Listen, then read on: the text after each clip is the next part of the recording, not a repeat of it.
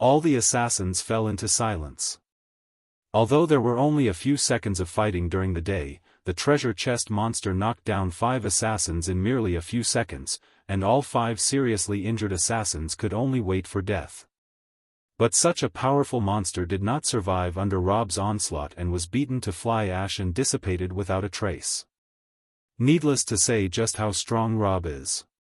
The assassins had planned to sneak into the chapel in the middle of the night, stab Robert to death, complete the task, and then withdraw quietly easily. But now it seems that such an idea is but a dream. The middle-aged assassin concluded, "There is no chance of winning a frontal battle, but we are assassins. We are not good at frontal combat in the first place. We have 10,000 ways to stab the enemy to death. These 10,000 methods do not include going up from the front. That's what knights do." The others nodded. The middle-aged assassin continued, "That's why, do not act rashly for the time being, first observe, look for the best opportunity to attack, first communicate with each other what you have observed, and then formulate the most suitable assassination plan." An assassin said, "According to my observation, Rob does not like guards. There are not a large number of soldiers outside the chapel where he lives, and there are only 3 nuns and a maid living with him. Sneaking into his room at night is the safest to slice his neck while he's still sleeping.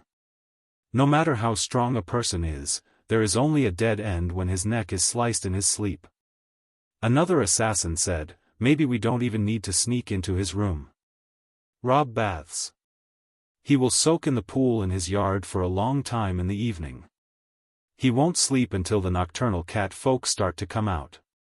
Just now, I went out and peeked for a while when he took a bath. He would lean on the edge of the pool, his head back with his eyes closed, and he would enjoy it.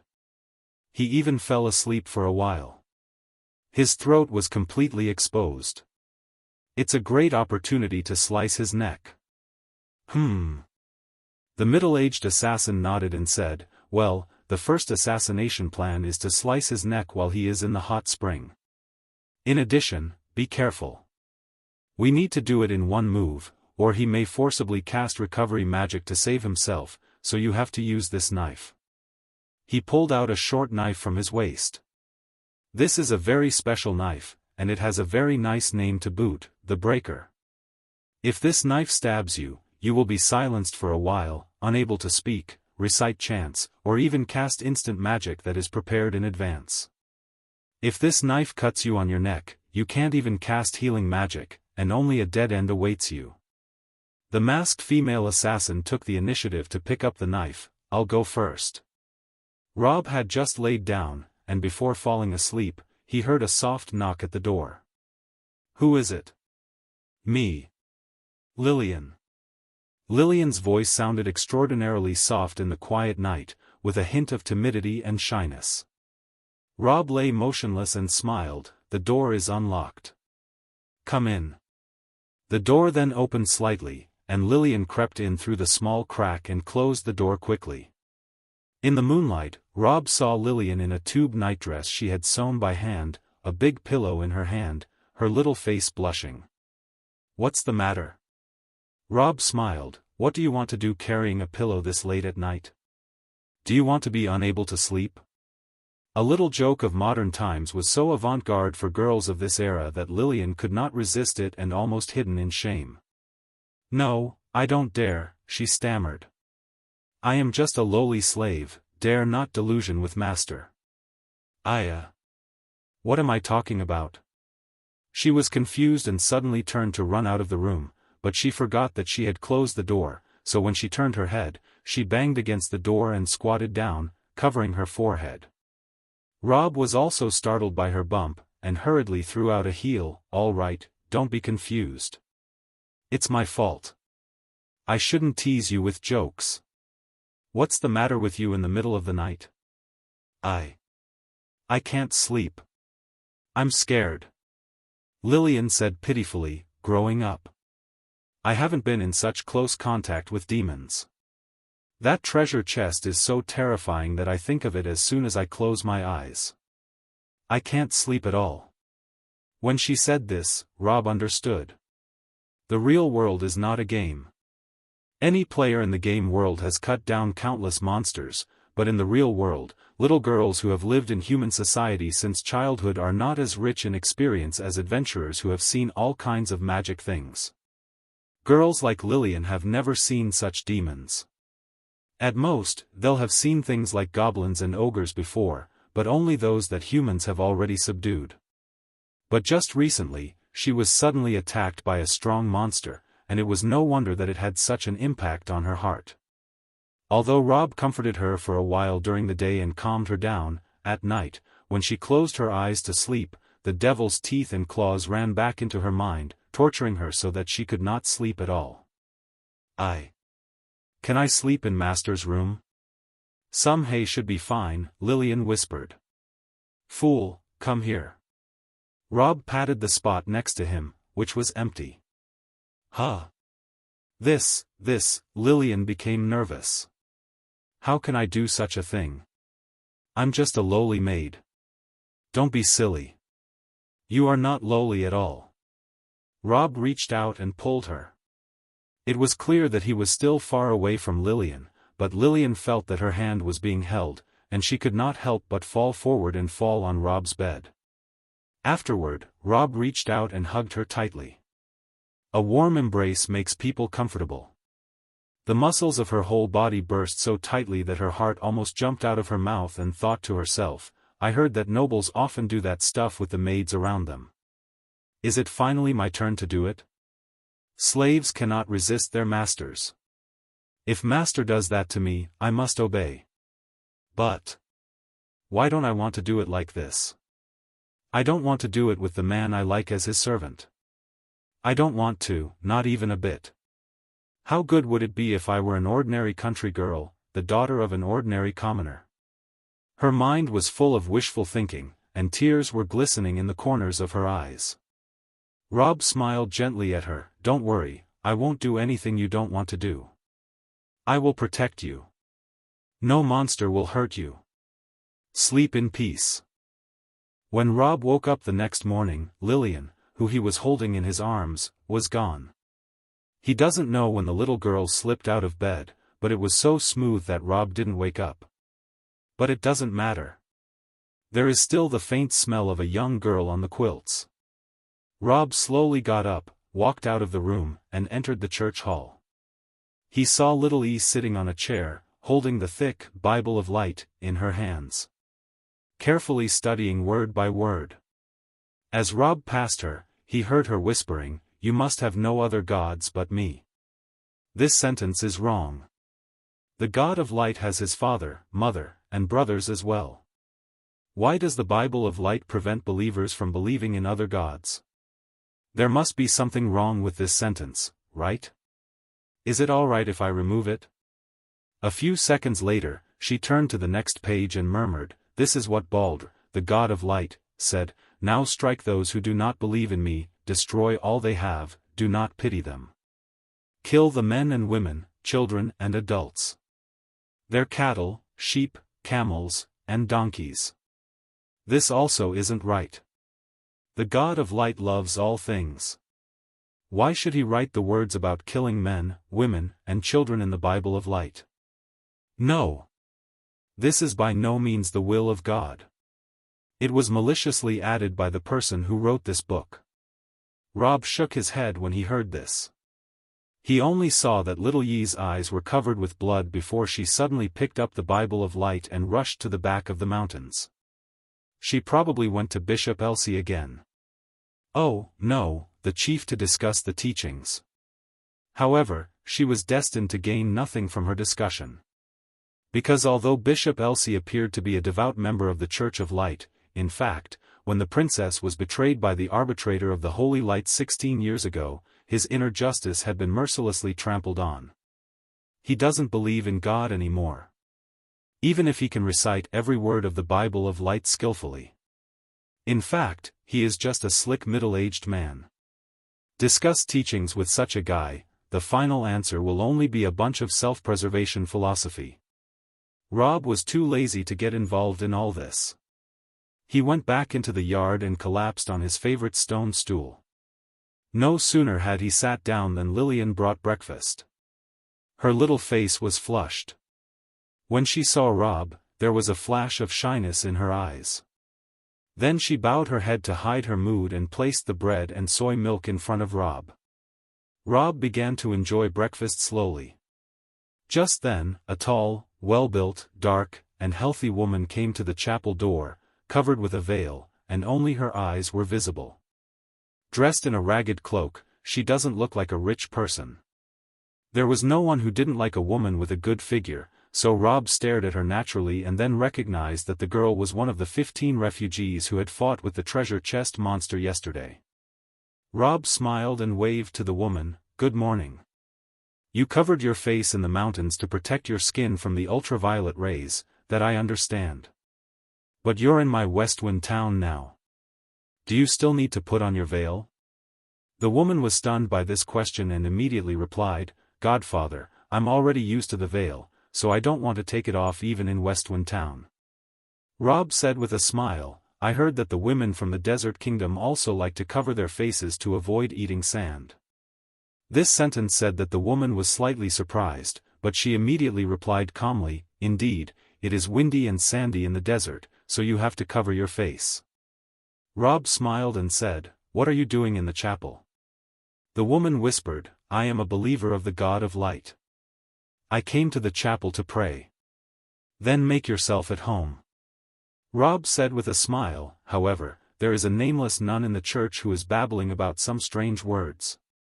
You'd better ignore her." The woman said respectfully, "Thank you for your reminder."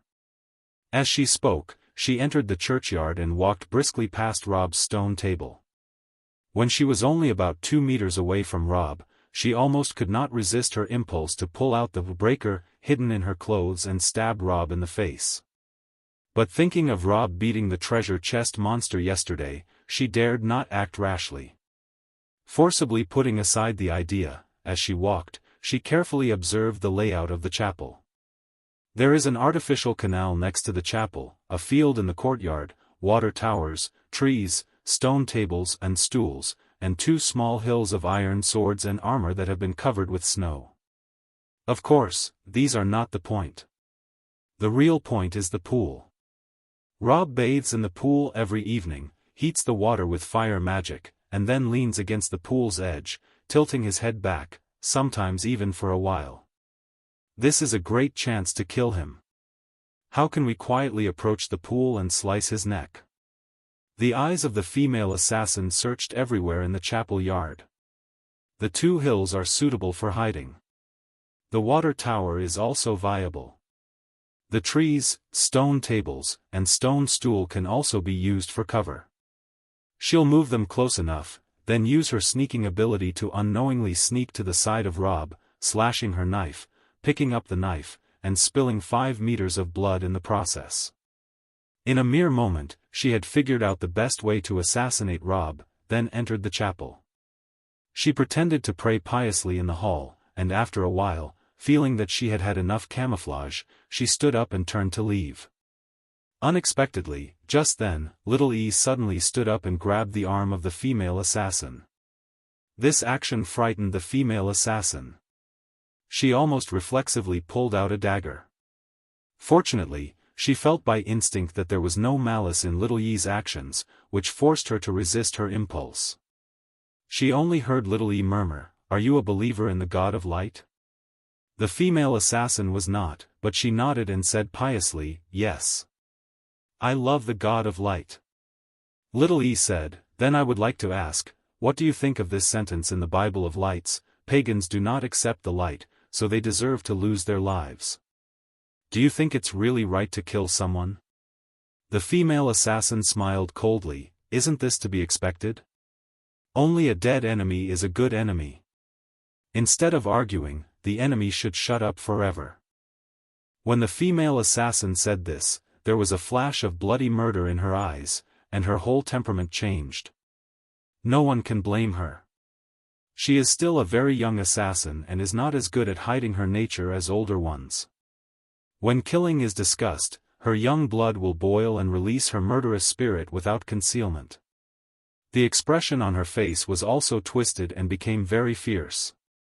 This really startled Little E. Priests are very good at capturing other people's emotions. Little E is the same, and she almost instantly felt that the woman in front of her had become a little abnormal at that moment. That touch of gloomy, naked, undisguised murderous intention let Little E take 2 steps back. The female assassin was also startled. Oh no, this would reveal her identity. She quickly put aside her murderous spirit, returned to the appearance of an ordinary woman, and said awkwardly, "Sorry, I didn't mean it just now. I am a believer in the God of light. I love all things. What I just looked like was not my intention." With that, she walked quickly out of the chapel for fear of being seen through. Little E looked at her back but could not let it go for a long time. She thought to herself, that girl just now looked like an ordinary townsman. She said that she piously believed in the God of light. She also said that she loved all things, but when she mentioned killing, she showed such a ferocious expression, naked and undisguised murderous intent. God, our Bible of light, has turned good believers into demons. No, this must not have been the original intention of the God of light. It must be that the author of this Bible of light misinterpreted the original intentions of the God of light. I may really need to stand up and think carefully about whether there is something in this book that needs to be revised. Soon after, Gugu and Gigi came. After paying a large sum of money, they put all the iron swords and armor in the yard into their cart, transported them back to Bright Road, and booked more orders. But all the iron ingots stored by miners in Westwind Town were collected by Rob a few days ago. New iron ingots have not yet been made, so it will take some time. Therefore, processing the next order will take a few more days. Rob warmly welcomes this situation. As soon as he sent Gugu and Gigi away, he immediately told the whole town that he would once again buy a large number of iron ingots, and this time the purchase price would remain the same, still 3 silver coins per ingot. In the past, iron ingots could only be sold for 1 silver coin, but last time Rob bought it for 3 silver coins. It was already a crazy high price, and the miners thought it was just a one-time charity act. They didn't expect to have it sold at such a price again. The miners felt the warmth from Godfather, desperately digging up the mine, seizing the opportunity to make a war fortune. Without the hills of weapons and armor, the courtyard in the chapel is much wider. But for the assassins lurking outside, this was bad. The female assassin who had stepped into the chapel during the day was now hiding behind a big stone in the distance and could not help scolding in a low voice, "Damn it! Without those 2 hills, getting close to the pool will be more difficult." The middle-aged assassin whispered, "Anyway, it's only possible to kill him when he's a little high. When he's a little high, it's not that difficult to get close to him, so it doesn't have much impact with or without those 2 hills." The female assassin nodded, "Got it. Anyway, let's find a chance in the evening. As long as he sleeps, he will die. If he doesn't sleep in the pool, we'll wait until nightfall and sneak into his room to kill him, but it will be more difficult because we can't see what's in his room in advance. So, it's best to kill him in the pool." Evening slowly came with the sun setting in the west. The sky and earth were sprinkled with golden light. The female assassin lurked early on the hillside next to the chapel. She did not hide behind the tree, for although it could avoid the gaze from the side of the chapel, it could not resist the eyes from other directions. There are many people in this town, and the chapel is a conspicuous place, so she sat generously on the hillside as if she were enjoying the evening breeze. She sat there quietly, watching the chapel yard, waiting for Rob to take a bath. Rob was taking a bath, but he didn't take a nap in the water. With his lower body in the water and his upper body out of the water, he kept talking to the Queen through the crystal ball and then asked Lillian to take out a huge pot and put it on the edge of the pool. "What do you think I'm going to do today, Sister Queen?" he smiled at the crystal ball. The Queen looked proud. "You can't do anything to cheat me out of my money this time." With that, she added in a low voice, "I already have no money." Rob smiled and said, "Well, don't always think that I exploit your money. I am actually very kind. I am a famous good man in Westwind Town. I only spread money. The queen said with a straight face, "You are only good to the people of Westwind Town, but I am not from Westwind Town." Rob smiled and said, "Well, I really won't exploit you today. You can get all the materials I'm going to use today. You see, this is a big pot of milk made from soybeans, which is the soy milk you've been drinking every morning lately." The queen said, "Oh." Since Rob planted soybeans a few days ago, he taught her how to make soy milk. Adding sugar to soy milk can make sweet soy milk, and drinking a cup every morning makes her feel like a fairy. Therefore, soy milk is something she knows very well of. She said curiously, "What are you going to do with soy milk? What else can it do?" Rob said with a smile, "This soy milk is slightly stronger than the soy milk you usually drink." With that, he took out a handful of strange particles and said with a smile, "Do you know what this is?" The queen shook her head and said, "No." Behind her, the cook who was ready to steal the technology stepped forward and whispered, "Your Majesty, that thing is brine, crystals precipitated by evaporation and cooling of liquid left in a salt pond after seawater is made." The queen said strangely, "Oh? What's the use of that?" The cook shook his head to show that he didn't know either. Rob smiled and said, "Well, don't ask the cook. I won't exploit you this time. I'll teach you well. If this crystal, called brine, is dissolved in water, it will become brine water. Then, add an appropriate amount of brine water to the soybean milk, making very, very delicious food." Rob dissolved the brine into brine water in front of the crystal ball and then carefully added a little bit to the soy milk, stirring it gently.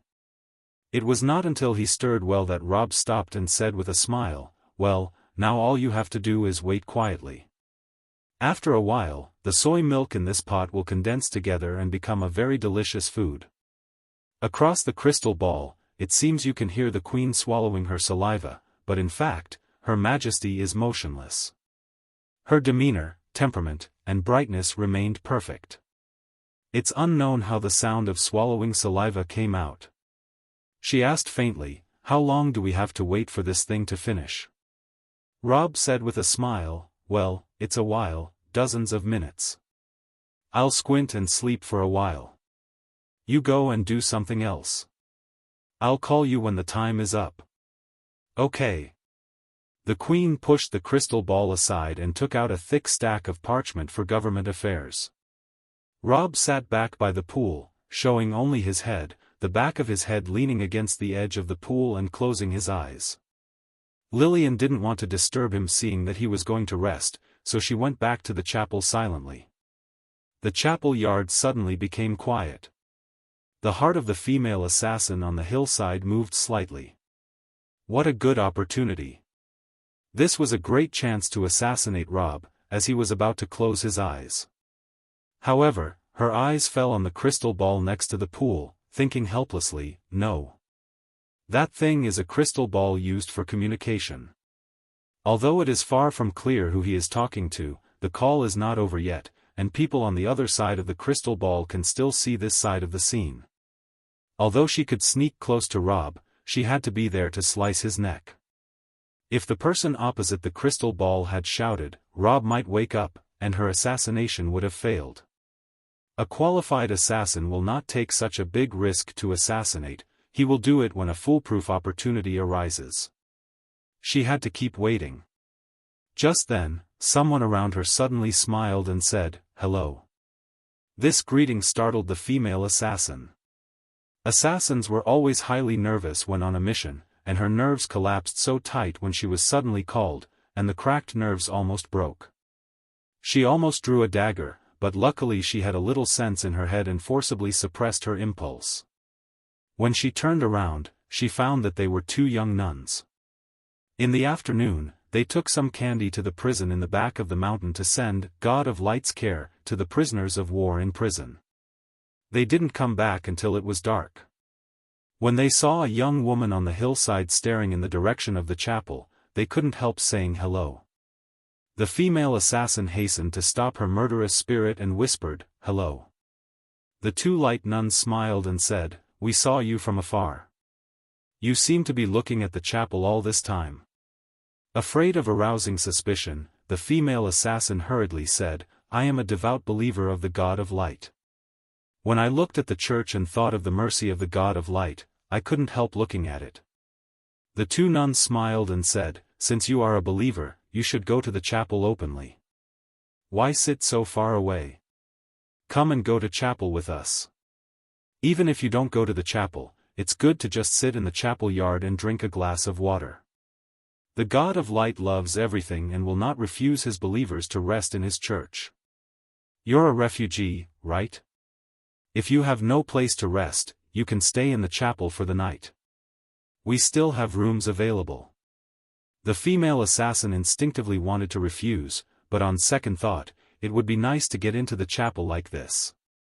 The captain said that the inside of the chapel was difficult to observe, but if she blended in with these two silly nuns to easily get the opportunity to spy on the interior of the chapel. Then I'll disturb you. The female assassin whispered, "It's an honor for me to live in a chapel." Two nuns came down the hillside with the female assassin. As soon as they entered the chapel yard, the two nuns lightened their steps simultaneously and whispered, "Shh. Godfather is busy. Don't wake him up. He's been farming every day these days. It's been so hard on him." Before, while the two little nuns did not explain, the female assassin dared not stare directly at Rob for fear of exposing her objective. But now, as soon as the two nuns explained, the eyes of the female assassin were rightly locked on Rob's throat. She thought, should I cut it from the left or from the right? There are large blood vessels on both sides of the neck, so it feels good to cut either side. Just as she was excited, the two little nuns pulled her. "Don't look, Godfather is crazy, especially when a pretty girl stares at him like this. He will proudly emerge from the water and show you the other half of his body if he finds out. He's an exhibitionist and annoying." Female assassin.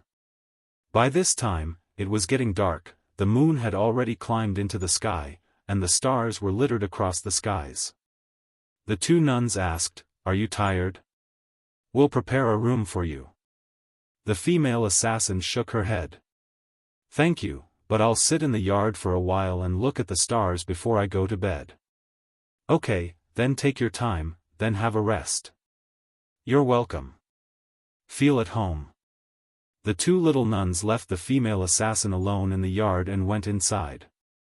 At this time, there were only Rob and the female assassin left in the yard. It was a great opportunity for the female assassins. Unfortunately, the crystal ball was still shining.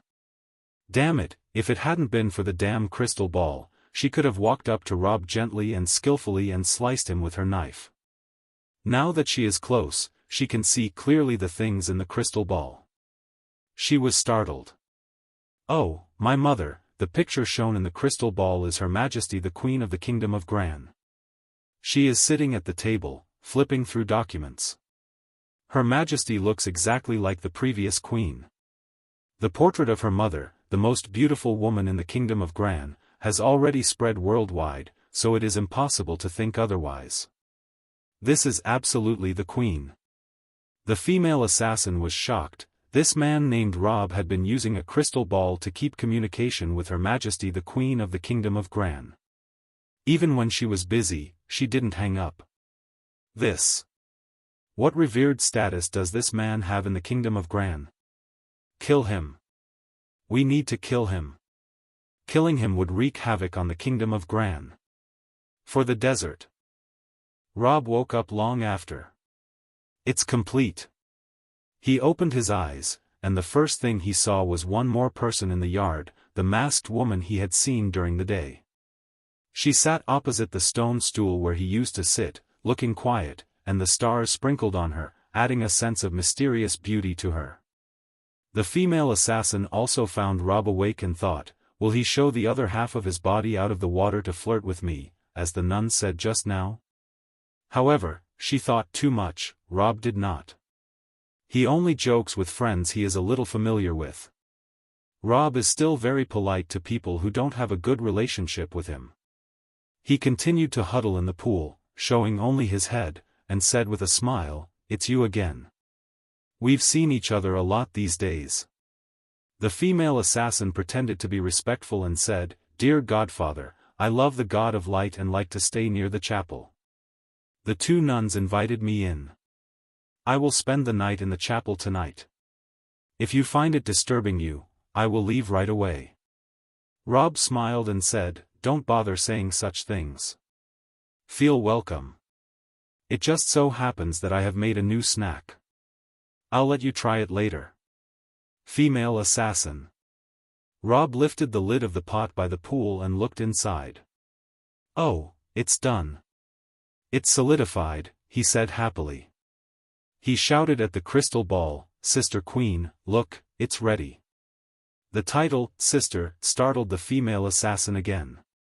Is there anyone in the world who dares to be so disrespectful to the Queen of a kingdom? Even the people of the Desert Kingdom, when it comes to the Queen of West Gran, have to call her Her Majesty to show respect for the enemy kingdom. How can there be such an outspoken title called Sister? Unexpectedly, the Queen on the other side of the crystal ball did not look angry at all. She calmly put down the government affairs in her hand and turned to look at the crystal ball. Although one could not see a trace of fluctuation on the surface, her eyes seemed to smile. "Oh? Are you done? What boring food. In fact, I don't want to see you make snacks at all. I just wanted to look at official documents quietly, but you interrupted me." The female assassin could not help complaining secretly, "If you really only wanted to read official documents quietly, turn off the crystal ball for me. You've been patiently waiting for the snack. I couldn't even find a chance to assassinate him." Rob shouted, "Lillian, take out the seasoning I told you to prepare in advance. Here." Lillian answered and ran with a large plate filled with sugar, pepper, soy sauce, salt, coriander, and other seasonings. Rob smiled and spooned out of the pot and placed it into a bowl. It was white and tender, and it looked kind of pinkish and soft. Her Majesty only took a glance and fell in love with it and immediately turned to look at her cook. The chef next to her immediately lifted the lid of the pot without saying a word. It turned out that when Rob was playing with the brine, the royal cook stepped up while stealing the steps, and now he barely caught up with it. As a result, his is also white and tender, pinkish and soft. He then placed it in front of the queen. She fiddled with the bowl gently with a small spoon, and the tender thing immediately broke, and she couldn't help saying, "What on earth is this? Why did soy milk become like this?" Rob said with a smile, "This is called tofu pudding. Less brine is tofu pudding, and more brine will turn it into real tofu. Both are delicious. Let the cook try to make it by himself. He'll surely have some fun." Rob's hand moved quickly, starting with the bowl of tofu pudding, topped with soy sauce, and sprinkled with salt, pepper, parsley, mashed ginger, chopped onions, and garlic imported from Big Tang. He stirred for a while, and the color turned beautiful. Then, he made another bowl. This time for sweet tofu pudding. He put tofu pudding filled with sugar water, dried walnuts, and fragrant water. He then stirred for a while. Because Rob's sugar is not pure white sugar but brown sugar, the sugar water is brown, so when stirred, the color of sweet tofu pudding is similar to that of salted tofu pudding. While Rob had done all this, the cook opposite had also done the same. There was no doubt that he did it more beautifully than Rob. Rob stirred it casually, but the royal cook stirred the tofu pudding seriously, and the chopped onion sprinkled on the tofu pudding also gave a sense of beauty. As soon as the 2 bowls of tofu pudding were put in front of her, Her Majesty was confused. How can this thing be divided into sweet and salty? Rob smiled and said, "Try it." He said this to the queen in the crystal ball, but also to the female assassin in front of him, handing over 2 bowls of tofu pudding he had made to the female assassin. "Try it." So, inside and outside the ball, 2 women picked up tofu pudding at the same time, first a mouthful of sweet, then a mouthful of salty, then a mouthful of sweet, a mouthful of salty. Afterward, both women's faces showed memorable expressions. After a while, the 2 women spoke almost at the same time. The queen said, "Sweet tofu pudding tastes better." The female assassin said, "Salted tofu pudding tastes better." The two women stared at each other's faces at the same time, as if there was a sound of zang, which was the sound of impact and friction, and a bright spark flashed in mid-air. The queen scowled, "Where do you come from? I already said that sweet tofu pudding tastes better, but you sing a different tune." The woman also said angrily, "Even if you are Her Majesty, I will say that your sense of taste is bad. Obviously, salty is more delicious. Obviously sweet. Obviously salty." If the two women were not across the crystal ball, they would have hit each other already. Rob laughed, "Don't panic, don't quarrel, let's call more people over to taste it. Little E, number 8, for little nuns, Hua Hua, come and taste the tofu pudding." Little E was not in the mood to come. She is still studying what is wrong in the Bible of Light. Food is not attractive to her now. Number 8 didn't come either. He was too mature for this crap. But all the other girls came, and soon there was a big scuffle in the courtyard in front of the church. "It tastes better when it's salty," cried the two light nuns, jumping to their feet. "Nonsense. You light villains truly have a bad sense of taste. Sweet is definitely better." "Nonsense. You dark villains are wrong. Salty is the best." "Nonsense. Sweetness is happiness, while saltiness is evil." The four little nuns fought inextricably. Looking down, the kitten girl took a spoon and tried her best to eat out of her bowl. She had already eaten half of the tofu pudding from the pot. No matter if it's salty or sweet, what is left is the most important. If you eat slowly, you won't have your own share. After the sweet versus salty battle, the chapel yard finally quieted down. The female assassin's chest was still slightly undulating, and just now, she stood on the side of the little light nuns, fighting a life-and-death battle with the sweet party in order to defend the salty tofu pudding. She talked till her throat was parched. Now she calmed down and felt a burst of fear. I, an assassin, should keep self-control at all times. It is really not assassin-like to fight so ungracefully over a tofu pudding. Take it as a warning. Take it as a warning. Calm down. The kitten girl Hua Hua ate the tofu pudding and went back to the canal to fish. Since it was night, the time for them to do their activities. There were already many cats working by the canal. The kitten girl ran over with a smile and joined them. Lillian took the empty pot back to wash it, and the two little nuns were going to take a bath before going to bed. Rob also wanted to climb out of the pool to take a shower, but there was only one shower installed. In line with the principle of ladies first, he made sure to let the two nuns and the female assassin wash first. He simply continued to sit in the pool, leaned his head against the edge, and said with a smile, "I'll take a little more time. Call me when you're all done." "All right."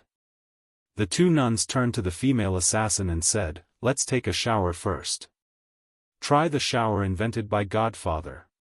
You'll love it." "Shower?" The female assassin was a little interested in this noun. Although she is an assassin, she is also a woman. She always feels like it's a good thing when she hears fancy words. The two nuns led the female assassin to the bathroom, a small room with a strange disc installed on the ceiling and many small holes dug in it. The female assassin looked up at the strange thing with a puzzled look on her face. A little nun turned on the faucet next to her, and the disc dripped with water, and a small column of water rushed out of each hole, forming a small waterfall made up of several small jets of water in the middle of the room. After the water reached the ground, it flowed into the gutter in the corner, then through a small hole, and into the gutter outside. Huh! The female assassin was stunned by this novelty. "You can play with water like this?" The little nun smiled and said, "Yes, it's interesting, isn't it? It's still cold water, so I asked Godfather to put a little fire magic on the copper pipe outside. After a while, the warm water will flow out. You can take a bath as much and as long as you like." With that, the two little nuns closed the bathroom door and ran out with a smile. Rob's laughter sounded in the yard, and then there was the feeling of the fire magic flowing outside, and the cold water from the shower suddenly turned into warm water, releasing white particles. In fact, the female assassin is not afraid to take a cold bath. When she was a child, she experienced special training. Even in the cold winter months, she could lurk in the ice water for a long time, just to unexpectedly jump out of the icy lake and assassinate her target. However, it is still a pleasure to take a hot bath in winter. She slowly took off the rags she used for camouflage, being careful not to let the breaker hidden in the rags fall out, and hung the rags on the iron hook behind the door. Desert residents have relatively dark skin. She is no exception, but it wasn't ugly. Coupled with her perfect figure, it let out her charm. She stood under the shower and let the hot water drench her from head to toe. This feeling of warm water feels really good. I really want this shower. After I kill that guy named Rob, I'll steal it back. However, it seems useless to steal it back. How can there be so much water in the desert to take a bath? Bang! The female assassin fell to her knees under the shower. Because it was so comfortable taking a warm bath, the female assassin washed the wind and sand she had brought from the desert, and the voices of two little nuns sounded outside the door. It's very uncomfortable to wear dirty clothes after taking a bath. Here is a night dress. I'll lend it to you first. The female assassin opened a little crack in the door, and a cotton nightdress was handed in. She took it and felt a trace of warmth in her heart, but she immediately dispelled it. The enemy seems to be gentle, but it is of no use. I am acting for the desert kingdom. I am the blade of the desert. I should be as ruthless as a sandstorm with no trace of mercy. She put on a nightdress and hid the dagger breaker on the inside of the nightdress before she walked out of the bathroom. Lillian immediately picked up her dirty clothes. I'll wash them for you. Godfather is asleep. When he wakes up, I'll let him dry the laundry with magic. You can get up tomorrow and wear it. The female assassin felt the inner self shake again, quickly grasped the dagger, and strengthened her mind. Is Godfather asleep again? Lillian nodded and smiled and said, yes, he fell asleep in the hot spring pool again. I'll wake him up to take a bath after we all finish. The female assassin was so happy when she saw Lillian go to wash her clothes and saw the two little nuns preparing to take a bath, while little E had already returned to her room and was in a daze with the Bible of Light in hand. Now is the perfect opportunity to assassinate Rob. The female assassin stepped out into the yard. Sure enough, Rob was in the pool, his head leaning against the edge by the pool, his eyes closed, and his throat exposed, looking very easy to assassinate. The crystal ball next to him was also closed. The queen is already resting. The female assassin pretended to enjoy the night sky and said leisurely, Godfather, the stars are so beautiful tonight. Rob was sleeping. The female assassin was still worried, fearing that he was faking it, and said leisurely, Godfather, are you awake? Rob was sleeping. The eyes of the female assassin suddenly became sharp. Her head turned slightly, and she quickly scanned her surroundings. The whole town was dark, and there was no movement except for the group of cat folk fishing by the river. Cat folk don't look this way. This is a great opportunity. Step by step, she leaned silently towards Rob. Although she can use stealth, there is no need for stealth now, as long as she moves silently. Slowly, she walked up to Rob, squatted down slowly, lowered her head, and looked closely at Rob's face. She couldn't do it yet. She had to make sure that the man was really asleep. She leaned her little face closer and closer to Rob's until she heard his breathing. This is the best way for a female assassin to get close to her sleeping target is by putting her face very close. This is because if the other person is pretending to be asleep, this situation will not be able to continue. On the other hand, if the target does wake up by himself in this way, she can fool the target, for example, taking advantage of women's privileges, blushing, and shyly lying that she is in love with him. saying that she just wants to kiss him while he's sleeping. This is what the female assassin is doing now. Her face is getting closer to Rob's, so close that the tips of their noses can almost touch each other, and the aroma of her breath blows into Rob's face. Rob's breath also swept across her face. Keeping such a distance from a member of the opposite sex, no man can calmly continue to pretend to sleep, and the female assassin carefully felt Rob's every breath and realized that it was as smooth as before. He is really asleep. Great. You're dead this time. The female assassin's hand slowly reached into her skirt, pulled out the hidden breaker, and then poked it hard against Rob's neck. She thought blood would be splattered, his neck would be cut off by at least half, and the blood would soar a few meters away and dye half of the pool red. Then Rob would open his eyes and stare at her with a look of horror, but because of the silence effect of the breaker, he could not make a sound and died in silence. However, things were completely different from what she thought. After the breaker stabbed hard on Rob's neck, she felt nothing at the tip of her dagger, not even a trace of resistance. It was as if she had cut not a man's neck but the air. The dagger slid easily across Rob's neck, cutting nothing, no blood, no air from the cutthroat, let alone a frightened, dying face. Rob is still fast asleep, sleeping very happily. The female assassin looked up at the breaker in her hand and then at Rob's neck, feeling extremely puzzled. Of course, she is not the first person to have experienced this. There was the double-headed ogre, which missed all its attacks. There is also the magic swordsman who slashed at Rob, all miss. However, the intelligence of the double-headed ogre is low, so you don't need to ask it for an answer. On the other hand, the magic swordsman gave Rob a reason to believe that he had flashed attacks quickly. But the female assassin is different. She has a normal IQ and is not as stupid as a double-headed ogre. She made sure that Rob slept soundly, and blocking her attack was impossible. She watched helplessly as the breaker stabbed Rob in the neck, but she didn't even scratch the oil, felt nothing, and took it back inexplicably. This is impossible. The female assassin snorted in her heart, what the hell? She waved the breaker and stabbed Rob in the neck again. Just now, that strange feeling came again, and the breaker passed through Rob's neck without any feeling of hitting the human body as if fishing it in the air. The female assassin looked at the breaker in her hand. There was no blood on it. Can't figure it out. Can't figure it out at all. Forget it, don't think about it, just hack at it. The female assassin repeatedly waved the breaker in her hand and stabbed Rob in the neck. More than a dozen attacks passed in the twinkling of an eye, but she still felt that he hadn't even been hit with a single attack. She turned to Rob's heart and stabbed it with the breaker. More than a dozen attacks were sent. She was so tired that she broke out in a fragrant sweat, but the target didn't even lose a strand of hair, and he was still sleeping with his eyes closed, looking very peaceful. Knowing now that the breaker was useless, she hid it back into her nightdress, sat by the pool, gasping for breath, wiped the sweat on her forehead, and was at a loss for a moment, not knowing what to do. Continue stabbing?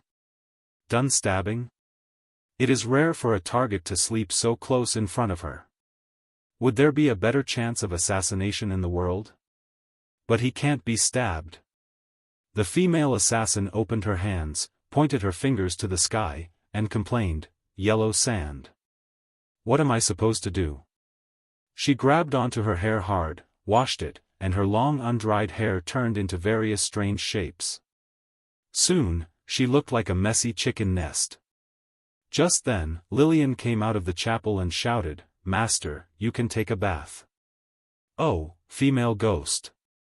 There's a female ghost." "Ah!" Lillian screamed, and Rob opened his eyes with a brush. "Lillian, don't be afraid. Where is the ghost?"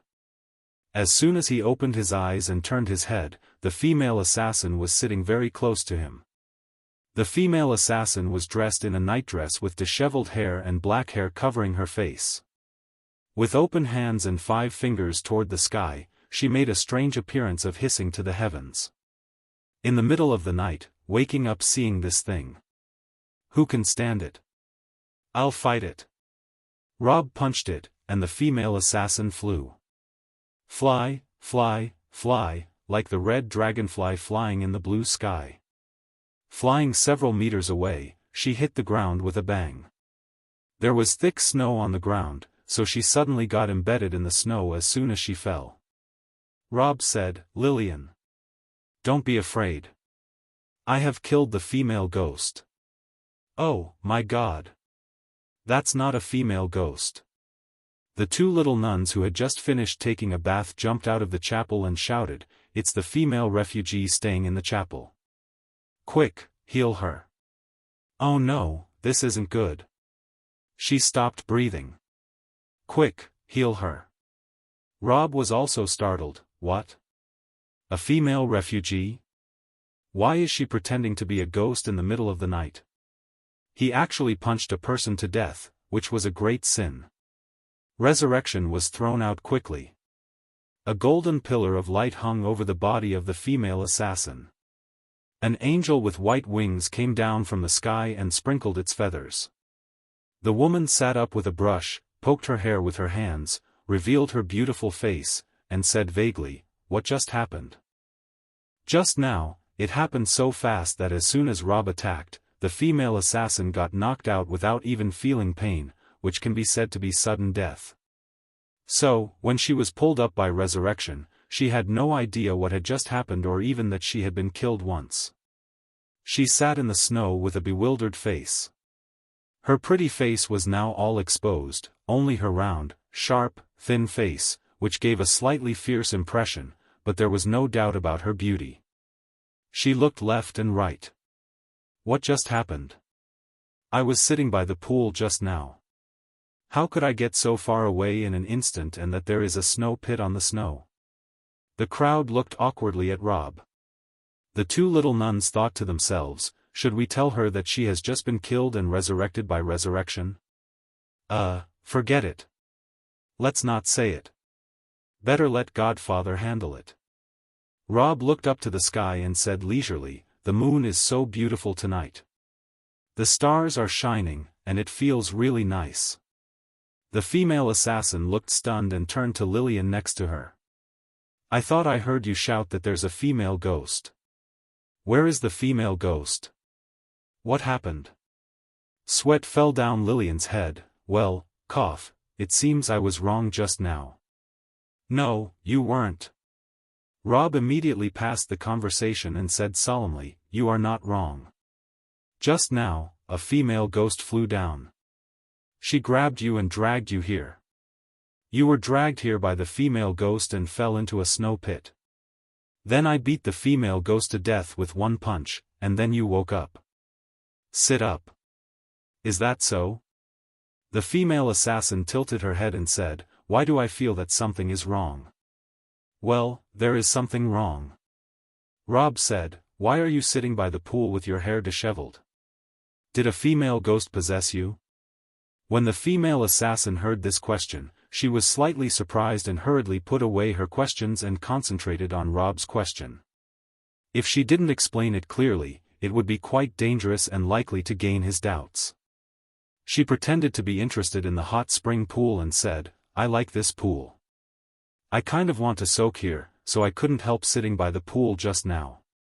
As for my hair, I just got out of the shower and haven't had time to comb my hair." "So you like this hot spring pool?"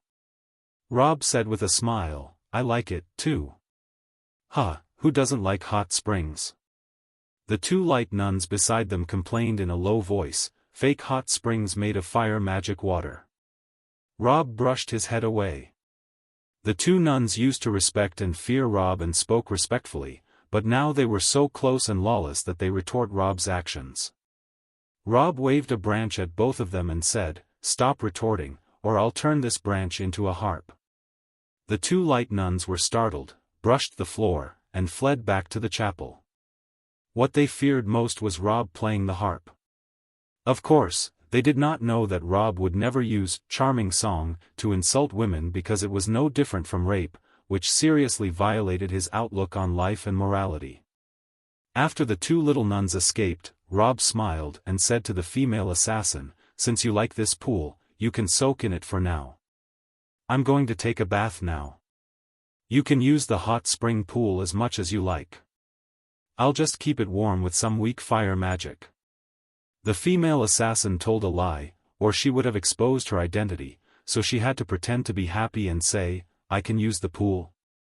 "Yay! I thought a great man like you hated people using your bath.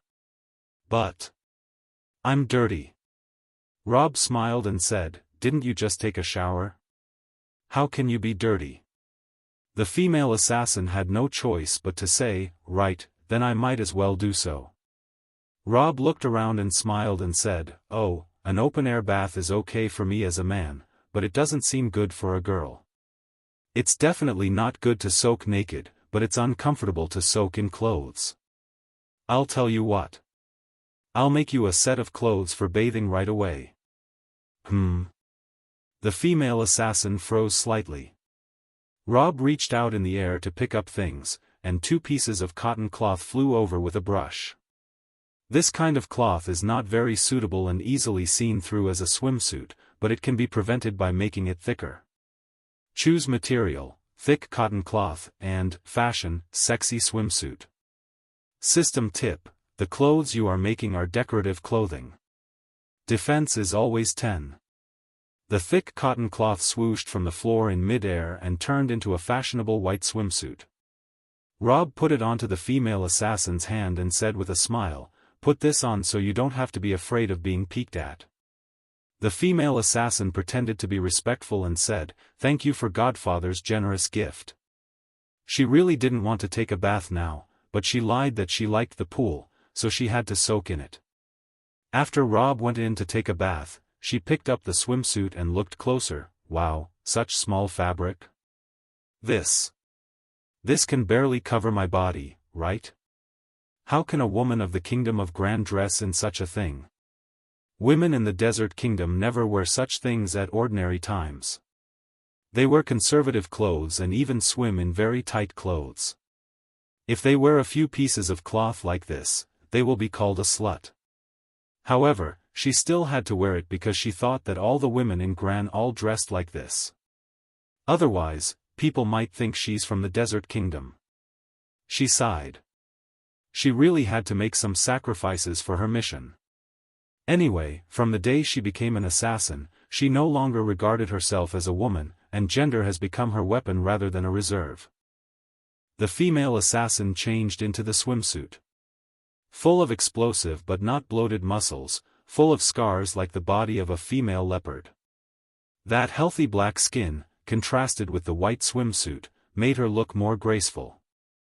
Although she looked beautiful, she dared not let people see it. She jumped into the water and showed only her head outside. She looked around nervously, fearing that anyone might see her taking a bath. The Desert Kingdom has very strict rules on women's nudity. Showing a little to men is super unwomanly behavior, which will attract criticism from society and even be deemed a slut. She thought nervously, do all women in the Kingdom of Grand dress like this and bathe in the open? This is insane. Huangsha, please do not let a man see my body. However, her prayers were in vain. Rob ran into the yard in a nightdress after taking a bath, deliberately squatted down to the edge of the pool, looked at the female assassin in the water with interest, and waved to her. "What do you think? Is it comfortable to soak in the hot spring?" "Yes, it's so comfortable." The female assassin gritted her teeth, but she had to pretend to be enjoying it on the surface. "This kind of bath is more comfortable than I ever thought." "Oh, I'm glad you like it." Rob smiled and said, "Do you like the swimsuit?" "Like a ghost, this damn swimsuit makes me want to explode in place." But the female assassin forced a smile. "This is really great. It doesn't affect my feelings when taking a bath. It is much more comfortable than wearing a lot of clothes." Rob smiled and said, "Oh, if you don't mind, can you stand up and let me have a look? I want to see what my clothes look like on you. It'll be a wonder if I don't mind.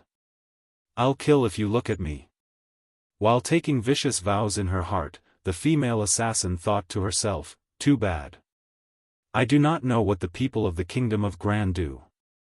Will women wear such a few pieces and show men their bodies generously? I have heard that the style of women in the kingdom of Gran is much more liberal than that in the desert kingdom. Unlike our women, who have to be tightly wrapped, they sometimes show their bodies generously. But maybe they don't. I don't know them much. What should I do? What am I supposed to do? These thoughts flashed rapidly in her mind. Assassins must respond to any situation and make the best judgment with the fastest speed. Since he dared to make such a request to a random woman, it shows that there are not so many taboos in the kingdom of Gran, and the women here must dare to show it to men. If she didn't do it, she would be seen through. She rose from the water with a swoosh and showed her perfect figure in front of Rob, except for her face and hands, all were seen by Rob. For a moment, she had a feeling that she wanted to die. But she cannot die yet. Her mission has not been completed, for the great motherland, for Huang Sha. For that, she had to endure. Endure. Endure. Hold back as much as possible. Assassins need to be patient. If she can't become a great assassin capable of deciding the future of others. Wow! Rob exclaimed, "Little sister, you are so generous, not to mention in the kingdom of Gran. Even in the extremely open-minded world of my hometown, not every woman dares to show a man their bikini so bravely. You are the most generous woman I have ever seen in this world." Female assassin. The female assassin froze, almost petrified, scolding angrily in her heart, "Are you kidding me? I made a mistake. I embarrassed myself for nothing." Rob waved to her. "Little sister has a great figure. It goes well with this swimsuit. Good night. I'm going to bed." The female assassin struggled to keep a smile. "Thank you. Good night." When Rob walked into the chapel, she hit the ground by the pool, making a small hole in the ground. "I'm going to kill you. I must kill you." Bright Road. Gugu and Gigi had just returned to the kingdom with iron swords and armor. Her Majesty had been waiting for the arrival of this batch of military equipment at the gate, and when the convoy appeared in front of her, she couldn't wait to come up and reach for an iron sword. Sure enough, it was really excellent craftsmanship, and the blade was much sharper than an ordinary iron sword.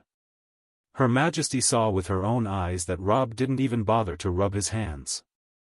He only lay in bed and slept, and the iron ingots in the yard outside automatically synthesized into swords. A strange emotion rose in her heart. She did not know how to describe it. She sighed. First of all, give these weapons and equipment to the bravest demi-humans, the bear folk, the tiger folk, and the pig folk. Give priority to them, and then the rest will be used to arm the skeletons. In addition, Gugu, Gigi, immediately set out again to Westwind Town and then bring back more equipment. Even if we empty the treasury, we have to provide the entire army with such equipment.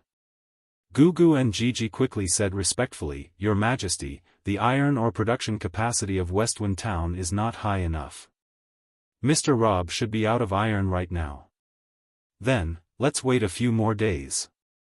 The Queen sighed lightly. "The war is tight. I hope this batch of equipment can win some results for us." "Right. When you went to Westwind Town, how was it?"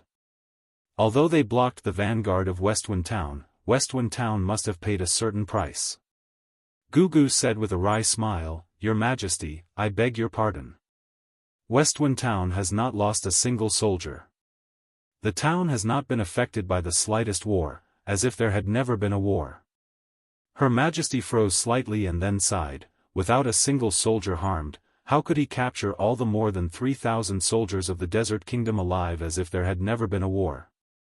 She leaned back to the sky and sighed faintly. "AI. What am I supposed to do with this guy if he divides my kingdom of Gran, builds Westwind Town, and declares himself king?" Her Majesty has mixed feelings for Rob. On the one hand, she likes all kinds of small snacks he brings, and on the other hand, she also likes all kinds of new technologies he brings.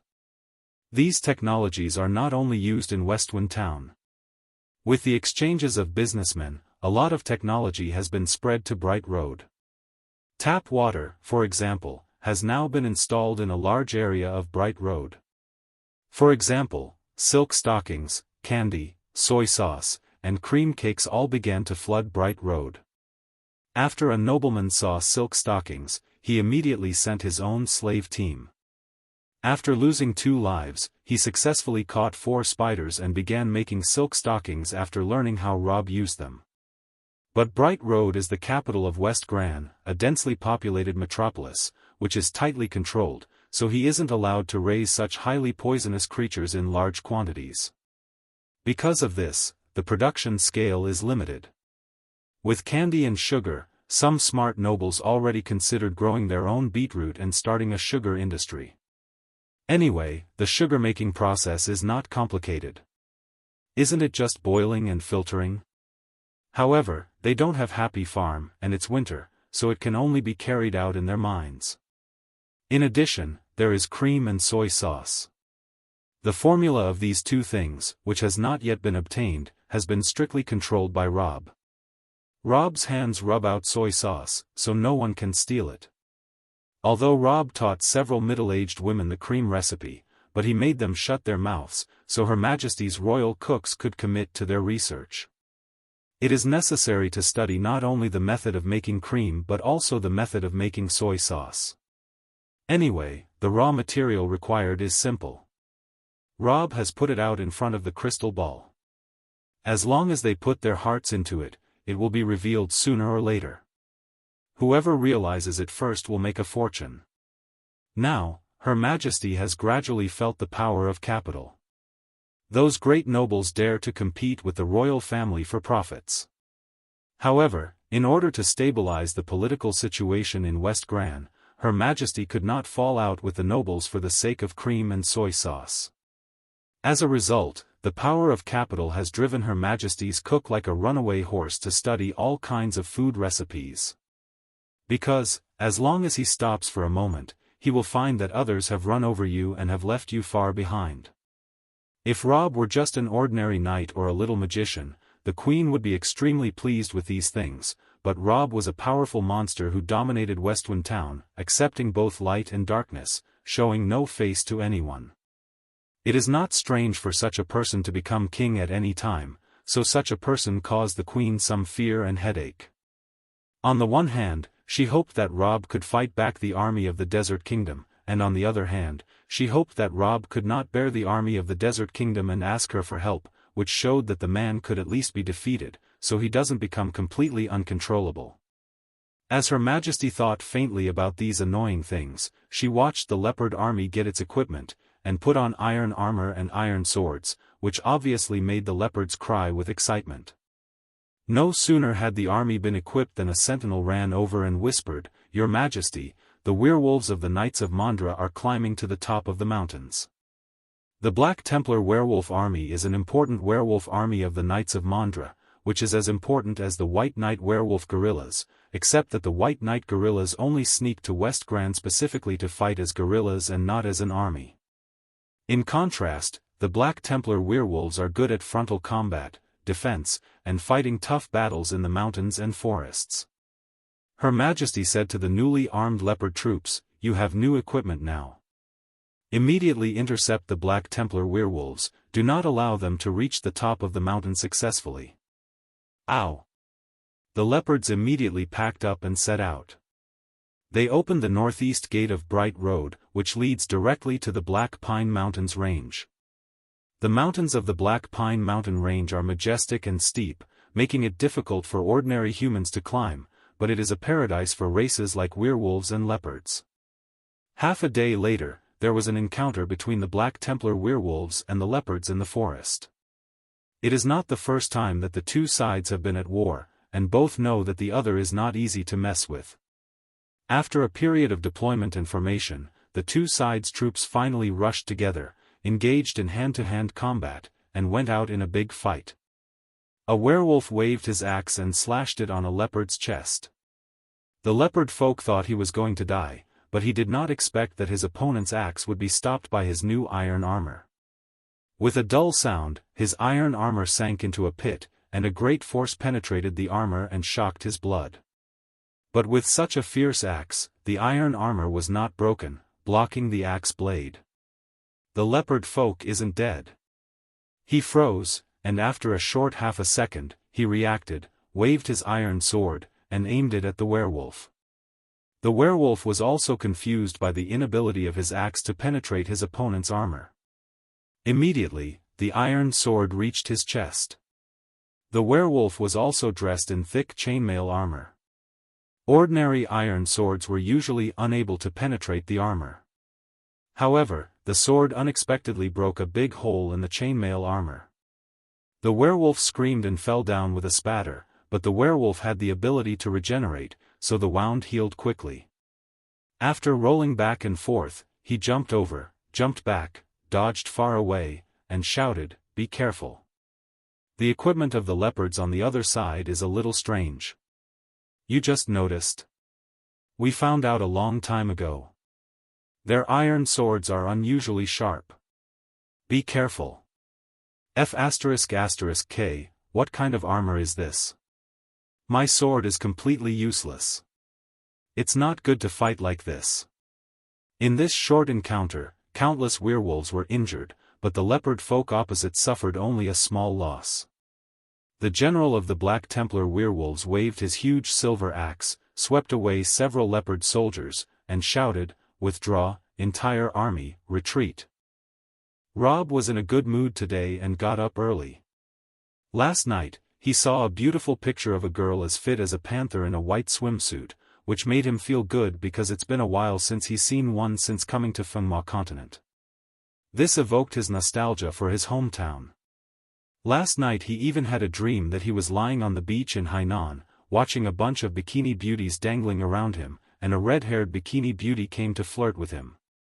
As soon as he took the beautiful woman into his arms, he saw that she had turned into Shualu and said to him in a luscious voice, "Be responsible, and accompany me to paint the Devil King's city. Of course, this responsibility will not be borne by his death unless you don't have to paint some bullshit Devil City." So Rob pushed Shualu away, dug a hole in the beach, and buried her with only her head popping out. Then, he rubbed her hair, pinched her nose, poked her face with his fingers, and flirted with her crazily. Anyway, this woman often flirts with him, so call this his revenge. He woke up from the dream happily. As a matter of fact, Shualu was away these days. She went out for an adventure with Gorda and Jike. This time it was issued by Baron Newland to ask the three adventurers to help explore the road from Westwind Town to several noble estates in the south. If there are enemies in the way, it won't be easy. So Baron Newland is also paying them well. The three adventurers are estimated to take a long time to return. Rob hadn't seen Shualu for several days now, so he missed her a little bit, so he had such a dream. He was in quite a good mood after having such a dream. He happily sat down on the stone stool in the yard and shouted in the direction of the kitchen, "Lillian, where's my breakfast?" "Huh? Master's up?" Lillian ran over at once and said respectfully, "Sorry, I didn't notice." Rob felt a little curious. Lillian usually glued herself to him as soon as he got up, but she didn't notice it today. He couldn't help asking, "What are you up to?" I'm teaching my aunt to make fried chicken." Lillian showed a little uneasy expression. "The fried chicken that my master taught me to cook is very delicious. I just want to teach my aunt to cook it so that she can open up a small shop and make some money." She knew that Rob hated her aunt, so she was a little embarrassed when it came to her and dared not report it to Rob. Sure enough, Rob immediately showed a look of disgust. "This aunt sold you to human traffickers, yet you still want to help her make money? Get her out of here. Get her out of here now. Don't let me see her again, or I'll hit her once at a time." Lillian slipped back into the kitchen, took her aunt out the back door of the chapel, and asked her to leave through the cemetery behind the chapel. Without her annoying aunt, Rob's mood returned to sunshine. The girls in the chapel got up one after another. Little E still sat in the chapel studying the Bible of Light, and the two little nuns were doing some cleaning. The refugee, who was lodging in the chapel, put on her rags again, covered her face with a veil, wrapped herself up, and, under the eager persuasion of the two little nuns, had a delicious breakfast and then said she was going out to find work and left. She looked very pious at breakfast and seemed to be full of respect for the food. She didn't waste even a little food. She dared not waste it. Rob smiled and watched her figure disappear into the distance and then said to Chief Elsie, who had just arrived and was about to report some useless nonsense, "Did you see that woman?" Chief Elsie respectfully said, "I did." Rob said, "What do you think?" "It's suspicious." Chief Elsie said, "In those rounds of fighting with the treasure chest monster, we also watched the whole process. Their group was able to react in an instant, evading the attack and fighting back at the same time. Several of them hit the treasure chest monster, and although their attack did not work, their reaction time at that moment was true." Rob nodded, "I agree with you. I didn't know anything last night. I took this woman to my chapel for the night, then pretended to sleep and gave her a chance. Guess what she did?" Chief Elsie showed that he was all ears, but he did not guess. Rob smiled and said, "She stabbed me." With that, he made a few comparisons to his neck. "She took out a dagger, pointed it at me, and stabbed me a lot." Chief Elsie was immediately furious. "Your lower officer will go and arrest her and break her into pieces." "That's not necessary." Rob smiled and said, "You see. I'm not angry, and I don't want to pretend to be angry." Rob said with a smile, "I avenged myself by pretending to run into a female ghost and punching her to death." Chief Elsie, "Then why is she still alive?" Rob smiled and said, "I revived her with resurrection. She only attempted murder, so she didn't deserve to die, but I couldn't let her stab me a few times in vain, so I beat her to death and took revenge, pulled her up and sent her a swimsuit to show me her figure, so I let it go for the time being." Chief Elsie sweated and thought, "Godfather's way of sentencing the enemy seems to be different from our traditional way. If another lord deals with this kind of life-threatening female assassin, she may have been put in a dungeon and made out of human form." Rob said with a smile, "Don't alarm her for now. Let's see what she wants to do. I'll send a few people to keep an eye on her and her companions. They can do whatever they like if they don't hurt ordinary townspeople. But if they hurt people, we will immediately arrest them and make them reform through labor." Chief Elsie said respectfully, "I will do as you said." He turned to leave, and Rob suddenly waved again, "Come back here." "Oh?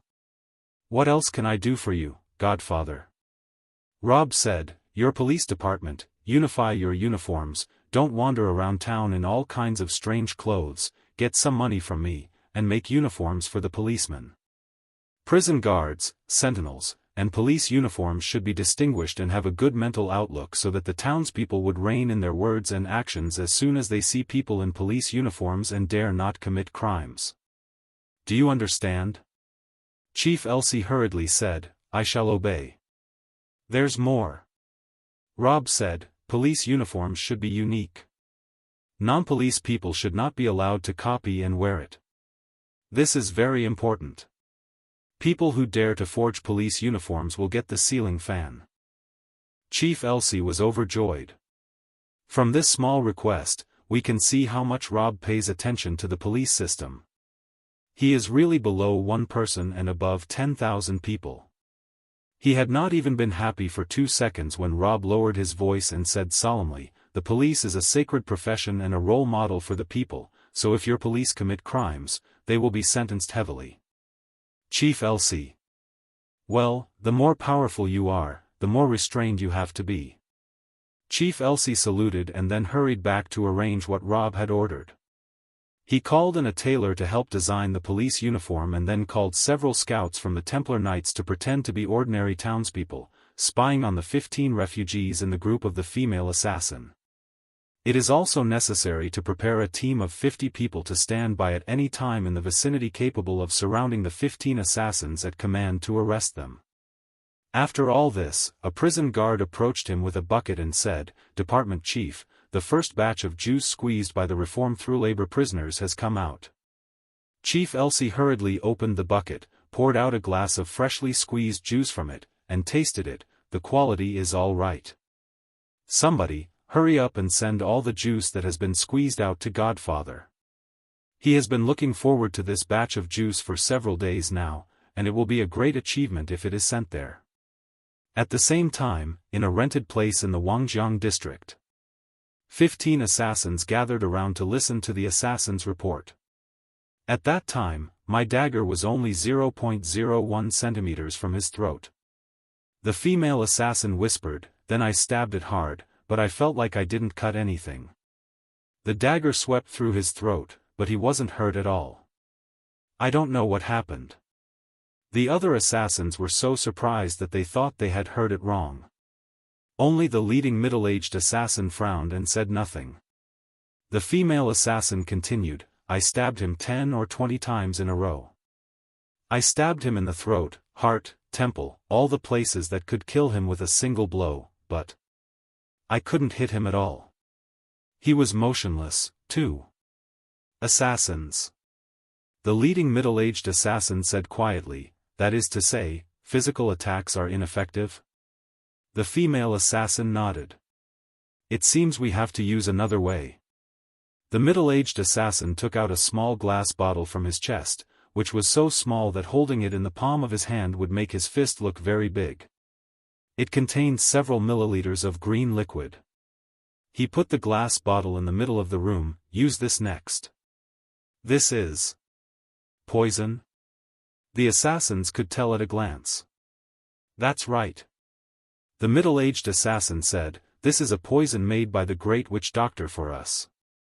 The effect is very strong. It only takes 1 drop to kill people instantly. The poison will spread to the whole body to ensure that the other party does not even have time to use the antidote. The assassins immediately understood, we drip this into his mouth while he is sleeping. The middle-aged assassin said, who will take over this time? Several assassins raised their hands and expressed their willingness to assassinate him. The female assassin said quietly, Captain, please let me kill him. I'm familiar with Rob, and it's easier to get close to him for me than you are.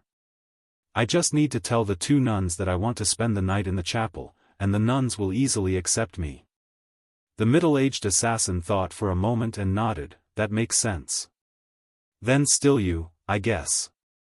The female assassin pinched the poisonous bottle in the palm of her hand, and a fierce light flashed in her eyes. The man who looked at my shy body, I will come to take your life tonight. I'll still be a pure woman after I kill you.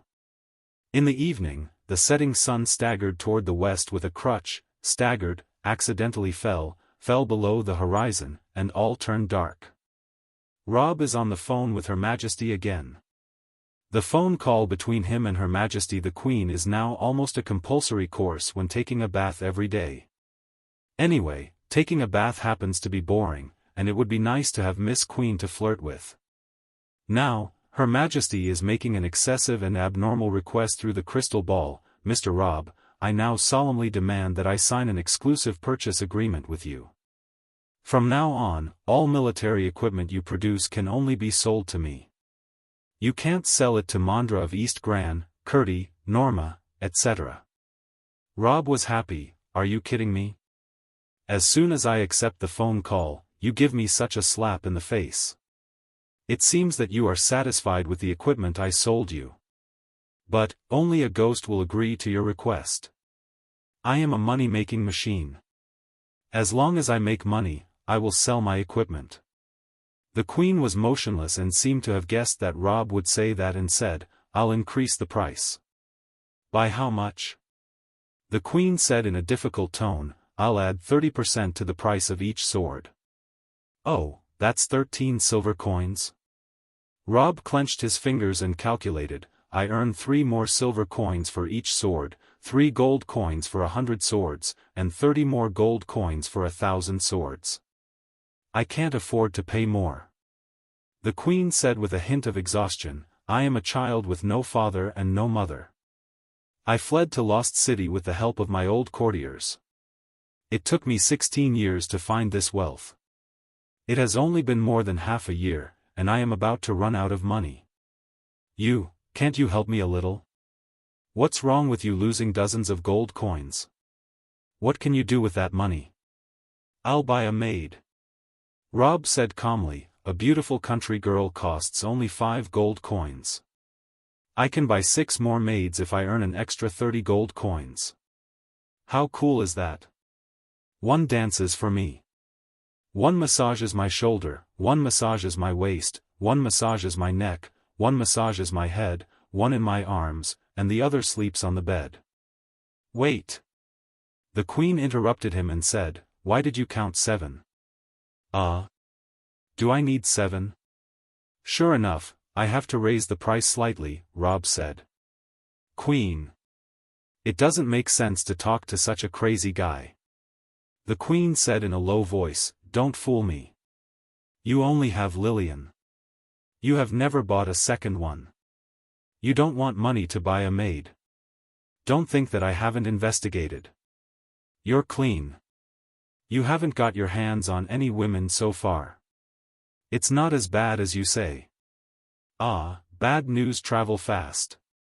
Rob sighed, can't they spread that I am extravagant and voluptuous and corrupt? Only like that can I be powerful. The people of poor can't even pay for prostitution. It's like it's being spread that I'm poor. Oh, my God. The more serious a person is, the crazier that person will feel talking to Rob. Only those who are naughty enough to destroy heaven and earth can collude with Rob. Her Majesty was obviously not naughty enough, her brain trembled by Rob's words, and she didn't know what to say. Rob suddenly smiled and said, Sister Queen, I know that you have tried out the excellence of my equipment. For fear that I will sell it to Mandra and that your army will suffer great losses, you want to eat all my goods. In fact, you don't have to worry so much. There are not many miners in Westwind Town. I have just counted that less than 200 miners are mining copper and iron. With such a small number of miners, they can only dig a few small mines simultaneously, so the output of iron ingots is pitifully slow. After selling it to you once, all the miners ran out of stock, and they dug so hard that they wouldn't be able to get much in a short time. The queen's face relaxed a little at his words. Indeed, what is the use of 200 miners? Their productivity is slow. They had already emptied their old capital in her last purchase, so there was no need to worry about Westwind Town providing weapons and equipment to Mandra in this short time. Rob smiled and said, Sister Queen, don't always cry about poverty in front of me. Instead of thinking about how to save money and reduce expenditure, it is better to think about how to make money openly. Money is not saved. It's earned. The Queen squinted, you have a lot of money-making ideas. I'm not as good as you. Rob said, let me tell you, you are always shopping in Westwind Town. Have you ever thought of dumping something on me? The townspeople here are very rich. They have a lot of money. Don't you want to come and earn their money? The Queen continued to squint, what are you trying to say? Rob said, well, to put it bluntly, I am short of meat. Although I have 10,000 ways to increase meat production, the sudden surge in population makes it too hard for me to do. It takes 4 months for a pig to gain weight. So, I will take all your cattle, pigs, and chickens and buy them at the standard market price without pressing you for a single increase. If you dump a lot of them, you will be able to offset your expenses. The Queen's eyes lit up when she heard this. She already knew about the lack of meat in Westwind Town. Thousands of people lived on Rob's potatoes. Although some cat folk catch fish and some hunters go up the mountain to get some game, the fish in the river and the game on the mountain are limited. They aren't enough to feed 10,000 people. The Queen knew about these things, but she did not organize a caravan to dump it on Westwind Town on a large scale because she always thought that Rob was a guy who only ate and did not vomit. She was worried that organizing a caravan to earn money in Westwind Town would force Rob to fall out with her. If he builds the Westwind Kingdom and conspires with the Desert Kingdom, it will be a really big deal. Unexpectedly, Rob not only eats but also vomits. Will you really take it? The Queen said strangely, don't say that I'm hoarding. As soon as I deliver them, you will have an excuse to send troops to attack me and say that I want to cheat you out of your money and join hands with the Desert Kingdom to attack me. Huh? I can do such a thing? Rob was happy. You provided me with a very good idea. Queen. Rob said with a smile, I'm just kidding you. I won't do that. How can you be so defensive, you damn woman? Do I look like the kind of person who likes to make excuses to fight? If I really liked war, I would have destroyed the Desert Kingdom by now. Can you really do that? The Queen was overjoyed. How much money can make you help me kill Mondra and recover East Gran? I will also pay for iron. Hey! Rob said, if I really destroy Mondra and recapture East Gran on my own, you will regard me as a super monster and worry that I will come and destroy you and occupy your kingdom of Gran. You will become a white-haired witch out of stress. You won't eat well, sleep soundly, and have gray hair all day long. At this point, Rob's eyes lit up. Huh? I just realized that a white-haired witch is kinda interesting. I really want to try seeing one. Queen. But if I think about it, it's a pain. You'd better try to deal with Mondra yourself. Rob said, it's a deal then. Let your merchants ship pigs, cattle, sheep, and chickens one by one. The population of Westwind Town is not yet 10,000. As the queen of a country, you should know how much meat this population needs. How much meat you should sell is up to you. You can buy them in large quantities at low prices from the common people and then dump them to me at standard prices. This is a great opportunity for your treasury to generate income. Let's do like that, then. The Queen is secretly pleased. This is indeed a good way to generate income. The meat products consumed by nearly 10,000 people are quite a large sum of money. If the royal merchants turn their hands, they will be able to feed 20% or even 30% of it, expanding the national treasury to a certain extent. It can at least offset the increase in the price of weapons given by Rob. Rob's face suddenly showed the evil expression of the wolf coaxing Little Red Riding Hood. By the way, there is also a kind of no capital deal. Do you want to make a profit? No capital? As soon as the Queen heard this, she felt something was wrong and immediately understood it as stealing or robbing. I am of the royal family, she said. I won't do such a thing.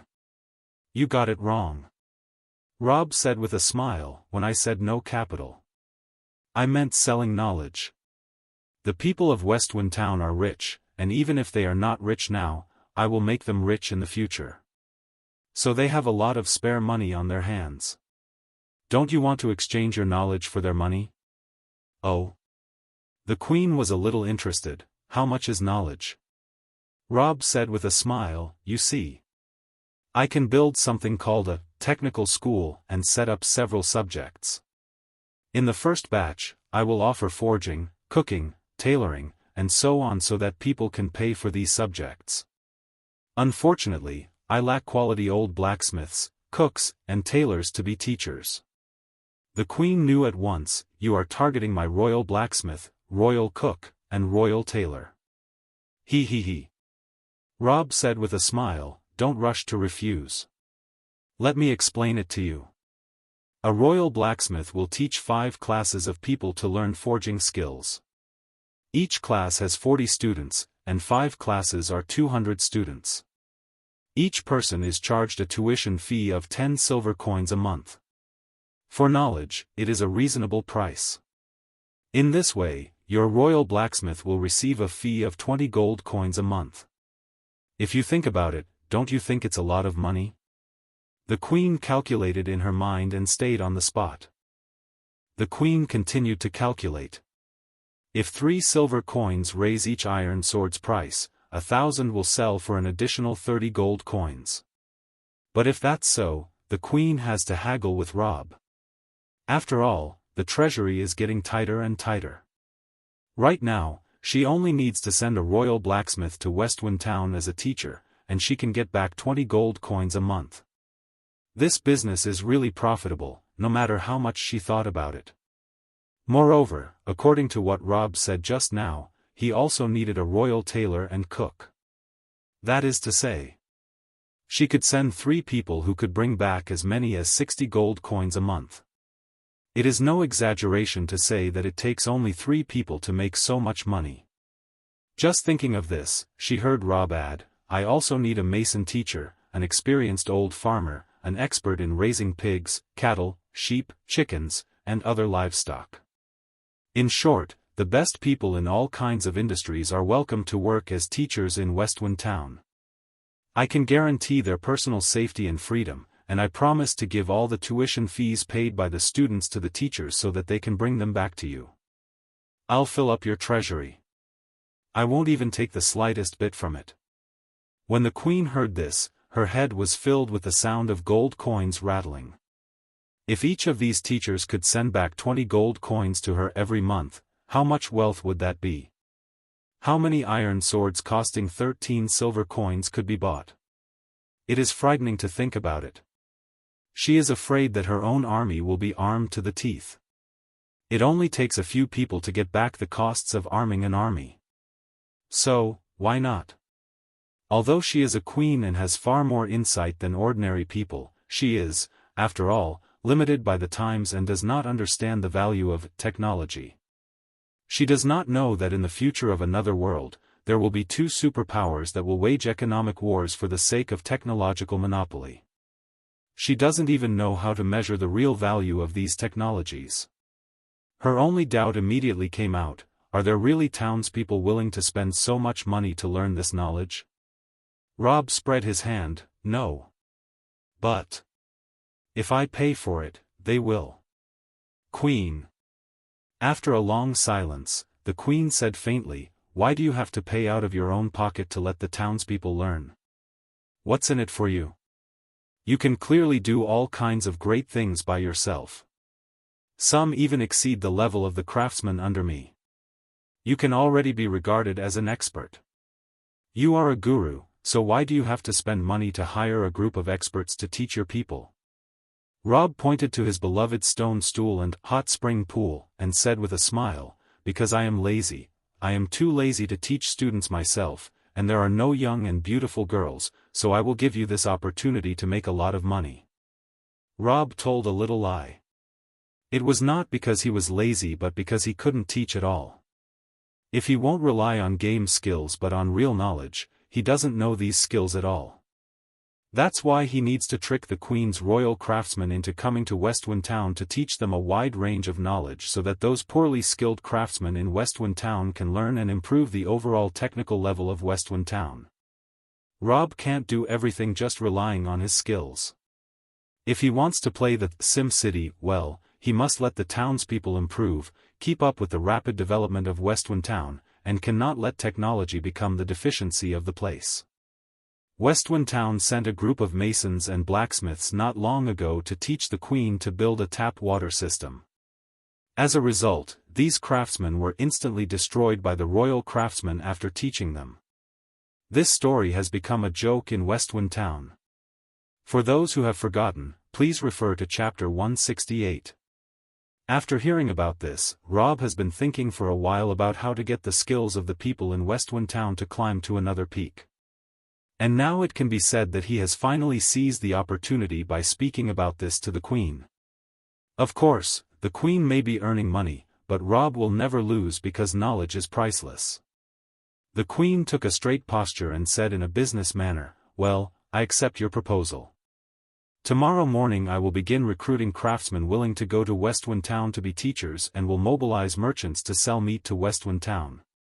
I just hope that you're not lying about anything." "That's a given." Rob smiled and said, "Well, let me help you with the next words. Today's diplomatic talks are over. Good night." He then hung up and stretched in the water. Her Majesty is still too young and too simple. If it were Rob, she would never provide any technology to an enemy's unknown dominion. At most, he would dump some outdated goods, but as for talent, no way. At this moment, a person suddenly came to the chapel door, and Rob smiled as soon as he saw her. The female assassin who stabbed him last night came again today, still wrapped up with a veil over her face. Unfortunately, as long as Rob closed his eyes, he could immediately recall in his mind what she looked like in the white swimsuit last night. He smiled and waved to the female assassin. "Hello, little refugee sister, have you come to the chapel again today?" The female assassin pretended to salute respectfully. "Hello, Godfather, I still have no place to stay at night. I want to sleep in the chapel. I wonder if you will allow me to." Rob smiled and said, "Don't you have 14 other companions? I heard they rented a house in Wangjiang district.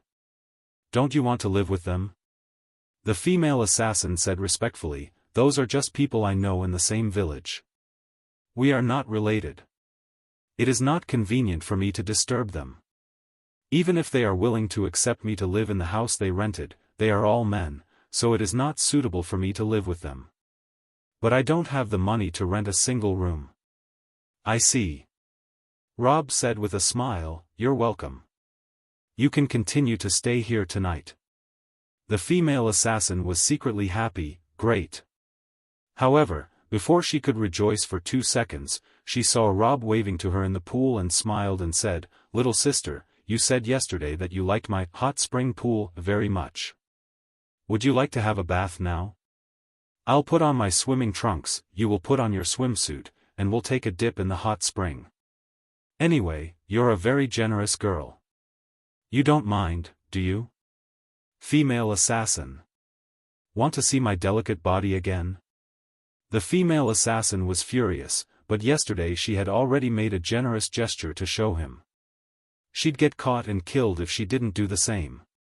Death is not terrible, but it is not possible to die before she finishes her mission. Huang Sha.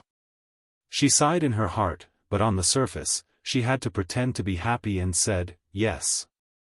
I really like this pool, and it would be nice to have someone to talk to while bathing."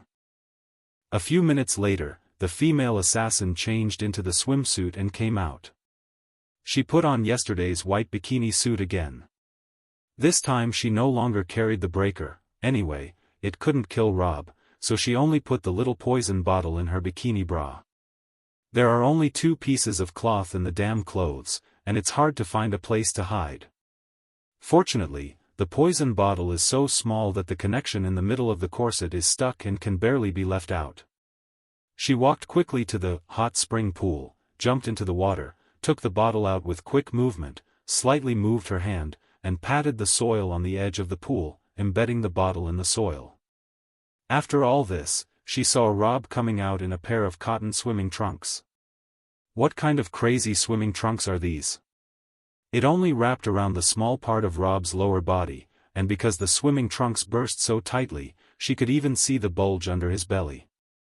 The female assassin was almost embarrassed to death, but the training made her much calmer than ordinary women, forcibly suppressing her shyness or forcibly cutting off her shame as a woman, making herself seem as cold and strong as a machine. Anyway, now that her delicate body has already been seen, if she sees the wrong places of a man, there is nothing wrong with it. If she takes the bottle and kills him, all her efforts are worth it. The two were sitting in a hot spring pool of about 3 square meters, each leaning against the edge of a pool, quite far apart. Rob did not deliberately approach her and said with a smile, "It is much happier to have someone to take a bath with than to soak alone." The female assassin forced a smile and said, "I feel the same way." Rob said, "When you first came to Westwind Town the other day, I heard the older man among you say that you hunt in the mountains for a living?" "Yes." The assassins had already prepared and unified their statements in this respect. She immediately began to answer according to the prepared materials. "Yes, there is snow all year round on the high mountains, where the air is thin, and the sun is strong. Life there is really not easy. We often had to fight with wild beasts such as snow wolves and snow bears and occasionally encountered snow monsters. Once, a frost giant attacked our village, which was really thrilling. The whole village fled for their lives, and almost all of them were buried in the snow." Frost giant? Rob clapped his hands. Impressive. It is not easy for you to survive in the hands of the frost giant. When he said this, Rob thought to himself, frost giant, level 60 boss, when the level limit was 60, I was afraid of this thing, too. I had to form a big team of 40 players to fight this thing. But after several expansions of Dark Blade, the level limit kept rising, and when it opened to level 82 years ago, Rob could beat Frost Giants alone. Later, game developers became more and more perverted, the level limit soared all the way to level 120, the equipment data became more and more excessive, and the balance became so bad that Rob was able to drop the Frost Giant in seconds with a casual throw. Sigh, Frost Giants became the tears of the times. The female assassin glanced awkwardly at Rob and whispered, "The Frost Giant doesn't feel like he can beat the treasure chest monster you fished from the canal last time." Rob thought, of course, the gem treasure chest monster is a 100-level elite monster, and the Frost Giant is only a level 60 boss and the 100-level elite monster. The female assassin couldn't help asking, why was that treasure chest monster in the river? How did you catch it? Rob, of course, could not say that it was his own skill. Maybe it came from a distance along the canal, he said with a smile. It just happened to be a coincidence that I caught it when I was fishing there. When the assassin saw that Rob was smiling and seemed very talkative, she was moved. Since I had even betrayed my sex, why not take advantage of his glamorous look at my body to get information from him? Anyway, he seemed stupid and naive. She was desperate, too, and moved a little closer to Rob, rose a little from the water, and exposed her fragrant shoulders on both sides of the water. Rob secretly smiled in his heart. This should be regarded as a trick that doesn't even count as seducing. But as far as the female assassin is concerned, she has already made a great sacrifice, and she deliberately winked. "Godfather, I have heard that you have used all kinds of magic to defeat the treasure chest monster, and you seem to have the ability to master many kinds of classes. I really want to know how many kinds of things you can do." He stated many kinds. As soon as she heard him, the female assassin couldn't help thinking, what are these classes? Why haven't I heard of it? Rob concluded, I can't do any of this. Female assassin. F***K, what are you talking about? Rob said with a smile, anyways, I know a lot, but I also don't know a lot. I can't tell you clearly. I'll just tell you a secret, only to you, not anyone else. The female assassin was overjoyed. Seduction was really useful. It seems that her seduction level is very high, and she can actually get top secret information, which means great contributions. Rob whispered, I have a special ability that makes it so that all physical attacks can't hit me. Oh? Such ability? The female assassin thought to herself, indeed, I have confirmed this ability. But I guess the information he's telling is real. She pretended to look left and right, then lowered her voice and said, why can't physical attacks hit you? Rob whispered, in order to guard against assassins, I have been using a skill called Immortal Cloud Art, which I learned from the distant Big Tang. My body enters the immortal wind and cloud state, which makes me very strong. I see. The female assassin kept the word Immortal Cloud Art firmly in mind, which can finally explain why this guy is so powerful and cannot be cut down. It turns out that his body is like a cloud. This spell is amazing. Rob said mysteriously, however, the Immortal Cloud Art has two major disadvantages. One is that it can only guard against physical attacks and nothing else. Second, it can only be released where there is water, and it cannot be used where there is no water. You know, without water, there will be no clouds, so you cannot release clouds. Thanking him inside, she thought, you idiot, you unexpectedly took the initiative to tell me about your shortcomings. Sure enough, men are all big pig's feet, and my seduction skills are so good that they don't even know what to say and what not to say. According to him, Immortal Cloud Art has two major shortcomings. One is that it can only guard against physical attacks, so I can likely poison him later. Second, this kind of magic can only be cast where there is water. No wonder this man always likes to sit by the canal and fish, dug a pool in the yard, and soaked himself in the pool. He is trying to save his life. In other words, if he is led away from the water, he can be easily stabbed to death with a knife. For an assassin, there is nothing better than grasping the target's weakness. She is now 100% sure of killing Rob. The female assassin could not help showing a sincere smile. He had to admit that the woman had a beautiful smile. The only drawback was her eyes. Rob found that when she looked at him, it was like she was looking at a dead man. "Master, here's your midnight snack." Just then, Lillian ran out of the chapel with a large tray covered with a silver lid. When she saw the two people soaking in the pool, she froze slightly and immediately realized, "Oh, big sister, are you coming to the chapel again?" The female assassin turned to Lillian and smiled, "Yes. Sorry to bother you again." Lillian put down the plate and said, "Sorry, I've only prepared one midnight snack. I'll make another one right away. Please wait a moment." The female assassin hurriedly said, "I don't dare to make your work any more than you already have. It's already shameless for me to come to live in the chapel for the night. It would be too much if I were to eat your food again." "It doesn't matter." Rob smiled and said, "Our food here is not as precious as yours." This sentence scared the female assassin so much that she almost thought she had been caught. Fortunately, when she saw the gentle smile on Rob's face, she forcibly suppressed her beating heart and said, "Oh, yes, it's really not easy to find food on the snow-capped mountains." "Then feel welcome," Rob said. "Come on, let's see what Lillian has cooked." He lifted the lid on the big tray, and the smell of barbecue immediately came out. The people of the Desert Kingdom were extremely pious about food, and the female assassin was no exception, so she immediately looked at the big tray with awe. There were many in the tray. Potatoes were cut into small pieces and put on small bamboo sticks, and pork was also cut into small pieces, also on small bamboo sticks. In addition, there were mushrooms, parsley, broccoli, chicken wings, duck tongue, and even a small fish, all roasted on small bamboo sticks. The female assassin could not help but swallow a mouthful of saliva. "What is this strange way of eating?" "This is the famous kebab," Rob said with a smile. "Famous a ghost, never heard of it. The Kingdom of Gran has this kind of food, and it's famous? I can't get caught up.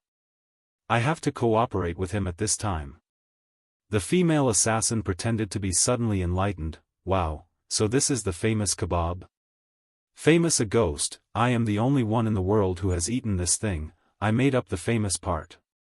Rob complained in his heart, but on the surface, he smiled and said, "Come on, try some. Do you like meat or vegetables?" The female assassin chose the vegetables because there was a way to get meat in the desert, but it was as difficult as entering heaven to eat vegetables, so her eyes were obviously fixed on the roasted broccoli. Rob picked up the roasted broccoli and handed it to her. "Eat carefully, don't let it fall into the pool. It will be troublesome to change the water. It is superfluous to advise that people in the Desert Kingdom will never waste food. They regard every piece of food as a gift from heaven and must face it with the most pious attitude. Food wasters will be punished by the god of the desert, Seth, so that when he walks into the desert, the sandstorm will hit immediately, leaving him with no bones." Female assassins couldn't allow the food to fall into the water. She held the kebab carefully with her left. For fear that the food would slip, she placed her right hand below the kebab so that if the broccoli fell, her right hand would catch it immediately. She finally put broccoli in her mouth, and she immediately felt a rich flavor in her mouth, including broccoli, salt, pepper, soybean oil, and soy sauce. In this small bunch of broccoli, countless seasonings have been put into it. Calculated in terms of the prices of various seasonings in the world, this bunch of broccoli is simply an extremely expensive luxury, and only nobles dared to make something like this. Ordinary little nobles can't afford to make this. The female assassin only ate one bite and felt moved. Huang Sha. How much grace have I been given to have a mouthful of such extravagance? I am really a sinful woman. She swallowed all the broccoli kebabs in a few bites and then picked up roasted mushrooms, parsley, and potatoes. Anyway, all kinds of vegetables were stuffed into her mouth. They were so delicious that she burst into tears while eating them. Rob said with a smile, "Don't worry. You can slow down. Lillian has gone to the kitchen to make more again. There will be a lot more coming soon. I won't rob you." "Well, too good, eat, you, too, eat. I'm glad to see you eat so well." Rob said with a smile, "I'm happier to see you eat than if I eat it myself." Hearing him say this, the female assassin could not help but feel a thump in her heart. Why doesn't this person feel like a bad guy? What a wonderful virtue it is to give food to others. No. He cannot fool me. Whether he is a good man or a bad man, he is a man of the enemy kingdom. For the benefit of the desert kingdom, I will not care about his personality. Even if he is a saint, he is only a saint of the kingdom of Gran, but a disaster for the desert kingdom. For the sake of Huangsha, I must kill him mercilessly. Thinking of this, the food in her mouth began to lose its taste. She put the stick in her hand back on the tray and said respectfully, "Thank you for your hospitality. I'm full. Full, refreshed, waiting for a chance to go out." "She's ready to kill." The female assassin half-heartedly said her words. She casually answered all kinds of questions raised by Rob, quietly waiting for the passage of time, waiting and waiting. The opportunity to kill may not necessarily come, but she had excellent patience. Sure enough, her efforts paid off, and it finally arrived. After eating the second batch of kebabs sent by Lillian, Rob stretched out his arm lazily, smiled, and said, "I'm full. I don't know why, but I feel sleepy every time I eat midnight snacks. I'll take a nap first." The female assassin was overjoyed. Rob said, "However, since it is quite rare for you to stay here with me in the hot spring pool, if I take a nap alone, it would be quite a rude action to a beautiful woman." The female assassin hurriedly said, "It's all right with me. I've already come to disturb Godfather's leisurely life. How can I delay your sleep for me?" Rob said, "All right then, I'll go to bed." The female assassin smiled and said, "Okay, please enjoy your sleep. I hope you can sleep as much as you can." She thought to herself, "This is the last chance for you to see the world with your eyes open. Watch everything clearly. Soon you will lose your life in your sleep." Rob smiled and said meaningfully, "Then I'll sleep. Have fun by yourself. Enjoy." The female assassin didn't recognize the teasing in Rob's tone because she was already thinking about how to kill him for a while and replied with a smile, "Okay, I'll enjoy my time here." Rob leaned against the edge of the pool and closed his eyes. By this time, it was dark, and Westwind Town was quiet again. Rob's breathing gradually calmed down as if he were slowly entering a state of deep sleep.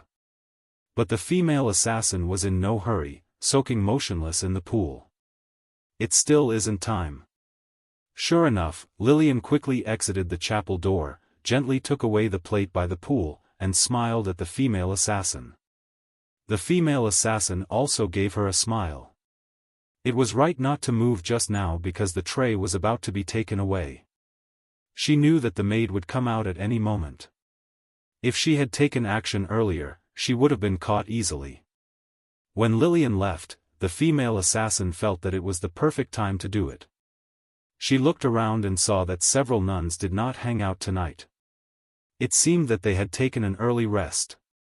There was no activity in the Chapel of Darkness nearby, except for a few cat folk squatting by the canal, but they were so far that they could not see clearly what was going on in the pool here. The female assassin dug up the poison bottle that had been buried from the edge of the pool, squeezed it tightly in the palm of her hand, and then slowly approached Rob again, getting closer and closer as she did last night. However, there is one thing that is different from yesterday. Today she is also in the pool. In this case, if she is this close to a man, her lower body must also be very close, which is completely different from the situation where she only squatted down and approached the edge of the pool yesterday. The point is she is only wearing a few very thin pieces of cloth, most of her delicate body is not hidden, and Rob is only wearing a very small pair of swimming trunks, which is not very different from not wearing it. In this case, their two bodies are too close. This made her own breathing a little messy. No, keep steady. Your breathing can't be messed up. You're a killer. Keep cold, don't get emotional. She tried to hold back the waver in her heart and slowly leaned her face towards Rob's face, as she did yesterday, to see if the target was asleep. No man can pretend to sleep in this situation. Rob's breath is still steady. No change occurred. The female assassin rejoiced secretly. Great, this guy really fell asleep, now is a good time to kill him. She opened the poison bottle with great speed, and as soon as the green liquid in the bottle came into contact with the air, a few bubbles sprang up, and the whole potion looked to be boiling. It is worthy of being a poison prepared by a great witch doctor. You can feel its fierce toxicity at a glance. The female assassin carefully put the bottle in Rob's mouth. When he slept, he leaned his head back against the edge of the pool, and his mouth opened slightly. This is a chance.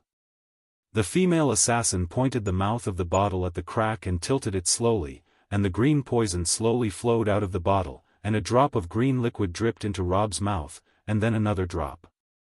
The female assassin was overjoyed. Why don't you die now? However, she does not know that the effect of this poison is only about equivalent to the poison thrown out by a level 50 boss in the game Dark Blade. For Rob, who has maxed out his resistances, the sustained damage caused cannot keep up with the speed of Rob's own recovery. Rob moved his mouth, pretending to talk in his sleep, and said vaguely, so sweet sugar water, so many times. How great, give me some more. Female assassin. Are you kidding me? She looked at the bottle in her hand and looked appalled. No, it must not be enough. I'll feed you the whole bottle. She turned the bottle upside down, and all the poison dripped into Rob's mouth so quickly that one drop touched his lips and dyed Rob's lips a little green. Rob slapped his mouth and said vaguely, how delicious, how sweet, truly great times. The female assassin was stunned and thought to herself, did the captain give the wrong poison? Is this a cure, not a poison? Itch doctor is such an obscure class, and the poisons and heals they make are all green, so he may have confused them. Just then, Rob suddenly moved and looked as if he was about to wake up. Startled, the female assassin quickly slapped her backhand on the soil by the pool and buried the glass bottle into it. After doing this, Rob's eyes were open, and she didn't have time to escape from Rob herself. Still very close to Rob, their faces were very close to each other, enough to breathe and smell each other.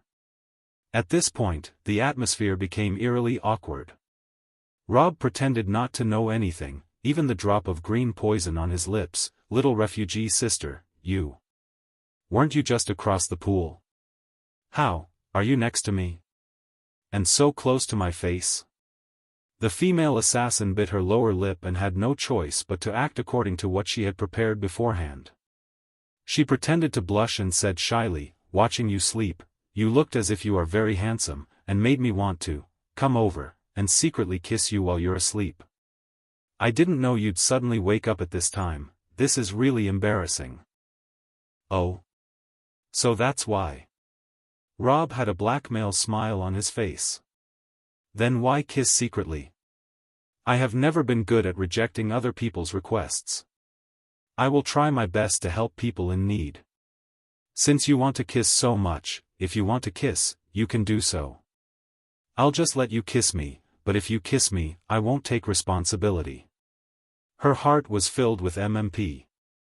Men are like big pig's feet, give them a bamboo pole to climb up, and they'll hit the snake with the stick.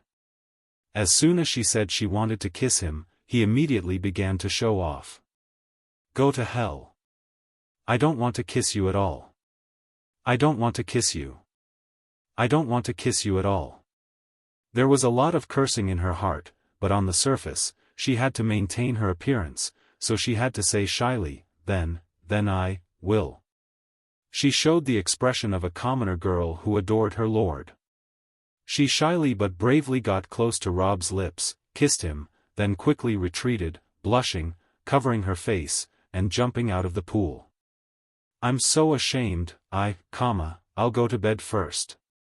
Rob smiled and waved, okay, have a good sleep. Pretending to be too ashamed to speak, the female assassin ran to the chapel. First step, second step, third step. And suddenly, she felt like something was wrong. There was an intense burning feeling on her limbs and intense pain which spread from her lips to her entire body.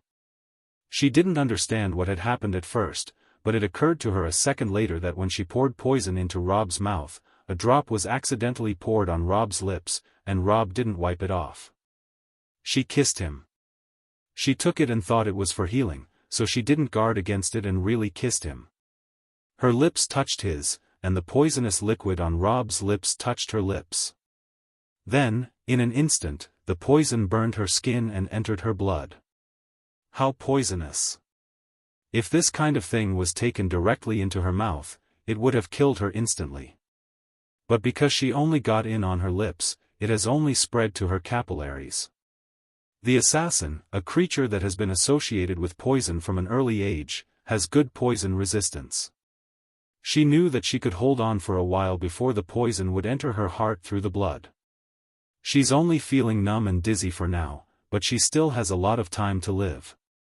Damn it, wasn't it a cure? Then why didn't it poison him? Was I poisoned as soon as I touched him? Huang Sha. I'm dead. I can't be cured anymore. She thought to herself, even if I die, I have to hurry to Wangjiang district and send back the information I got and the information of the immortal cloud art. Thinking of this, I clenched my teeth and rushed into the church.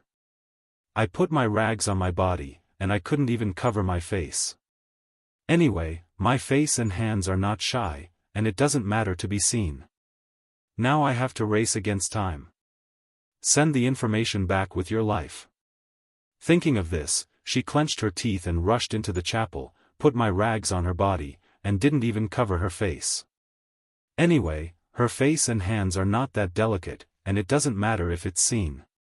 She's in a race against time to send the information back with her life. She quickly ran out of the chapel. Her body is already a little paralyzed. The poison is really terrible. Just a drop, and only on her lips, unexpectedly has such a strong effect. She knew she wouldn't last long, so she walked quickly under her feet. Rob smiled and asked, "What's the matter with you, little sister? Aren't you going back to the chapel to have a rest? Why do you have to leave so suddenly?" The female assassin turned around and smiled forcefully. "I suddenly remembered something and wanted to talk to some of my friends from my village." "Alright, then, be careful when you walk at night." "Yes, I will. I thank Godfather for his concern." The female assassin finally managed to finish these words but also had to walk as smoothly as possible so as not to expose that she had been poisoned and that it was even difficult to walk. Finally, out of Rob's line of sight, she quickly held her breath, tried her best, and ran toward Wangjiang district. Every step was so difficult that she felt that she could not stay upright anymore. But she can't fall yet. For the motherland. For Huang Sha. She was burning her life, step by step, like the steps of the devil, and finally stumbled into the Wangjiang district. After knocking on the door twice, she had completely lost her strength, and her whole body slipped slowly against the door. The door opened, and an assassin poked his head out, found it was her, and hastened to drag her into the house. Several assassins surrounded the female assassin in the middle. "What happened to you? Was your identity exposed?" The other assassins flashed to the window and the door, ready to meet the enemy. "No. I, without revealing my identity, was poisoned, my own poison." The assassins breathed a sigh of relief when they heard her say this. The female assassin said in a difficult voice, "I used my own life to get important intelligence. Rob, that guy, is not afraid of poison. The poison of the great witch doctor has no effect on him." The assassins went silent. The middle-aged assassin grabbed the female assassin by the shoulder and asked urgently, "What else?" The female assassin spat out a mouthful of black blood and said, Immortal, the immortal cloud art allowed him to become very powerful. He's not afraid of physical attacks, only magic. Only where there is water can he cast immortal cloud art. Where there is no water, you can kill him, or using magic. After saying this, the female assassin's head tilted, and her hands dropped softly. A heroine died bravely for her kingdom with no regrets. The remaining 14 assassins observed a moment of silence for several seconds. After a long time, the middle-aged assassin looked up and said, "Your death will not be in vain. You have brought us extremely important information, and we will inherit your legacy and complete this operation perfectly and live up to your sacrifice." With that, he turned his head, grabbed the youngest assassin, dragged him in front of him, and whispered, "Immediately take back the information of the immortal cloud art and inform the commander and the advisor. I'm going to stay and kill Rob and avenge her." The young assassin bit his teeth. That was an order. The middle-aged assassin said, "If I ask you to go, don't talk nonsense to me. Do you want the information she gave her life to be buried here with us?" The young assassin had to bow his head silently, then jumped with a brush, pushed the door, and rushed into the night. "Wrap her body in a cloth and put her in the room at the back. If the mission succeeds, we will take her back to the desert." The middle-aged assassin said to the rest of the assassins, "Next, it's our fight. Wait patiently for Rob to leave the artificial river and to a place where there is no water nearby, and then together." Early in the morning, Rob sat on his stone stool and ate breakfast again. Hua Hua, the lovely kitten girl, also went to bed and laid down by his stone stool. However, today she is a little pitiful. Her expression looks very aggrieved. Even the whiskers on her face do not look very energetic, drooping depressingly. Rob asked softly, "What's the matter? You don't seem happy." Hua Hua flattened her mouth and said, "Fish is getting harder and harder to catch. Westwind Town has more population now. Everyone has caught all the big fish in this river. It took me half a night to catch a small fish. I didn't even have enough to eat." Rob was happy. "I already said that you have to start your own fish farm as early as possible. By catching river fish, this is bound to be the result. Don't worry too much. In 2 days, Her Majesty's caravan will come, and a lot of meat will be delivered, and then the price of meat will drop sharply. Relatively speaking, humans are not so fond of fish, but prefer pigs, sheep, cattle, and chickens. At that time, the competitive pressure on fishing will become smaller." Oh. Hua Hua was still flat-mouthed and unhappy, and it was not until Lillian got her a fried chicken leg that she happily finished eating the chicken leg and turned into a cat cake, and slept next to Rob. This girl is obviously a cat folk, not a cat. He doesn't know why she can turn into a cake. Rob really wants to turn her over and see how her hands and feet are placed. However, before this evil idea could be carried out, Chief Elsie came. He walked up to Rob and whispered, "Godfather, the dozen assassins you asked me to monitor have been identified. The Desert Kingdom sent them. The people I sent to monitor them could see from them the unique living habits of many people from the Desert Kingdom. The scouts reported that the army of the Desert Kingdom camped 30 miles north of Westwind Town, deliberately not moving forward, and seemed to be waiting for the actions of these assassins." Rob smiled and said, "Well, I guessed it." Chief Elsie continued, "They made a move last night." "Oh?" Rob smiled and said, "What did they do?" Chief Elsie said, "The female assassin died suddenly. I don't know what happened." Rob smiled and said, "Oh, that's because she tried to poison me, so I responded with a drop of poison. I didn't know that she couldn't hold a drop. It's not my fault." Chief Elsie thought, "So you did it. Such a beautiful girl was poisoned to death, yet he's not frowning and has a smile on his face. Godfather is really scary. Treat your own people as gentle as the sun, but treat the enemy as ruthless as winter." Just as he thought of this, he heard Rob laugh, "Don't destroy her body. I'll bring her back later." Her charge is only an attempted crime, which is not worthy of death and can still be rescued. Chief Elsie can't complain. If he complains, he loses. Chief Elsie could imagine with his toes that the reason why the female assassin could get such treatment was that Godfather saw her and because she was beautiful and in good shape. After she is resurrected, she'll probably be imprisoned to look like 18 or the 24 bridge. If Godfather is a little more insane, 36 and 48 are also possible. But as a subordinate, he should just pretend he doesn't understand. There's no need for him to figure out what his boss thinks so clearly, otherwise, it's possible to be chopped off by the boss for something one day. Chief Elsie said respectfully, I see. Your subordinates will pay attention to the recovery of the body. In addition, I would like to report that the group's youngest member left Westwind Town in the middle of last night and headed north.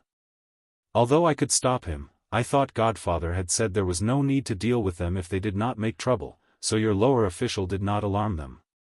Rob said with a smile, you did the right thing. That man should have gone back to deliver the message. The secret of the Immortal cloud art will soon spread to the enemy. Chief Elsie said foolishly, Immortal cloud art? What is that? Well, in short, the enemy now thinks that I can easily be killed without water. Rob said with a smile, they should already be planning to find a place without water to kill me. Chief Elsie said, Godfather, now that everything is clear, are you going to take action against them? Rob shook his head and said, although I can now order you to rush over and arrest those dozen people as reform through labor criminals and add more than a dozen more manpower to Westwind Town, this will not work, even if we know that our enemies are bad guys. If there is no evidence and we don't catch the crime committed by the other party, we cannot convict others because that will break law and order. The only one who can be convicted now is the female assassin. The dozen others are still innocent. However, it is not possible to have more than a dozen enemy assassins lurking in Westwind Town all the time since it will affect the safety of ordinary townspeople, so the only way to get rid of them is. At this point, Rob dragged on a long voice, showing an evil smile, entrapment. What? Chief Elsie was a little confused by the new word, entrapment. Rob did not explain the word because he was worried that Chief Elsie had really learned this. He just wanted to use extraordinary measures to remove the potential threat to Westwind Town, but he did not want his police officers to do this in the future. He turned around and smiled and said, go and arrange an opportunity for me to leave the chapel and to a place where there is no water. Chief Elsie was confused. Entrapment means that you want to deal with the enemy while fishing? Then why find a place without water? How can you fish without water? Don't worry about it. Anyway, make arrangements so that I can walk there reasonably. Then it's up to the assassins. Rob said with a smile. Chief Elsie understood and nodded, your officer will arrange it right away. Half an hour later.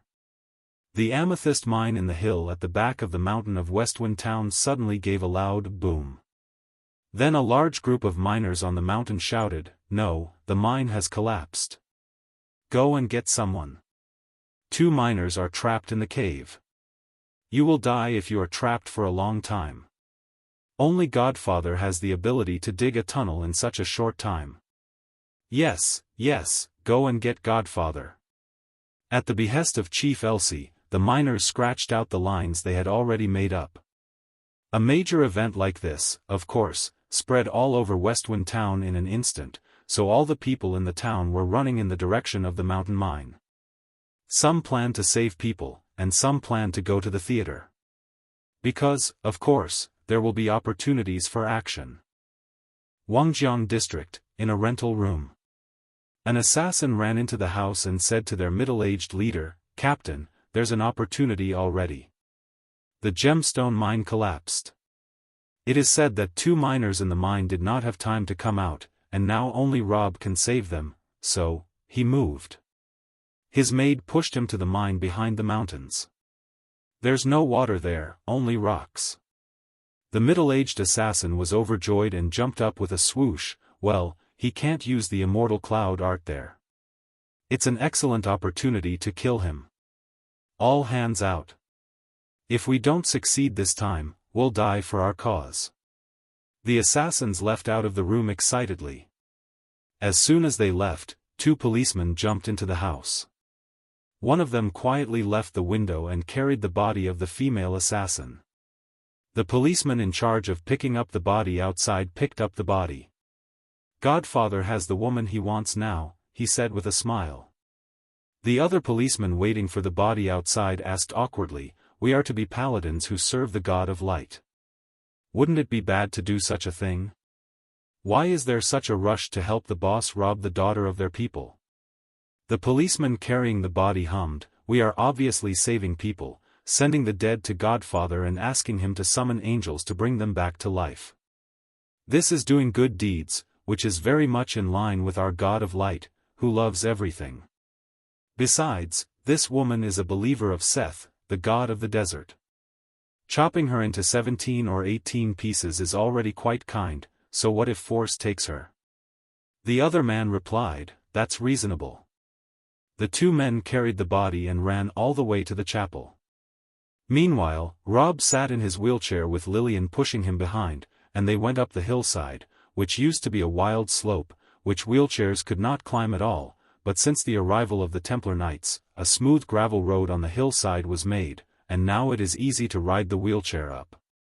In addition to the 2 of them, countless townspeople were also running up the mountain. In normal times, the townspeople would have maintained considerable respect and politeness toward Rob and would automatically stay away from him. But now the situation is different. The townspeople were eager for such a big event as the collapse of the mountain. Coupled with the mountain road not being built wide, the townspeople would not pay attention to the details of keeping their distance from Rob. Everyone was in a mess. Running up the mountain road with a lot of noise. The crowd soon carried Rob to the front of the gemstone mine, where several police officers were maintaining law and order, and a large group of miners stood outside the mine talking. He could only hear Johnny, the boss of the gemstone mine, whose face was covered with dust, shouting, "There are still 2 people who haven't come out yet. Dig! Dig quickly!" Then, a large group of townspeople shouted, "Godfather is coming. Get out of the way." The miners in front of them got out of the way, and Rob came to the mouth of the mine, where there was no water, only a pile of stones and dust everywhere. The miners cleared all the snow in the mine for the convenience of digging, so there was really no water at all. The assassins in the crowd were overjoyed, and their middle-aged leader raised his hand and made a small gesture, and all the assassins scattered in the crowd began to act, and soon a semicircular encirclement was vaguely formed. Except for the front, the assassins lurked in several other directions. For example, behind a middle-aged woman on Rob's left side stood an assassin. Behind a miner directly behind him, there was also an assassin. And the strongest assassin captain, standing on the right of Rob, hid behind a carpenter. He looked around. His men were all in position, all ready to do it. They have already done encirclement thousands of times, and questions such as how to do it and who will do it first have been discussed and rehearsed beforehand, so there is no need for their captain to do any more commanding. All he needs to do is to send a signal of start. In fact, the assassins knew that even if they successfully killed Rob with so many onlookers, they would be torn to pieces by the angry police and townspeople, but they could not wait for a better chance. They can only fight as hard as they can with the idea of dying with Rob. Even if they die, they have to finish their mission. At this time, Rob nodded after listening to Johnny's report as if he already knew the situation. He held out a hand, pointed to the mine buried by mud and stone, and began to say, "Fjorgen, goddess of earth, please listen to my request." When he chanted, the townspeople of Westwind Town were immediately confused and thought, "What the heck? Why did Godfather chant? He doesn't need to do so to do magic, does he? He only pretended to recite it before, and everyone knew it. But Godfather is chanting again." The townspeople, whose brains are slightly more flexible now, already felt that something is wrong. Unfortunately, the assassins did not feel anything wrong. They knew too little about Rob and did not know that he was fooling them with his chant. The middle-aged assassin thought to himself, very good. He's chanting, probably a spell to manipulate rocks and the ground. The earth magic has various effects of changing the terrain, so the chants are often long. If you don't sing it carefully, it is easy to mispronounce the chant, resulting in failure. Only a very small number of swordsmen in the world are specially trained to chant while slashing people with swords, but even so, the chants they can sing at the same time are not very complicated. It is often just simple buffing magic or low-level magic such as fireball or ice archery. Their chants are so short that it is not easy to misread them, even while distracted. Therefore, the middle-aged assassin realized that Rob must now devote all his attention to chanting. At such times, it is easy for human beings to ignore attacks from other directions. You are already dead. He raised his hand and snapped his fingers in mid-air. The assassin, hiding behind the miner directly behind Rob, attacked immediately. Moreover, there was no mercy in his attack, cold-blooded backstab. The dagger went straight to the heart of Rob. However, the assassin did not naively think that he could succeed. He already expected that his enemy was so powerful that he had to psychologically prepare himself to be taken over by the target. Sure enough, Rob suddenly stopped casting, turned around, and grabbed the assassin's wrist. But at the same time, the two assassins lurking on the left of Rob jumped out of the crowd and slashed their poisonous daggers into Rob's neck. When a group of assassins fights, their way of fighting is not the same as fighting alone. When fighting alone, they pay attention to killing with one hit, but when fighting in groups, it doesn't matter if they can't kill with one hit. There are also the second strike and the third strike. Rob had just had the person who stabbed his back when two more assassins jumped on his side and to his back, and their poisoned daggers attacked him again. The assassins had been waiting for a long time and had fully used all their strength for the attack. Their speed was fast and ruthless, and the two daggers were less than 3 centimeters away from Rob in the blink of an eye. They thought Rob would take 5 steps back and splash blood, but he suddenly pointed behind him, spider web art. A huge spider web came out of nowhere, and the two assassins behind him were caught. The two daggers could not hit him, and the two assassins kept struggling in the cobwebs, looking very funny. This kind of monster, which does not need a chant to throw out cobwebs as soon as he wants, surprised the assassins. However, the assassination was not over, and 3 more assassins sprang out of the crowd at the same time, targeting Rob's neck, back, and chest at the same time. Rob pretended that he could not use the Immortal cloud art and that his fighting ability declined sharply. Instead of using a messy combo, he just stumbled quietly under his feet, and the 3 assassins tripped and fell to the ground simultaneously. Then 6 more assassins sprang out of the crowd simultaneously and stabbed ferocious daggers at Rob from 6 directions. Rob couldn't help rejoicing that these people were actually quite strong. If they had assassinated another magician, they might have been able to succeed because their assassinations were so well coordinated that they were used to attacking before and after each other. If you were an ordinary magician or some kind of warrior, you would have used all your life-saving skills to deal with the previous rounds of attacks and will not be on guard against their assassination one after another. Poor things, they're up against Rob. He hit the ground with his right foot. Boom, thunder strike. With him as the center, the earth shook within a dozen yards. The ordinary townspeople were unharmed, but the 6 assassins who pounced on him were blown out simultaneously. 1 + 2 + 3 + 6, 12 assassins, all down. Rob knew that there was one last one. The middle-aged assassin leader. He hasn't attacked yet. He looked around and immediately found the middle-aged assassin leader, but interestingly, instead of pouncing on him with his men, he took advantage of their attacks to use stealth and become invisible. He was not far behind Rob now, slowly stealthily moving towards him. It turned out that when he saw that several of his men could not hurt Rob, there was still no chance to fight head-on, but he thought that Rob did not know the number of his group and that after the previous attacks failed, Rob might think that all the assassins had been killed. In that case, his defenses would be relaxed, and he can behind Rob and stab Rob in the heart with the breaker, and the battle could be won. Anyway, there is no water here, so Rob cannot use the immortal cloud art. No matter how strong he is, there is a limit. As long as he succeeds in hitting him, he can be killed. The captain of the assassins, thinking in this way, slowly reached the back of Rob step by step. He was so confident in his stealth and that his invisibility was so perfect that even the townspeople close to him did not notice that an invisible guy was moving slowly around him.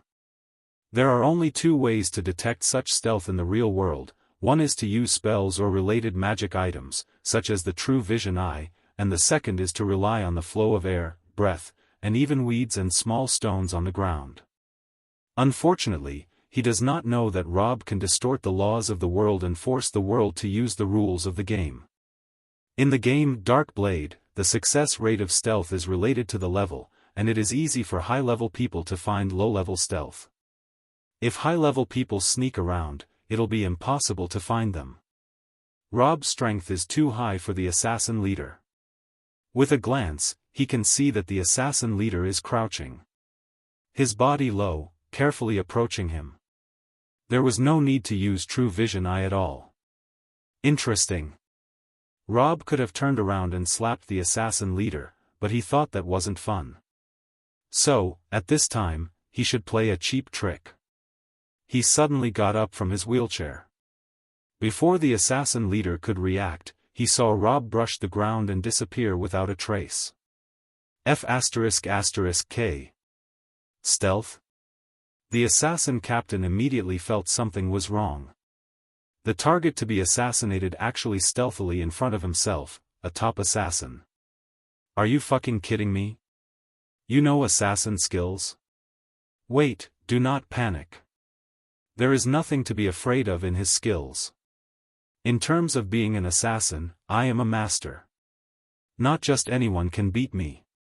Calm down. The assassin leader took a deep breath. Although he did not look like it, he had a wealth of stealth experience. He had also fought with assassins in other kingdoms and knew exactly how to fight an assassin. Assassins to assassins, stealth to stealth, the first thing they need to do is to hide. As long as their position is not exposed, they're in an invincible position. Then, they'll slowly look for the enemy. As for the way to find their enemy, it's simple to observe the ground more, to see the dust and stones moving. Obviously, no flowers or plants suddenly fall, so you stab there and win. The assassin leader himself remained motionless, but his eyes turned left and right, looking warily at every inch of the ground around him. However, after looking at it for a long time, he didn't see anything. Only a few policemen rushed out and arrested all his men who had been knocked down, shouting excitedly, "The 12 reform through labor prisoners have been caught." He couldn't help thinking to himself, could it be that Rob has been standing still since he started using stealth? As soon as he thought of this, he felt that he had been gently patted on the shoulder. Feeling that he had been patted twice on the shoulder, the assassin leader almost jumped 2 meters high, and his whole body was scared out of cold sweat. He's in stealth. Theoretically, no one can see him. How could anyone pat him on the shoulder from behind? If the other person had not just patted him but stabbed him with a knife in his chest, he would have died. He turned abruptly, but behind him, he saw only a few happy townspeople watching the hustle and bustle and did not see anyone that threatened him. What the heck? Where is the person who patted me on the shoulder? The sweat on the assassin leader's forehead flowed down like Niagara Falls. Just then, he felt a pat on the shoulder again. Damn, on my shoulder again? The captain of the assassin brushed the ground and turned around, this time several times faster than before, regardless of whether he had caused turbulence or not. However, no matter how fast he turned, he couldn't keep up with the speed of the man who patted him on the shoulder. He still didn't see anything behind him. The captain of the assassin wiped the sweat on his forehead, frightened. Just then, he suddenly heard Rob's voice very close to his left, "Brother assassin, it's me." The assassin leader heard it all at once, "It's Rob." "That's right. It's me." Rob's voice said with a smile, "You're not the only one that can do stealth, but I can too. Startled, the captain of the assassins, without thinking, waved his dagger and stabbed it in the direction of Rob's voice. However, he stabbed nothing. Rob's voice sounded to his left, "I'm here." After a while, he ran to his right and said, "Actually, I'm here." All of a sudden, he came back and said, "No, no, I'm actually behind you." He came to his front again in the twinkling of an eye and said, "I lied to you just now. I'm in front of you." The assassin's leader instantly freaked out, stabbing left and on the right, one front and on the right again. After stabbing crazily for a while, he suddenly stopped and sighed and said, "That's it." Then he turned the dagger and stuck it into his heart. Rob appeared in front of him, reached out and clasped his wrist, and said with a smile, "Don't die so fast. I'm telling you, you've committed espionage and attempted murder. It's impossible for you to get away without 5 years of hard labor." Assassin leader. As soon as Rob swung, the assassin leader was thrown in front of 2 policemen, both of whom had the blessing of the king, and held the assassin leader as soon as the assassin leader's body reached them. The 2 policemen said with a smile, "Good labor is waiting for you, just about the right time since we needed more than a dozen people to dig a small canal. It's no use committing suicide. Godfather will bring you back to work. You can't escape. Only by working can you liberate yourself." Assassin leader. At this time, the onlookers finally understood what had happened, and they laughed with laughter, so this is what it really was. I didn't know assassins were willing to assassinate Godfather. Is Godfather something you scum can kill? Even if Godfather stands still and lets you attack him, you won't be able to hit him. When the assassin leader heard them, he couldn't help but protest loudly, "Impossible. It is obvious that there is no water here, and he can't use immortal cloud magic." Rob smiled up to him and whispered in his ear, "That's nonsense." Assassin leader. "Well, bring him away." Rob waved his hand. The paladins dragged all the dozen assassins into prison, and then they opened the mine. Of course, there were no trapped miners in the mine. It was empty. It was all a play. Rob waved to Chief Elsie, who immediately ran up to him. "I asked you to create a reasonable opportunity for me to leave the water. How could you make such a big situation for me? Deliberately collapsing the mine, attracting the whole town to watch, can't you make things a little more low-key?" Chief Elsie said awkwardly, "Well, your lower officer has thought of many small ways. However, with the lazy name of Godfather, there is no small way to reasonably lead Godfather away from your stone stool. If a little trick can get you out, then the townspeople will think it's a fake Godfather, and the assassins certainly won't believe it. So, after thinking about it, only this sensational method can make people feel that it requires your presence." Rob. This didn't make any sense, so Rob got back in his wheelchair and said to Lillian, "Go home." After a laugh, they dispersed. Today's assassination has brought a lot of after-dinner topics to the people of Westwind Town, and they can boast happily that they've seen what happened. There are few things that the townspeople in this small town can brag about, so such small topics can last for a year. Just as the townspeople blew up the topic, Rob returned to his chapel. He saw that 2 policemen had been waiting for him here for a long time. In the chapel courtyard, a body wrapped in white cloth was next to his stone stool. It was the poisoned female assassin. Although she was dead, they had to ensure that the body didn't have parasites. It looked lifelike and peaceful because she had provided important information for the motherland before she died. She died without regrets. However, the poor girl was going to regret it soon. Rob said to the 2 policemen, "Thank you for your hard work." The 2 policemen immediately bowed, "It is our honor to serve Godfather." With that, the 2 walked away quickly so that they didn't prevent Godfather from resurrecting the female assassin and turning her into 18. Rob moved his A*S, moved back from his wheelchair to his beloved stone stool, motionless, and then gently waved his hand, this time without the resurrection of normal classes. He used the resurrection skill of the special class, Sage, in the game.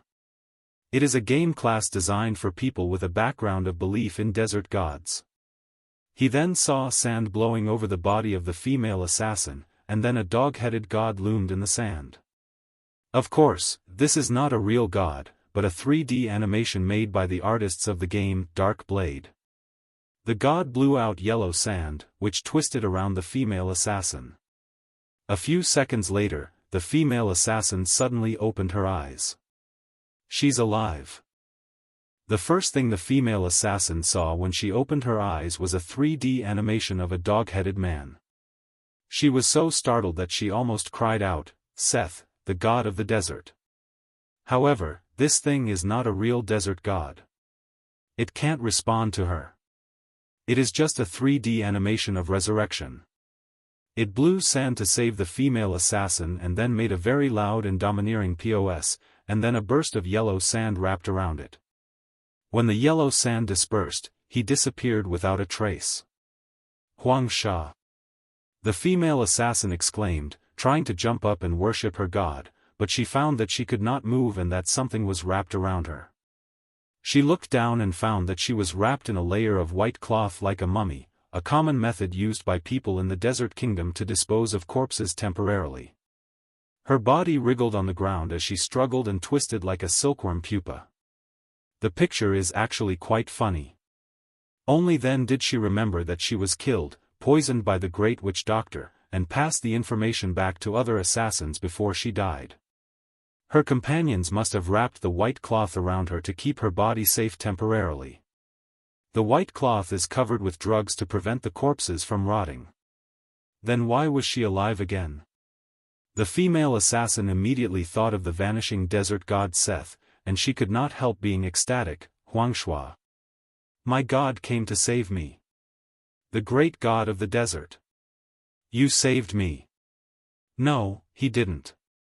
A disagreeable voice suddenly popped out, interrupting her delighted speech, and then said in a strange tone, I resurrected you, not the god of the desert. What? Startled by the sound, the female assassin quickly looked around and found that she was lying in the churchyard, next to the familiar stone table and stone stool, on which stood a priest who looked like the disabled Rob. Huh? Why am I here? The female assassin was startled and hurriedly said, Ah, dear Godfather, why am I here? Did something happen? I left you last night to find my fellow people, and then I fell asleep accidentally.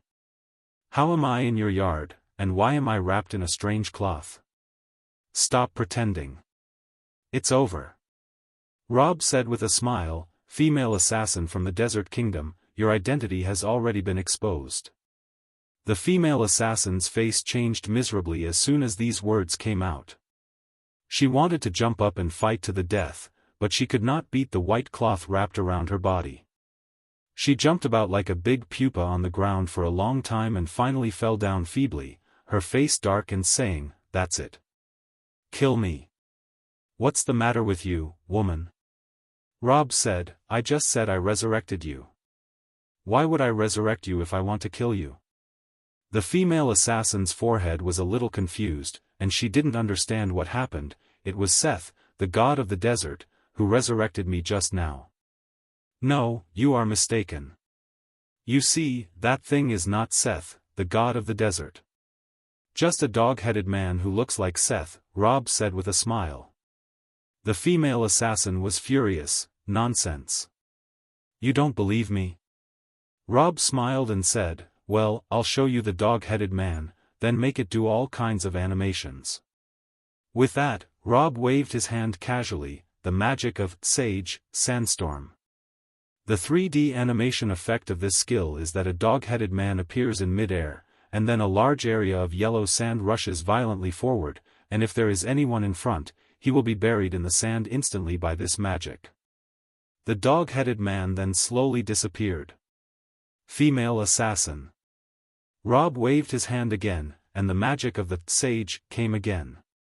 This time, a dog-headed man appeared with him as the center. A yellow dust whirlwind constantly spun and danced around him. All the enemies who enter the dust whirlwind will be torn to pieces. Female assassin. Rob waved his hand again, and the god disappeared without a trace. He smiled maliciously at the female assassin. You see, when I call him out, he will come out. If I tell him to disappear, he will disappear. He is not your desert god Seth, but a dog-headed man I made. Female assassin. She was so shocked that she dared not speak for a while, and after a long time, she sighed hard. Huang Sha. You, who on earth are you? Rob said with a smile, I am the target of your assassination, the leader of Westwind Town, the king of laziness, the great magician with broken legs, the man who likes to bathe in the open air, the inventor of snacks, the father of God. Rob. After getting so many titles, I feel like I'm quite powerful whenever I introduce myself. The female assassin groaned, your titles are really good, but what kind of titles are these? Are you trying to be pushy or funny? All right, let's get to the point. Rob said, let's get down to business. I have arrested all of your dozen companions except one who was deliberately put back for arraignment. On hearing this, the female assassin immediately understood what had happened. She snorted miserably and whispered, so, did you know who we were all this time? Ah, it turns out that I've been played by you all this time. I didn't know beforehand. Rob said with a smile, at first, I just thought that a group of very strong people came to Westwind Town and needed special attention, lest chivalrous men use force and hurt civilians. It wasn't until you ran over while I was sleeping and stabbed me in the neck that I realized you had a grudge against me. The female assassin whispered, that's impossible. I was sure you were asleep. Yes, I did fall asleep. Rob said with a smile, but you didn't know that I have a special ability. That is, if someone attacks me, it will let me go from the normal state to the combat state. At that time, I will certainly wake up, so, from the time you stabbed me for the first time, I have been awake. Rob had the rules of the game. In the game Dark Blade, if players are attacked by any person, monster, or NPC, they will go from a normal state to a combat state, accompanied by obvious hints, such as red light particles flashing on the edge of their field of vision. The female assassin could not understand the normal state and combat state. She could only understand that her attack alerted Rob.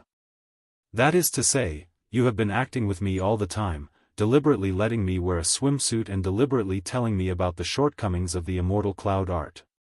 You've been deceiving me this entire time? Bingo. Rob smiled and said, you're right.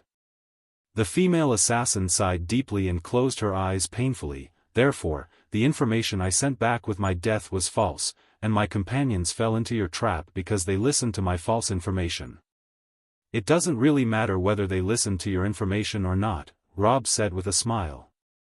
Anyway, they can't beat me, but the process will be slightly different. The female assassin asked, have they all been killed? Nope. Rob said with a smile, just like the 3,000 prisoners of war you saw, your dozen fellow assassins are now in prison in the back of the mountain. Their first job is to dig canals. The female assassin said angrily, you are insulting us. Heroic soldiers and assassins who sacrifice their lives should not be treated in this way. Rob shrugged, come on, it is more reasonable to be ordered to reform through labor after doing bad things, and it is better than killing them. It is precisely because I respect life and respect that it is not easy for every human parent to give birth to them that I will allow them to live. But if you live, you can't eat for free. What's wrong with doing some work? The female assassin went silent, and after several seconds, she whispered, what do you want me to do by bringing me back to life? Satisfy your shameless lust? If that is the case, I won't resist. I'll let you do so. But, my people, you. That won't get your heart, will it? Rob said with a smile, don't say such boring lines and don't think about what I will do to you. I won't do such stuff. I'll only sleep with a person who loves me and someone I love / I will be responsible to her after the act. I will give her whatever she wants. I will not give her the moon if she wants the stars in the sky. I will not save the world if she wants me to destroy the world. And you evidently aren't so favored by me yet. Female assassin. As a woman, when she heard a man say such words, she felt a little strange, or rather, a little envy. Huang Sha. How happy would I be if there was a man in the world who would do this for me?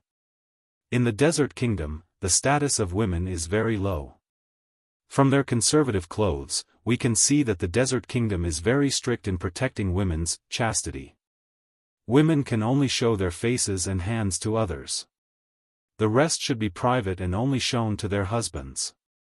In fact, this is proof of men's abnormal oppression of women. In the Desert Kingdom, women are selfless. They are the property of their husbands. Hearing Rob's outrageous speech, the female assassin could not even complain and could only remain silent. After a while, she said, "Then why did you resurrect me? Wouldn't it be easier to let me die like this?" Rob said with a smile, "It is not easy for a person to grow up. How much food does one need to eat? How much water does one need to drink, and how much wealth does one consume? It is not easy to grow young adults who can work, labor, return to society, and yet you told me that you want to die? Why do you want to die so easily? Work for me well and create wealth in return for society's kindness." Female assassin. "Your companions are now in prison," Rob said. "In theory, I should also throw you in prison and let you reform with them, but considering the difference between men and women, it would be dangerous if you were thrown into a group of men with force." At this point, Rob said with a smile, "Even criminals have rights to life, survival, personal security, personal instigation, legal property, defense, appeal, prosecution, and so on. So, I can't let you live in a man's prison at great risk." The female assassin was stunned by his jumble of claims. What's this theory of his? Isn't it up to the Lord to deal with criminals? Torture if you want, ravage if you want, cry if you want, cut off their hands and feet if you want, dig a hole and bury them if you want to. She's never heard of a lord talking about such a mess of rights to his captives.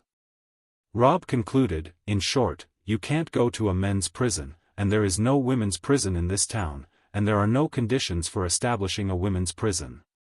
If I built a women's prison, then no one could be the warden. That's why I brought you into my chapel. From now on, you are a reform through labor prisoner under my personal management. Your sentence is 3 years. During these 3 years, you have to run errands and work for my chapel. Help Lillian with the housework and serve my daily life." Female assassin. Rob continued, "If you behave well, I'll shorten your sentence depending on your performance. If you have bad intentions and break any new laws while serving your sentence, I will extend your sentence again. If you don't want to do reform through labor with me till your death, just behave and do a good job." With that, with a wave of his hand, a blue and white maid dress fell in front of the female assassin. "This is your reform through labor outfit.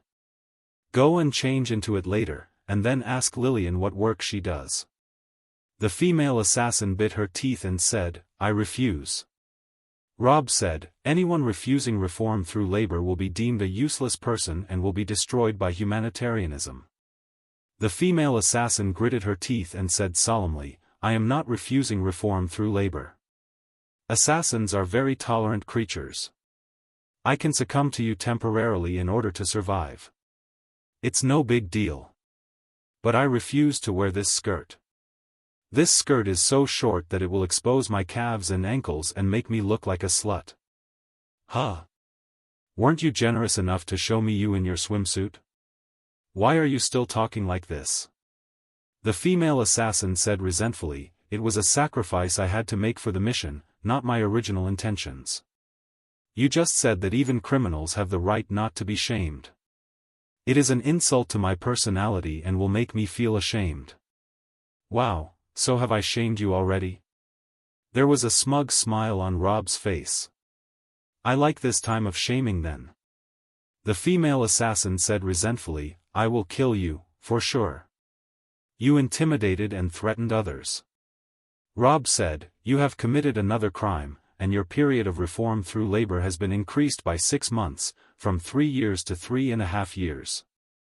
Although Rob was talking sh*t to the female assassin, he immediately called Lillian over, modify the blue and white maid's dress and lengthen the skirt so that it can be dragged all the way to the instep of the foot. Lillian already knew who the female assassin was, and she whispered, "Master, it is too dangerous to take a bad assassin into our house. She still wants to kill you, yet you still help take care of the length of her skirt." Rob smiled and said, "Don't forget that I am a priest.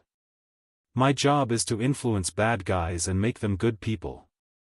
Lillian wanted to complain that he was not a real priest, but she obediently didn't. She didn't want to really complain about her master. She already knew that her master was a good man.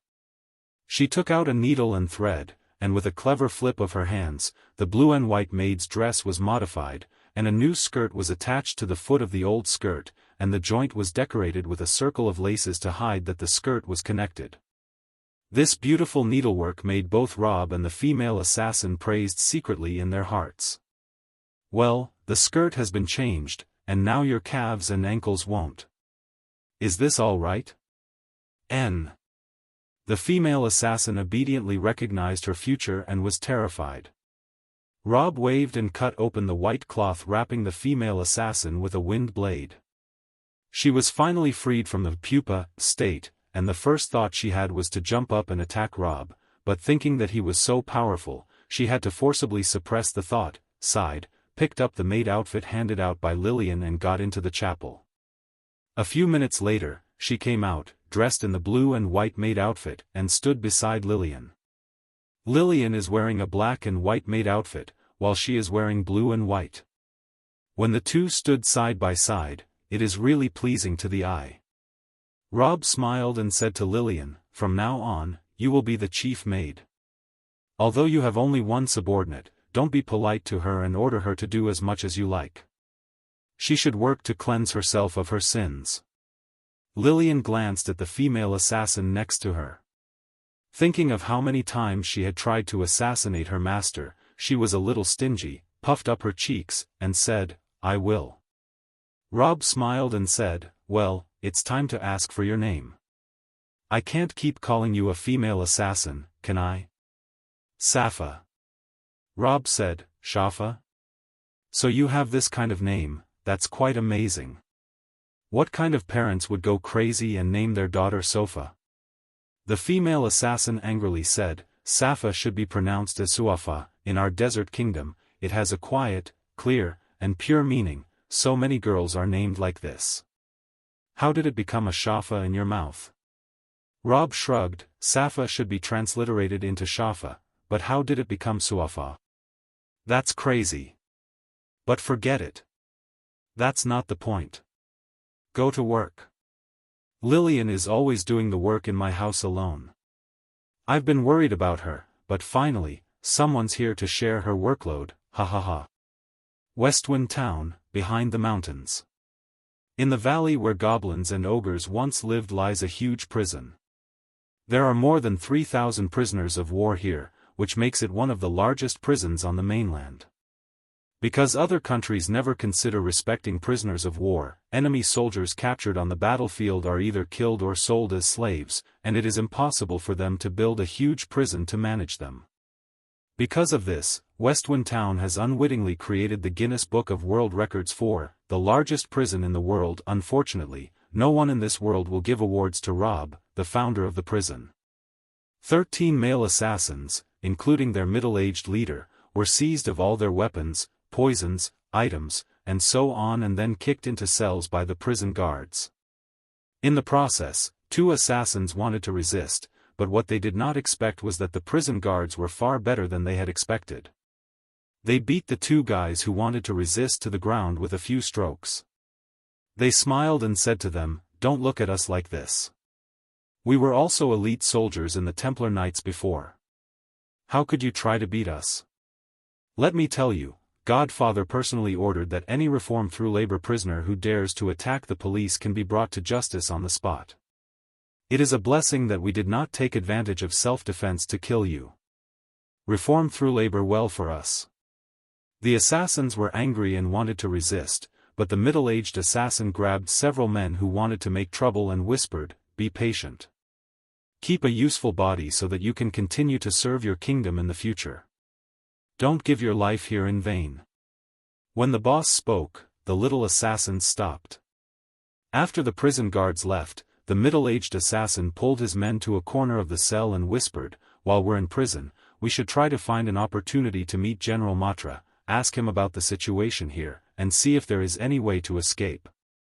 Maybe when the main army attacks the town, we can cooperate inside and outside." After all, the assassins were professionally trained, and their patience was very good. They'll put up with it now that the boss has said so. After a while, a group of prison guards came and led them to the back of the prison, where two parallel white lines were drawn on the ground, and the prison guards threw tools on the ground, dig a long canal along the shape of these two white lines. "This is your work today. When you hear the sound of the bell ringing in the evening, you can stop working, follow the other prisoners, go to the place where you eat, and finish your meal. Afterward, come back here and work, and when it's time to go to bed, I'll ring the bell again, and you'll go back to your cells and rest." The middle-aged assassin thought to himself, "Follow the other prisoners? That is to say, we have a chance to talk to General Matra." Now that there was a relieving thought, the assassins did not panic. They picked up the tools, such as shovels, and dug up the ground. Today is the assassins' first day in prison, so many prison guards are in charge of them. Rob told Chief Elsie to take care of them in the first few days, as long as they were subdued in the first few days. They would be easy to manage later. So Chief Elsie sent 10 men to take care of the 13 assassins, and all 10 of them asked Rob for the blessing of the king so that even just one person could defeat their group. There was no need for the assassins to act rashly, so they just dug the canal silently, but they didn't work very hard. The 10 prison guards who were in charge of looking after them saw that they weren't working hard but did not come up to beat and scold them. This is because Rob said that using whips and sticks to force reform through labor prisoners to work is the stupidest and least efficient way, and it does not necessarily have any good effect except to tire themselves. All kinds of welfare and commutation measures can really make the prisoners of war work hard, and there is no need to rush to tell the new prisoners of war until they get to know it. While pretending to work, the 13 assassins peeked around and saw prisoners of war working everywhere. Some were carrying stones, some were carrying dirt, some were carrying buckets of fruit juice, and some were carrying large baskets of fruit. There were many prisoners of war left unattended, meaning there were no prison guards around them. The leader of the assassins saw Matra from afar. The general was obviously an important person, but no one was watching him. He was carrying a basket of apples, carrying them. Taking advantage of the fact that no one noticed, he took an apple out of the basket, stuffed it into his mouth, and ate it clean with a few bites.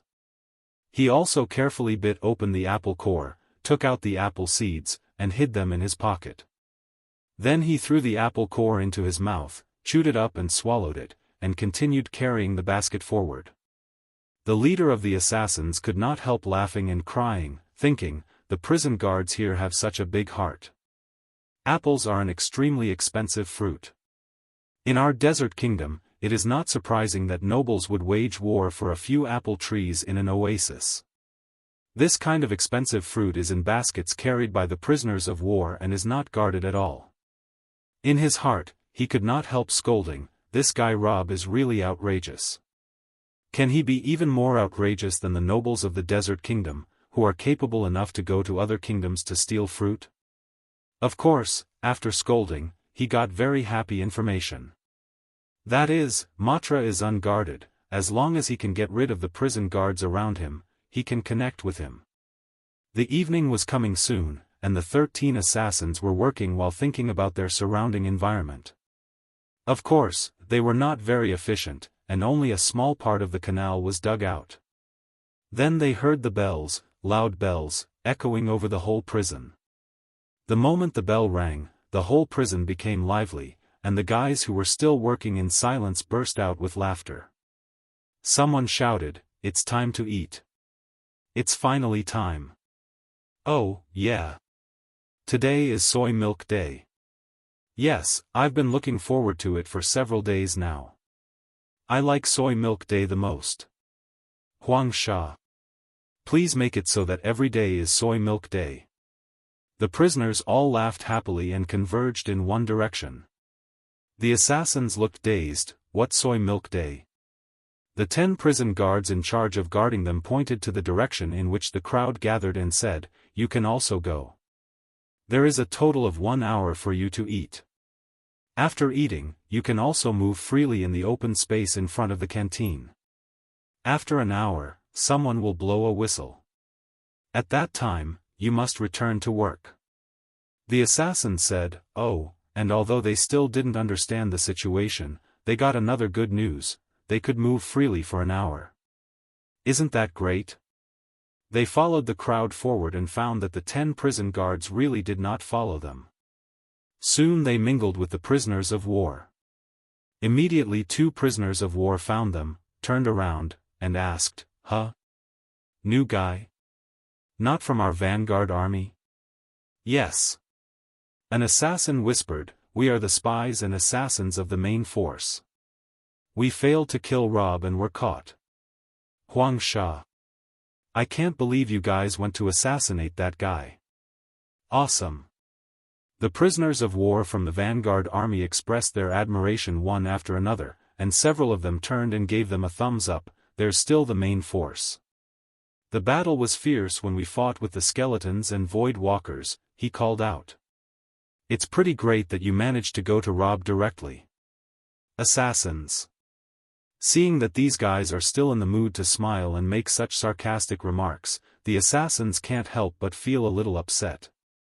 You've all been arrested and locked up in prison for hard work and dare to talk and laugh? An assassin whispered, "We were being watched by more than a dozen prison guards just now." Is the guard very strict here? A prisoner of war replied in a low voice, "It's fine. They won't be very strict if you don't try to escape for a few days in a row." What if you try to escape? Asked an assassin. It's better not to. There was a strange expression on the prisoner's face, like the kind remembering something horrible. It was several seconds before he whispered, "I escaped and was put on a ceiling fan. As someone who has experienced it, I must advise you not to have anything to do with a ceiling fan for the rest of your life." The assassins did not know what the ceiling fan was, but when they saw the expression of the prisoner of war, they roughly guessed that it should be a terrible instrument of torture. The prisoner of war continued, "In short, observe for a few days. You are assassins, and you are good at observation. Don't act rashly yet." With that, everyone poured into the canteen. It is impossible to have a canteen that can hold 3,000 people these days, so the assassins found that the canteen is divided into areas and that in this area where they work, there are only about 700 or 800 prisoners of war, and the rest should be in other areas. The leader of the assassins looked around but did not see Morta. It seems that he was assigned to eat in the canteen in another area. It seems that it is impossible to talk to him while waiting. They can only wait until their free time after dinner and talk to him outside the open space. Where can I pick up the meal? An assassin asked the prisoner next to him. Follow me. The prisoner led him to the corner of the canteen and took out a crude iron plate. Take this plate and pick up the meal at the front window. As soon as the assassin looked at the plate, he thought, what a crude plate, it seems that the food will not be good, it should be the same grade used for livestock. The assassins could not help sighing, this plate is terrible. I don't think the food distributed here will be better than that of those given to cattle. As soon as this was spoken, the vanguard army prisoners of war next to them looked at them with strange eyes, and for a while, they did not speak. After a long time, a prisoner of war whispered, "Don't talk nonsense. Our food here is no worse than that of the little nobles in the desert kingdom." What? The assassins wondered if something was wrong with their ears. What did you say? The prisoner of war said, I said, what we eat here is noble food. The assassin seriously suspected that he had heard voices. No, no. The enemy must have brainwashed these prisoners of war, and they are talking nonsense. An assassin solemnly reminded the prisoner. I said, "Are you out of your mind? Or have no idea what nobles eat? The nobles of our desert kingdom can often eat vegetables picked in an oasis. You can't eat such things as prisoners of war here." Before he could finish complaining, he saw that the fastest prisoners of war had taken their dinner and passed in front of the assassins with rice plates. A loaf of bread, 2 boiled potatoes, 2 green vegetables, and a cup filled with milky liquid was on the crude iron plate. He didn't know what it was. The 2 green vegetables immediately attracted the eyes of the assassins. The bread and potatoes are not important, only those 2 green vegetables, too good in their eyes. This thing in the desert kingdom, such green food can only be made in small quantities, and that little bit of vegetables belongs to noble men. For ordinary people, you can only eat cheap food. Even if they occasionally improve the food, they can only eat some mutton, camel meat, and so on to celebrate festivals, where they are qualified to eat green vegetables. My father. An assassin could not help scolding in a low voice, "I am blind, damn it." "What a coincidence, we were dazzled, too," said the assassin next to him. "Is this food for prisoners of war?" Even the leader of the assassins, who had always been calm and rational, could not help wiping a sweat. "Even I haven't eaten such food many times." The assassin leader does not have a noble title, but green vegetables can occasionally be eaten by some bigwigs. The assassins thought, "There's something wrong here." A prisoner of war said with a smile, "It's not surprising that green vegetables are not in great quantity in a desert. How difficult it is to grow green vegetables compared to the desert kingdom is obvious. But, you have never seen the miracle of Godfather. In the middle of winter, he'll dig up the snow and sow seeds on the frost below. The next day, they'll all grow up. The first time I saw it, I almost peed my pants." The assassin frowned. "I can understand if you call him Godfather in front of him to save your life, but shouldn't you call him Rob when you're talking to us now? Have you already colluded with the enemy and betrayed the kingdom?" The vanguard army prisoner said with a bitter face, after seeing too much of what he has done. "I couldn't help saying it. It's my fault. I'll call him Rob, all right? Newcomer, I tell you, this Rob's farming is too ferocious. If he plants today, he can reap it tomorrow. Anything that can grow in the field will be of no value in his hands. Green vegetables are nothing. I'm telling you, the real value on my plate is the soy milk in this cup." "What is this?" The assassin stared at the cup. "It's called soy milk and can be said as soybean milk. As its name implies, it should be made from beans. What's the big deal? Beans are really no big deal, and it's no big deal for beans to be ground into milk." The prisoner of war said solemnly, "But add sugar to it, and it becomes great. This is something that even the nobles of our desert kingdom may not have a chance to eat, but here, we can have sweet soy milk every 5 days, once every 5 days. Ha ha ha." When the assassins heard this, their faces couldn't help but change. Sugar? There is no need to say how precious sugar is. It's more valuable than vegetables, better than gold. Even the nobles of the desert kingdom dare not eat it casually because to eat a mouthful of sugar is to eat a mouthful of gold. They did not expect that the people here unexpectedly put sugar in soybean milk for prisoners of war to drink. No. This is impossible. This stupid prisoner of war must be lying to me. I have to taste it with my own mouth. An assassin rushed to the food distribution window, and a lazy prison guard put a piece of bread, 2 potatoes, 2 green vegetables, and a cup of soy milk on his iron plate and then said, "Next." His expression was cold. He seemed to be doing something ordinary, and he was not as careful as he should have been in distributing food. When the assassin saw that the prison guard was distributing potatoes, his spoon stained with a piece of chopped potato the size of a ping-pong ball, he was in awe. But with the wave of the guard's spoon, the chopped potato fell to the ground. The assassin did not even care about his own status and cried out with heartache, You wasted food. Food is a gift from God, and you will be damned. Oh. A piece fell? The prison guard stopped. It's really not good to waste food. If you don't mind picking up something on the ground to eat, you can have that potato. Pick it up. The assassin was overjoyed, quickly squatted down, picked up the chopped potato, and put it on his own iron plate. The potato was stained with some sand on the ground, but the assassin did not care. It's not a problem at all. There was only joy in his heart, and he could not help sighing, God of the desert. Thank you for giving me an extra potato. Godfather obviously planted it, and then I gave it to you. Why thank the God of the desert? The prison guard was very dissatisfied with the way he did things. In the past, I didn't understand when I was in the church, but after listening to Godfather, I felt that there was something wrong.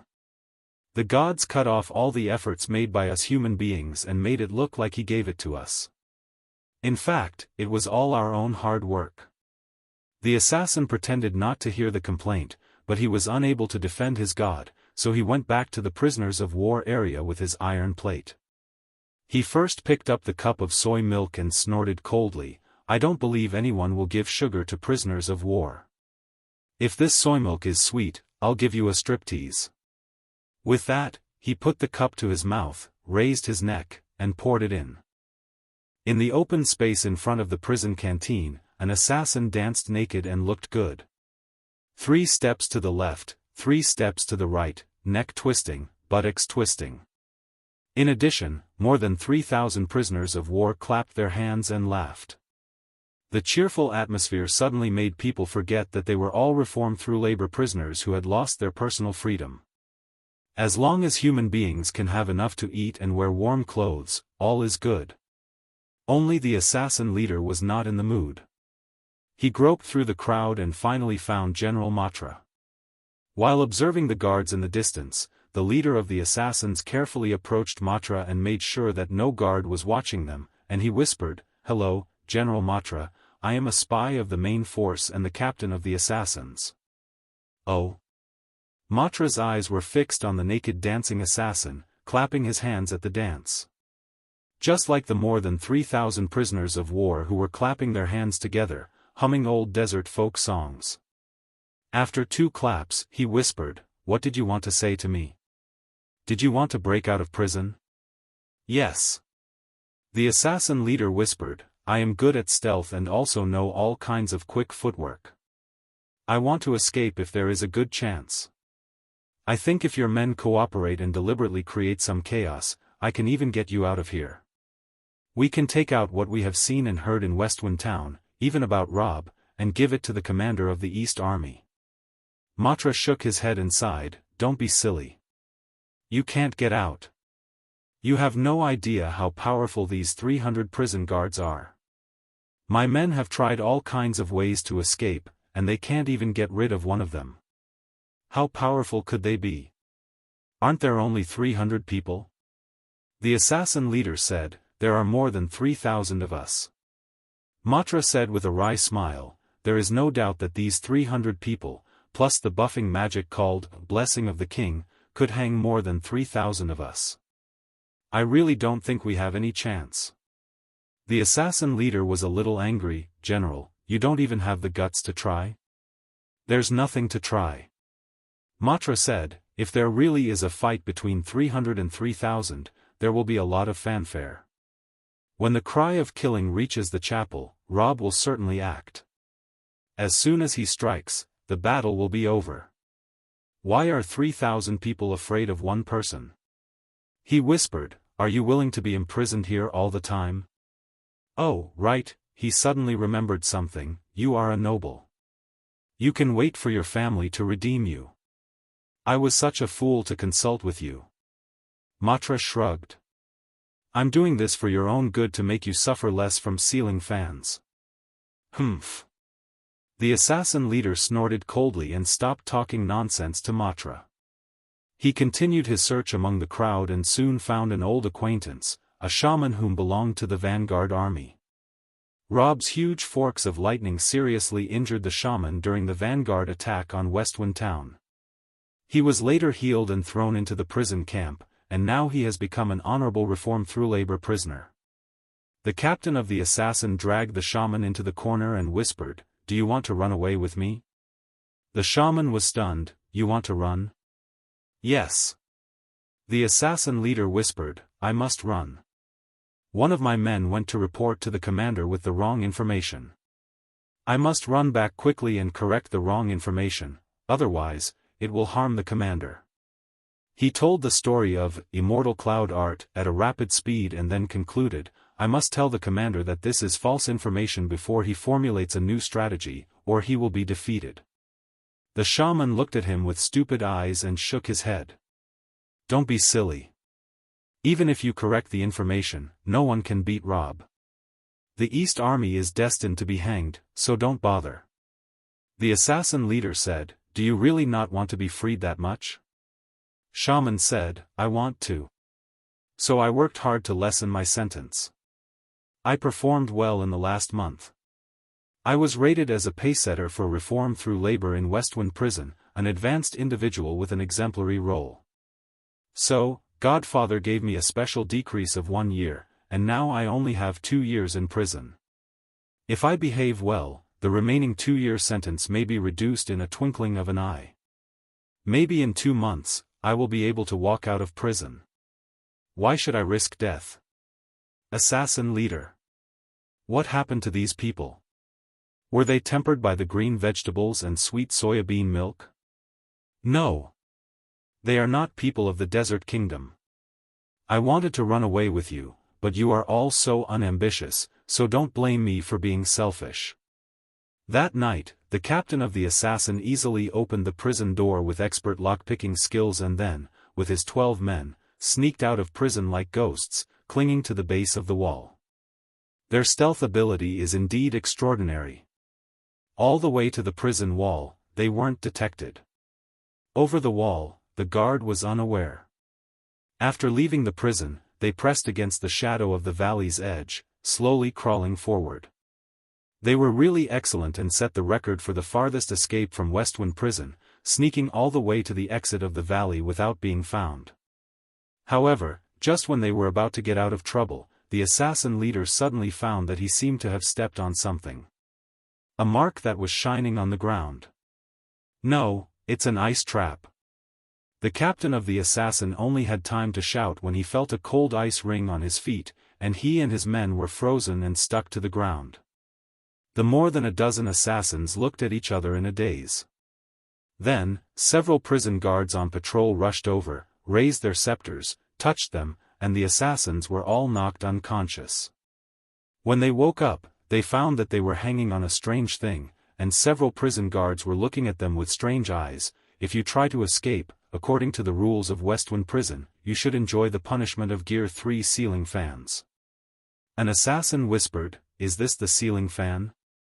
Another one snorted, "What is there to be afraid of hanging like this?" The assassin leader also said, "We are the people of the desert, we are not afraid of any torture, let the torture come to us more violently." The prison guard laughed, "You talk big now, but you won't be able to soon." He put his hand on the handle of the ceiling fan and said with a smile, "To tell you the truth, I quite like to play with this." With that, with sudden force, he suddenly shook a rod, making it rotate very fast. Assassins, @_at. It was dark and Rob soaked in the hot spring pool again, looking at the stars in the sky. On the quiet night, everything seemed the same as before, except that it was not Lillian with him, but the female assassin Safa, which is pronounced as Suafa. Suafa, dressed in her extended blue and white maid outfit, specially found a hood to cover her black hair, showing only her face and hands. If it is an old woman wrapped up like this, she'll be called very ugly, but when it's a beautiful woman wrapped in this way, it adds a trace of mysterious beauty. To be beautiful is to do whenever, and no clothes can cover true natural beauty. She put a plate of kebabs covered with all kinds of seasonings by the hot spring pool and whispered, "Here are the midnight snacks you wanted." With that, she also showed a look of disdain, even eating a midnight snack is so luxurious. You will be damned for your extravagance and wasteful attitude, covered with all kinds of expensive condiments. Rob said, Is it that luxurious to have a kebab? And I'll be damned too? Is it that crazy? Apologize to the little brothers and sisters who eat kebabs on the streets. The female assassin didn't understand his nonsense, so she pretended not to hear them, and ignored him. Rob smiled and said, "Would you like to join us? Let's be extravagant, like we did yesterday." Sufa bit her lower lip. I still know my position. It is inconceivable that I am still alive now, and I dare not expect to have good food as I did yesterday. Knowing that she prefers vegetables over meat, Rob smiled and shoved a spoon of roasted broccoli into her hand. "Take it. Although you are a reform-through-labor prisoner, you also have the right to have enough to eat. Your fellow assassins are having sweets for dinner tonight." "Huh? They can have sweets?" Suafa was skeptical.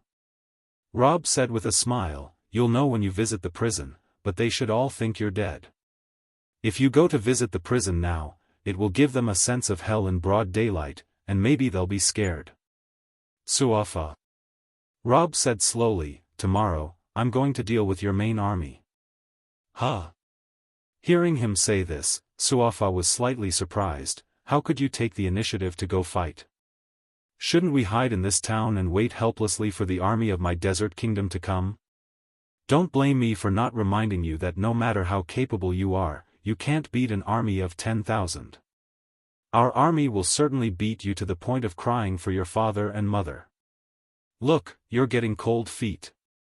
Rob said with a smile, "As soon as I said I was going to fight your army, you immediately told me not to go with a look of surprise and fear, and hurriedly threatened me that your army was so strong that I should not dare to go. Tut tut, in fact, you have already felt it." Speaking till that point, Rob dragged a long note. Suafa was in a panic, and there was a kind of embarrassment that he could see through. "What do you mean?" "I don't feel anything." Rob said with a smile, "You feel that even the whole East Army cannot beat me, so you are afraid that I will go and attack them. You are afraid that I will arrest them all as prisoners reforming through labor." Sufa was silent. She was really seen through by Rob. How on earth can they defeat a man who cannot be stabbed with a knife, cannot be killed by poison, and whose magic is very powerful? She doesn't know. She is an assassin and a secret spy for the army and was caught, which means that the East Army does not know what she can't reveal.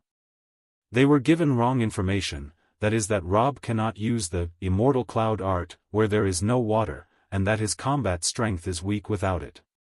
With the wrong information and the incomparably powerful strength of the enemy, no matter what she thinks, the East Army has no chance of winning. "Don't worry."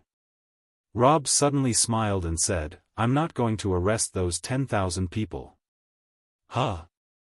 Suafa froze slightly. "Why?"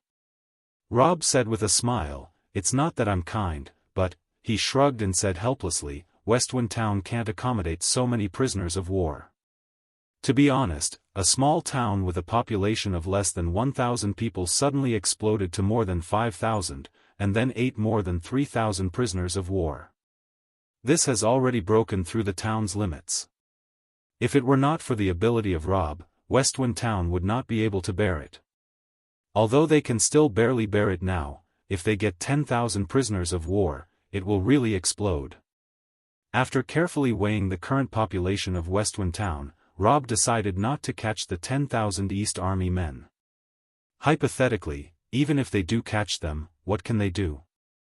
It is impossible for 300 prison guards to take care of more than 13,000 prisoners of war, and the very boring stage, prison break, will come every day. Rather than bringing them back to make a mess, you might as well not have them in the first place. So about the unwanted population, they have no choice but to drive them away. He could lazily wait for the East Army to come and drive them away, but the Westwind Town is not that small now, and there are loopholes everywhere.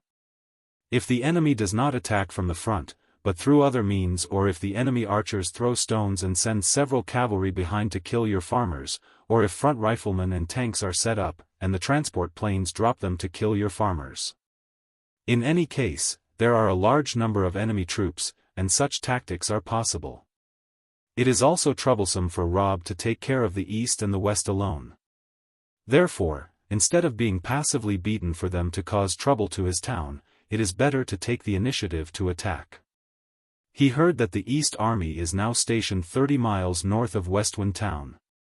So if he ran 30 miles to drive the enemy away, he'd prevent them from sabotaging his SimCity game. That's not bad, too. He turned to Suafa and said with a smile, "Don't worry, I'm just driving them home. I have a great personality that I never trample on other people's lives easily. Because I love everything." Suafa's face did not change. "You are a fake priest of the Church of Light. Don't pretend to love everything like the God of Light. Besides, the Church of Light didn't fool me in the first place. Yes, I am not a clergy of the Church of Light, and I am not talking about the God of Light," Rob said with a smile, "but there is no doubt that I love everything. I love sunshine, snow, food, beauties, games, anime, novels and sand sculptures. I love these things. Is that strange? Suafa. Tomorrow I'm going to drive all your companions away, and they are going to be so scared that they dare not disturb my peaceful life again. If you're interested, you can follow me and see how I'll do it," Rob said. As soon as dawn broke, the female assassin got out of bed. She couldn't sleep well last night. Last night Rob said that he was going to deal with the East Army of the Desert Kingdom today. How could she sleep with the news? She had been tossing and turning all night, worried, and even tried to sneak away to inform the army, but she dared not run at the thought of Rob's terrible strength, for fear that Rob was pretending to be asleep again. She'll be caught as soon as she started running, and then he'll humiliate her in a different way. After an uneasy night, she got up early and looked immediately at Rob's bedroom door, waiting to see what he was going to do. But she had to wait. She heard Lillian in the kitchen shouting, "Newcomer, come and light the fire and make breakfast for master." Suafa had to go to the kitchen immediately and work with Lillian, making a fire, boiling water, making hot milk, baking a cake. After being busy for a long time, breakfast was ready. However, Rob's room was still quiet, and the guy didn't get up yet. At this time, he should have got up and sat on his stone stool in the courtyard. "What the heck is going on today?" Lillian said, "Newcomer, go and wake master for breakfast." Suafa had a strange look at Lillian and whispered, "In our desert kingdom, if a slave dares to disturb his master to sleep in, he may get killed. Are you and Rob so in different superiority and inferiority?" Lillian said proudly, "My master is different from your bad nobles. Master is very kind to me, and master said that only if he goes to bed early and gets up early can he be healthy. If he sleeps late, it is an unhealthy attitude towards life. As his life assistant, I have the responsibility and obligation to wake him up. Instead of getting angry, he will thank me." Suafa said, "What is a life assistant?" Lillian, "I don't know. Anyway, words often pop out of the master's mouth that I don't understand." "It doesn't matter. Go and wake master up." Suafa shook his head, wondering whether Rob was a good guy or a bad guy. She came to Rob's door and knocked softly, but there was no answer, so she gently opened Rob's room and looked inside. Rob is sleeping soundly and looked handsome. Although Suafa regards Rob as the enemy, she has to admit that Rob is a very handsome man. It is like he has the perfect facial features, and there is nothing wrong with the proportions and distances. If he was in a different time, place and had a different identity, she could easily be tricked into falling in love by such a handsome guy. Suafa stood in front of Rob's bed, then made his hand look like a knife, pointed it at Rob's neck and cut it hard. "Miss." Rob's eyes opened. "Geez, are you really not afraid that I will make you look like 18 when you treat me in such a fierce way early in the morning?" "It was Lillian who asked me to wake you up," Suafa said in a disgruntled tone. "She said you wouldn't mind being woken up and said it was the responsibility and duty of a life assistant." Rob said lazily, "I did say that, but I didn't say you could wake me up in this way. You should learn the standard morning bite." "What is a morning bite?" "It is, forget it, lest you learn bad things." I think it's better for girls not to know about this. Rob crawled out of bed, and Suafa turned her back immediately without looking at him changing his clothes. Hearing the patter of clothes behind him, Suafa could not help saying, "Didn't you say that you are going to deal with the East Army of my desert kingdom today? Why are you still sleeping in? Don't you have the tension you should feel before the war? Should you not recruit and mobilize your army? There's nothing to mobilize." Rob smiled and said, "Do you feel nervous when you're going to beat the 2-year-old next door? Will you inform it to everyone? Do you still need to take your army? Stop talking nonsense." Suafa angrily said, "Do not compare our kingdom's army as a 2-year-old child." "Then, you want me to describe them as 3-year-olds? Suafa." Rob smiled and said, "I'm telling you, a 3-year-old may not be able to beat a 2-year-old." Suafa had to keep silent and stop talking nonsense to him. After a while, Rob changed his clothes, finished washing, went out and sat down on his stone stool, and Lillian immediately served the breakfast she had just made to him. Suafa was washing clothes under the faucet in the yard, while looking at Rob slowly eating breakfast there, not at all impatient, but she became anxious. Damn it. How could there be such a person? Weren't you supposed to go to war today? Could it be that he was just lying to me? He definitely didn't deal with the army of East Road. While Suafa was so anxious, Chief Elsie came. He was wearing a brand new police uniform, which looked very bright, and it was dotted with many gilded buttons. He looked very loud. He came to Rob and said with a smile, "Godfather, do you think my uniform of the police chief is all right? This is according to your request, the newly designed uniform. If you think there is no problem, it will be mass-produced for all police officers to wear, but ordinary police officers use copper buttons, captain-level ones use silver-plated buttons, and I, the chief, use gold-plated buttons." Rob said with a smile, "Except that the color of the button is a little coquettish, everything else is good. That's all." Chief Elsie continued, "Last night, the 13 assassins who had just been jailed tried to escape and were trapped by the ice trap you set beforehand. They were all brought back and put on ceiling fans." As soon as he said this, the next Suafa jumped over with a brush. "What? How are they now?" Chief Elsie said with a smile, "Now they're dizzy and awake in prison." "Ha!" Rob couldn't help rejoicing. Suafa breathed a sigh of relief that they didn't die. Chief Elsie continued, "However, these assassins are a little difficult keep. They can lockpick, stealth and hide, which makes them much more difficult to manage than ordinary soldiers. After stepping on a frozen trap once, it is not easy to trick them a second time. They will learn a lesson, and maybe next time. Don't worry." Rob said with a smile, "After breakfast, I will go and drive away the East Army of the Desert Kingdom. When they hear the news that the East Army had been defeated, their hearts would be much lighter. Moreover, it doesn't matter if they really escape. We are not short of more than a dozen people." Hearing Rob say that he was going to repel the army of the East Army, Chief Elsie was a little surprised. "Godfather, you took the initiative." "Oh, my God. That's impossible," Rob said, "lest they divide into many teams and attack several areas in Westwind Town at the same time.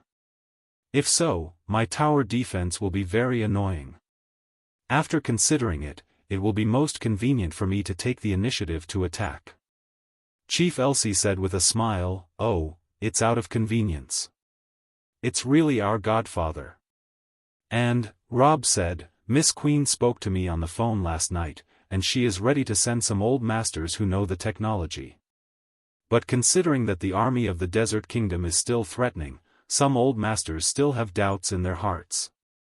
They are worried that as soon as they arrive in Westwind Town, the town will be captured by the Desert Kingdom army, so they will die, so the old masters are a little dissatisfied. Of course, this is not an era of complete freedom, these old masters have to come even if they do not want to come, as long as the Queen ordered, they have to come. This is even if they die. Others can be so capricious, but Rob is not. He does not want these old masters to come to Westwind Town with fear in their hearts, else they will not be able to teach their skills wholeheartedly, always thinking about how to escape. This also made it necessary for Rob to deal with the East Army of the Desert Kingdom as soon as possible.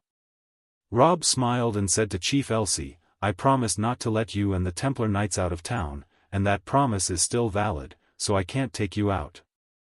You need to stay and guard the criminals in the prison. Help me borrow a group of private soldiers from the nobles, the leader of the assassins, Matra, and some of the sharpest prisoners of war in the prison. I'll show them how I fight." Chief Elsie immediately understood, kill the chicken to scare the monkey to make the monkey behave. It's really easy to talk to this guy. He's flexible and helps saves a lot of saliva. Rob smiled and said, "Those noble who want to stop by and watch the hustle and bustle can also be more confident buying more property here, so that they don't return to their previous place." Chief Elsie understood, the lower official will send someone to inform the nobles immediately.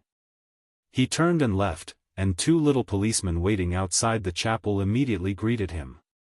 Chief Elsie said a few words in the ears of the two little policemen, and one ran to the prison, while the other ran to the second phase of the Wangjiang district project to inform the nobles. Rob turned to Suafa and said with a smile, "You have to follow." From Rob's unscrupulous attitude, she could see that Rob was not afraid of the 10,000 troops at all, and he even sent someone to watch the hustle and bustle. Her body trembled slightly. Was it anger? No. It's fear. Well, don't look so aggrieved. Rob said with a smile, "If I say I won't do anything to them, I won't do anything to them. I'm not a bloodthirsty killer. You go to prepare some small snacks, such as peanuts, melon seeds, potato chips, Coca-Cola, and so on. 30 miles is quite far, so you have to prepare snacks in advance." Suafa dived into the kitchen blankly. Rob called Lillian again, "Go and ask the carpenters to bring my rubber tire carriage." When number 8 came to Westwind Town along with the group of Dark Church members, they also brought dozens of good horses, all of which were sold to the people of the town in exchange for a sum of money. Rob bought a few horses at that time, but he never had a chance to use them. Later, after making rubber, he asked the carpenters to make a wooden wheelchair with rubber, and then made a carriage with rubber tires, and the horses he bought could be used to pull it. These horses never had a chance to come in handy. They ate meals for a long time, but they were idle fodder. Now, finally, it was their turn to glow for Rob. Soon, a townsman came to Rob's carriage and stopped at the chapel door. "Godfather, are you going to travel? Please allow me to be your coachman." Rob said with a smile, "There's going to be a war, are you afraid?" "War?" The townspeople were overjoyed. "Please take me to see the war." Of course, he was very happy to do something for Godfather, and he would be even happier to watch the war. When he comes back from the war, he could even become a hot topic among the townspeople. In this world, only the townspeople of Westwind Town have such an attitude when they talk about war. Ordinary people in other places are scared half to death when they hear about the war. Rob climbed into the carriage with a smile, and the interior of the carriage was luxuriously decorated, for Rob was more honorable than God in the eyes of the townspeople of Westwind Town, so the townspeople who made the carriage for him did not cut corners at all. The carriage used the finest birch, and all the details were perfect. The wide space in the carriage and the thick skins on the floor were sent by the hunters, and although they did not want the money, Rob forcibly gave them a large sum of money, so the hunters made a good profit. Money is of no use in Rob's hands, so it is more useful to give it to the townspeople to invigorate the economy. Suafa, with an obvious expression of worry on her face, followed the car and placed the snacks she had just prepared on the small table in the carriage. Then she continued to sit gloomily in the corner of the carriage, holding her knees in her hands and putting her chin on her knees. After the carriage stood at the chapel door for a while, Chief Elsie came over with several reformed through labor prisoners, including Matra, the assassin leader, and several fierce-looking criminals who were not easy to work with. As soon as Suafa saw their leader, she poked her head out of the carriage and shouted, "Captain!" The assassin leader was put on a third-gear ceiling fan last night. He finally recovered and then insulted Chief Elsie. As a result, he was given the fourth gear by the prison guards. As a result, he has not yet recovered.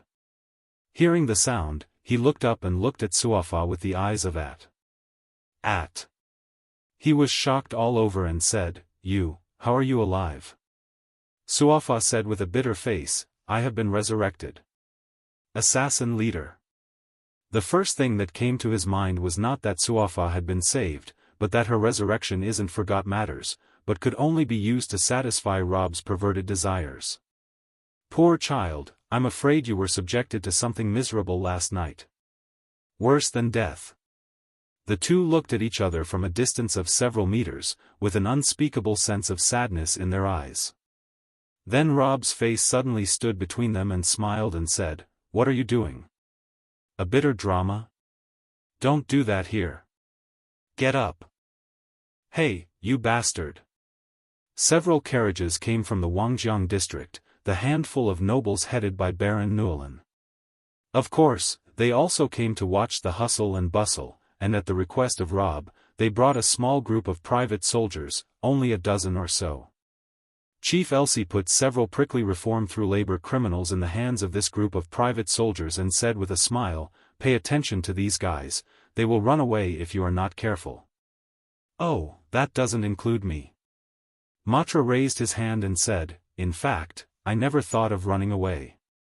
Of course, you are a noble, and someone will always pay to redeem you, so you won't run away. The assassin leader made an at face and said, You are the shame of the desert. Matra snorted coldly, You don't know anything about me. Seth, the god of the desert, didn't tell us not to jump in when he knew it was a pit. Rob waved to all the nobles, private soldiers, and even his own Karaji pullers, and said with a smile, All right, let's go, onwards, 30 miles north of the city, the East Army of the Desert Kingdom. It was the first time that Rob had taken the initiative, and when the townspeople of Westwind Town saw the carriage coming out of the chapel in the direction of the gate, they could not help but gather around the roadside.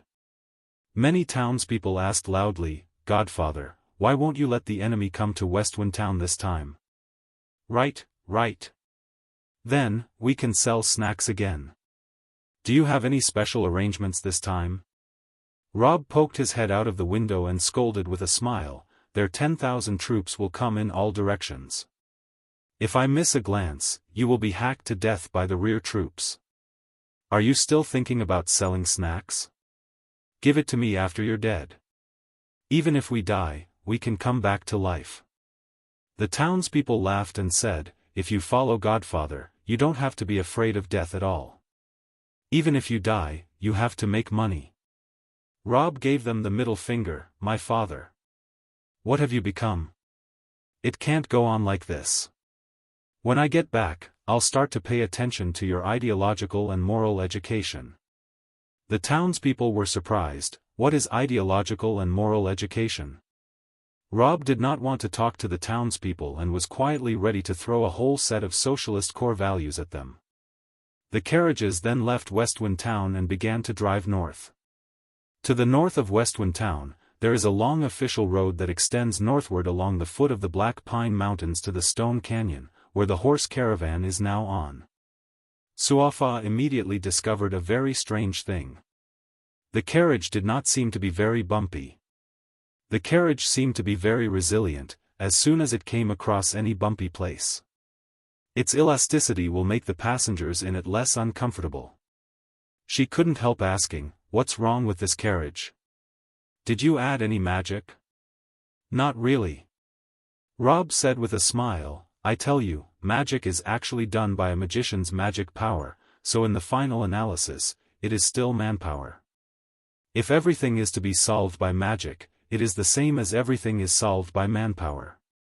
He went on to conclude, the real progress is to make all kinds of automated facilities as far as possible without any form of manpower.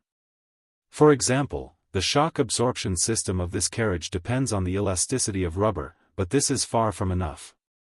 It seems that I have to add some springs to it so that the carriage can also have a certain shock absorption. Now the degree of shock passing through is still too high. Suafa. This touched the intellectual blind area of Suafa, so she had to shut up and not answer. In the back of the carriage, Baron Nuala's head stuck out and exclaimed, "Godfather, I think your carriage is extraordinarily stable. Is it caused by this strange black thing wrapped on the wheels?" Rob laughed, "That's right. But the chemical industry hasn't been developed yet, so it can't be mass-produced, so you can't think about it." Chemical industry? I don't understand at all. It's a pity, Nolan said. His head then retracted into the carriage. Rob turned his attention to Suafa and said with a smile, 30 miles will take a while. Don't huddle in a daze in the corner. Come on, have some snacks and you'll feel better. I won't eat. Well, then I'll enjoy it by myself. Rob grabbed a handful of potato chips and began to eat them.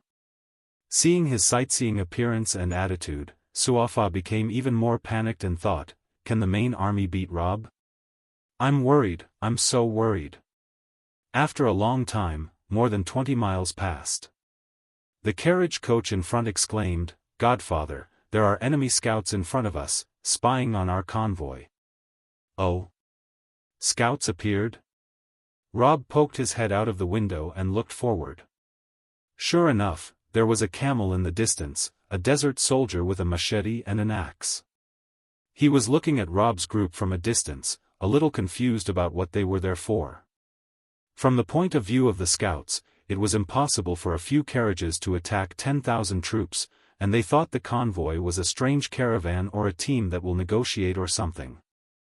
He had no idea of hurrying to report the news, so he planned to see what the caravan was doing first. Rob pointed to the scout and smiled, "Suafa, are all scouts in your desert kingdom so stupid and cute? There is a strong enemy coming," but he stood still and didn't even go back and call the police. If I wanted to catch him now, he wouldn't be able to escape. Consequently, I'll be able to rush in front of your army, which didn't even know anything, and catch them off guard. Suafa laughed and cried, "He knows ****T. It is impossible for a scout with a normal IQ to immediately report to 10,000 troops when he only saw a few carriages. Well, then, I have to remind him, lest you later say that I played a surprise attack and did not obey the rules of the world." Rob raised his voice and shouted to the scout, "Brother Scout, I'm going to attack the main army. Run!" He used the skill of the bard, the sound of nature, and his voice spread far away. The scout was at least 500 or 600 yards from the group, but he could hear what Rob said clearly. He could not help looking at Rob with a bewildered face and thought, is there something wrong on the other side? Rob continued to shout, "I am a fierce person. It'll hurt when I attack. If your army does not run away, it will be too late. Run away quickly. Come on, or else it will be too late." The scout raised his middle finger at Rob, "My father. Psychopath." When Rob shouted, the nobles in the back of his carriage could not help laughing and crying, but they really did not know how to complain. Our godfather is good at everything, and we are a little fond of parodies. But if we were enemy scouts, we wouldn't give you face either. Baron Nuln said, "Godfather, you're issuing the war challenge, aren't you? Let me help you." He held out his wand from the window of the carriage, looked at the scout from a distance, uttered a few words, and his chant was finished. 2 blades shot out from the tip of his wand, across the distant space, and flew towards the scout. However, scouts are not stupid. Experienced scouts all know how to control the distance between themselves and the enemy. The position of this scout is beyond the reach of any bow and arrow or magic, and Baron Newland's blade only reached half their distance before dissipating feebly in the air. The wind blade did not hit him, but the scout realized that the group was not good. As soon as he gripped the camel, he turned and ran. Rob laughed and said, "That's right. Go back and tell your army that Rob from Westwind is here. Run away quickly." The scout understood that the man who came was the Lord of Westwind Town. Damn it, shouldn't this guy be shivering in the town of Westwind Town, hoping that 10,000 troops would not attack him? He came here to die on his own initiative. He also said that he would attack our army, but did he simply not know whether he wants to live or die? I'll go back and notify the commander right now, and crush you to pieces. The scout hurried towards the camp, and soon he reached. 10,000 troops were stationed by the small river at this time, and the whole camp was surrounded by a wall made of wood. Several patrols walking around the camp, but the main force was basically resting. As the scout ran, he shouted, "Report! Rob, the Lord of Westwind Town, has brought dozens of men to meet our army." At this announcement, the soldiers of the Desert Kingdom in the camp burst out laughing. "Brought dozens of men to meet our army? Are you kidding me? Was your head caught in the door? Can't he bring more people?" Even if the scout made a mistake, he'd say that he had brought thousands of people, but he said that he had brought dozens of people. Ha ha ha. The soldiers of the Desert Kingdom rolled back and forth with laughter. As a matter of fact, the scout himself wanted to laugh, but he could not laugh. He had to hold back. Military intelligence was not child's play. No matter how ridiculous it was, he had to pass it back without error, otherwise his head would fall to the ground. He rushed all the way to the camp, turned over and got off the camel, and then ran into the camp. The commander, deputy general, great shaman and great witch doctor, the four bosses of the East Army, were sitting in the middle of the camp for discussion. The scout knelt on one knee in front of the commander. "Report, Rob of Westwind Town, with several carriages, a team of 100 men, came to meet our army. And arrogantly told us to run away quickly. He also said that it would be too late if we run slowly. Big Four." It was so outrageous that the four bosses didn't want to talk for a while, and after a while, the deputy general said grotesquely, "It's crazy enough for this man to dare to meet our army with only a few dozen people. How far is he from us now?" The scout said, "I have come back, how can I know how far away they are from us now? It can only be calculated by doing math. When I was scouting 5 miles from the camp, I found that Rob's group was 0.5 miles away from me. I ran back as soon as I found them. My camel was 2.2 times faster than them. Now the question is, when I have arrived here, how far are they from the camp?" Everyone. As soon as the problem came out, the deputy was confused on the spot. The shaman and the witch doctor next to him were also lost in thought and began to count with their fingers. In a twinkling of an eye, both of them did not have enough fingers and began to use their toes. The commander kicked the scout upside down. "Your mom's red asterisk asterisk dead." The great witch doctor put down his knotted fingers and said, "No matter how far he is from us, he shouldn't be far away. Should we get ready now?" The great shaman asked a little warily, "Since the other party dares to be so bold, they must have something to hold on to. We should not underestimate him. We must prepare well." The commander nodded. "The night before the last, our army assassin reported that they had stabbed Rob, but he could not be stabbed with a dagger. A female assassin gave her life in exchange for the important piece of information. Rob has a skill called Immortal Cloud Art. It can make him extremely powerful, and he won't be afraid of any physical attacks. He can only be defeated by magic or where there is no water." The great shaman nodded and said, "I see. No wonder the more than 3,000 people of our vanguard can't kill him. It seems that machetes and flying axes can't hurt him. The shamans of the vanguard are all entry-level shamans, and their magic skills are not strong. Under such circumstances, there is nothing the vanguard can do to him." The great witch doctor interfaced, "That is to say, there has to be no water." As soon as this was said, everyone glanced at the river behind the camp. "There happens to be water here." "Then forget it, don't think about the water problem." The commander said, "We can't move the river, so don't use physical attacks to deal with him. Let's kill him with magic. When it comes to killing the enemy with magic, we should use the newly brought the magic items we just developed. We can use him to do a little experiment." At this point, the deputy general next to him could not help laughing. "What the general said is that I will prepare that great new magic item. Hey, let the turtles of the Kingdom of Grand see the technology of our desert and broaden their horizons." At this point, the four guys can't help smiling. No one knows better than them how powerful the newly developed magic items are. Once this thing starts mass production, I'm afraid it will change the whole world. But for now, only experts in the Desert Kingdom know how to make magic items.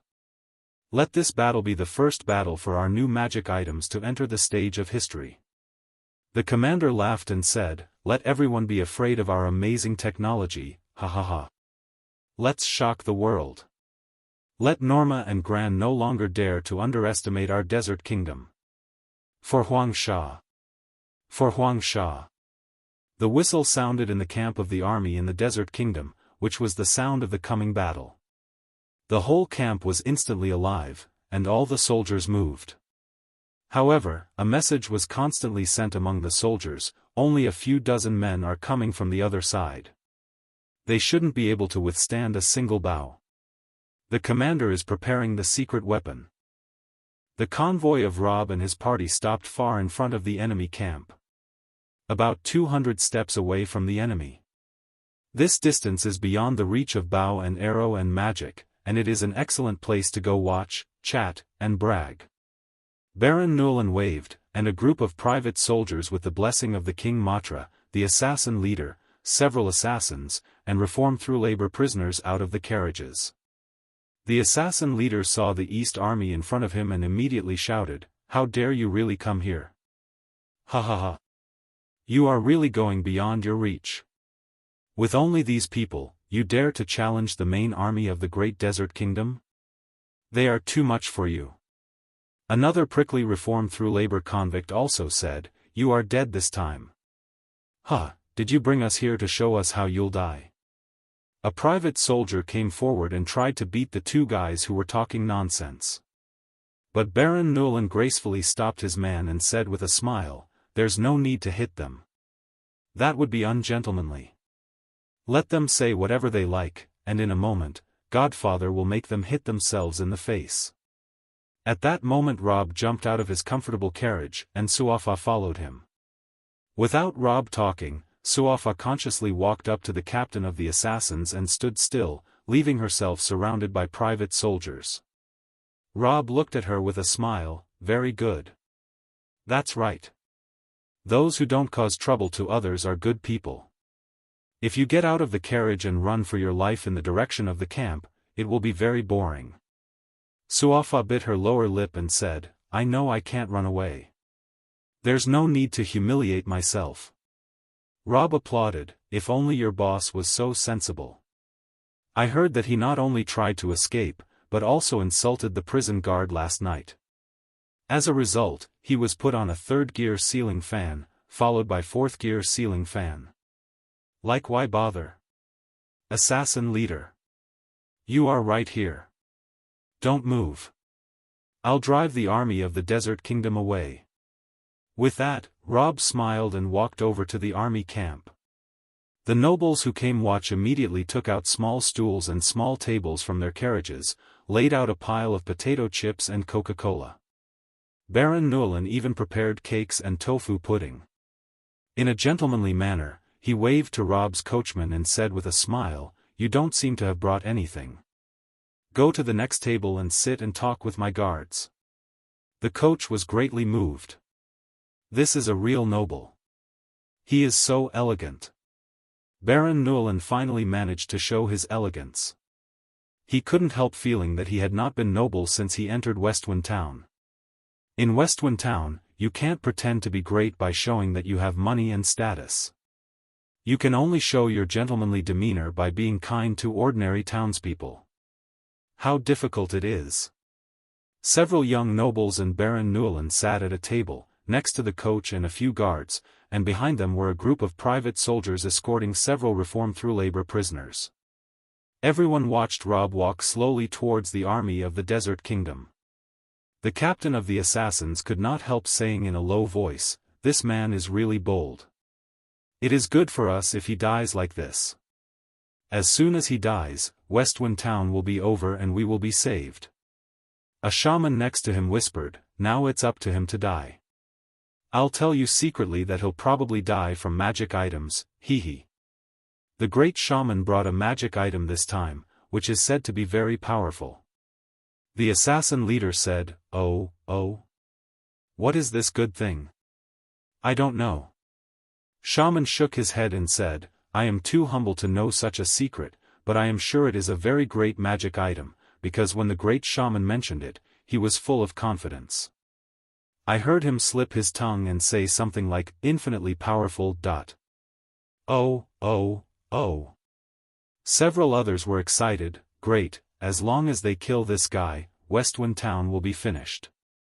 Rob did not know that someone behind him was talking about how he would die, and would not be angry even if he knew. He walked slowly to the Desert Kingdom camp before a trumpet sounded in the camp in front of him, and then the gate opened wide and an army swarmed out of it, and soon completed an array in front of the camp.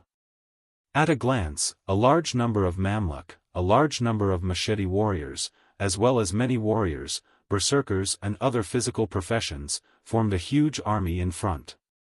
The other party received the false information that I deliberately revealed, and they should prevent me from using the Immortal cloud art.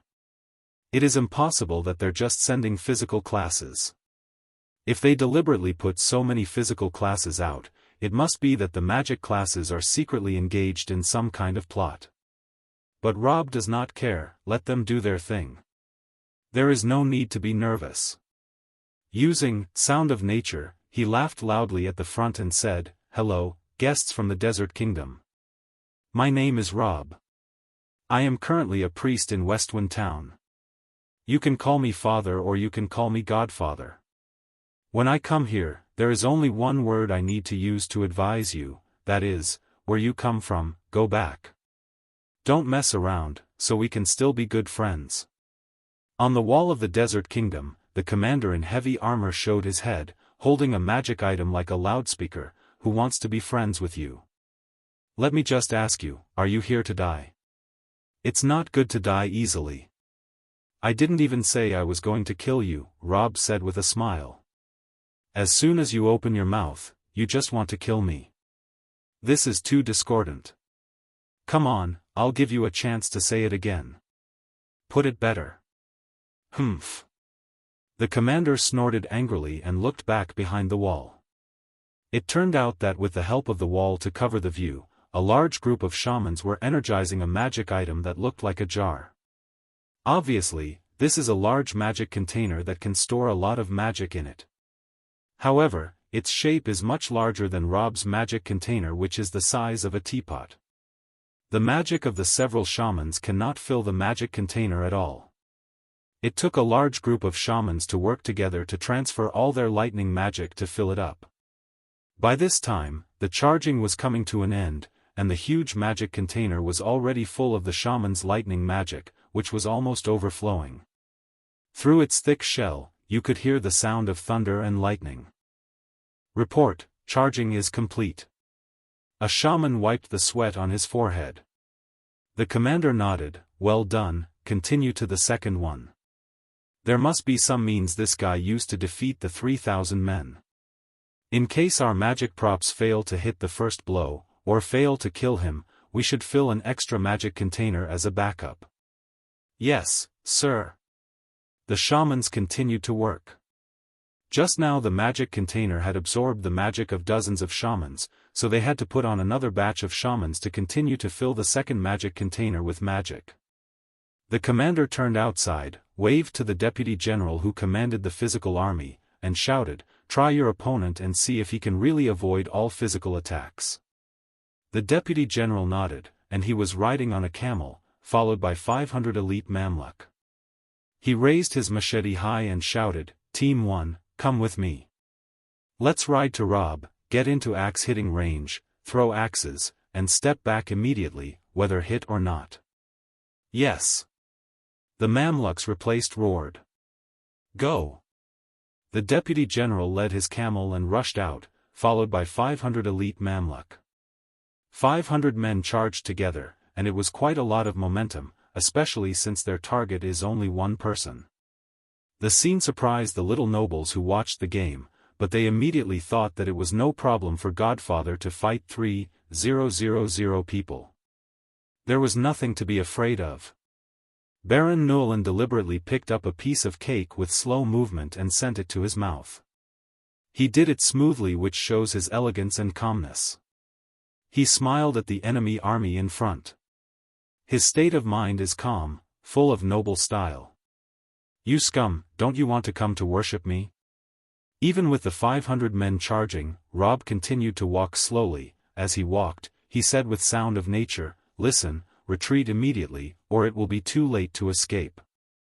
But after throwing their axes, the Mamluk in front went to the side, and the Mamluk behind them rushed up, and at the same time drew their axe and threw their axes in one fell swoop. 500 men, dozens of yards in front of Rob, turned to the side at the same time continuously, and 1,000 axes flew continuously towards Rob. Of course, no one thought that these axes could kill Rob, and even the most arrogant soldiers of the Desert Kingdom dared not think so naively, because Rob had defeated 3,000 men alone and dared to challenge 10,000 alone. It is impossible without some real ability. Everyone just wants to see what method this person is going to use to deal with the flying axes. Miss. Then, continuous axes, 1,000, kept passing through him. Miss. Miss. Miss. The words miss, which only Rob could see, kept jumping in front of his face, and hundreds of axes passed through him and fell to the ground behind him, piling up in an instant. The army of the Desert Kingdom was immediately surprised.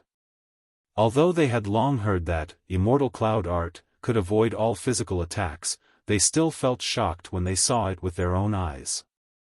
However, they were so surprised that they saw the flying axes poof into Rob's chest and hit, but did not penetrate. It turns out that there is a limit to the dodge count in the game. No matter how weak compared to Rob they are, they will have a 1% hit rate when attacking Rob.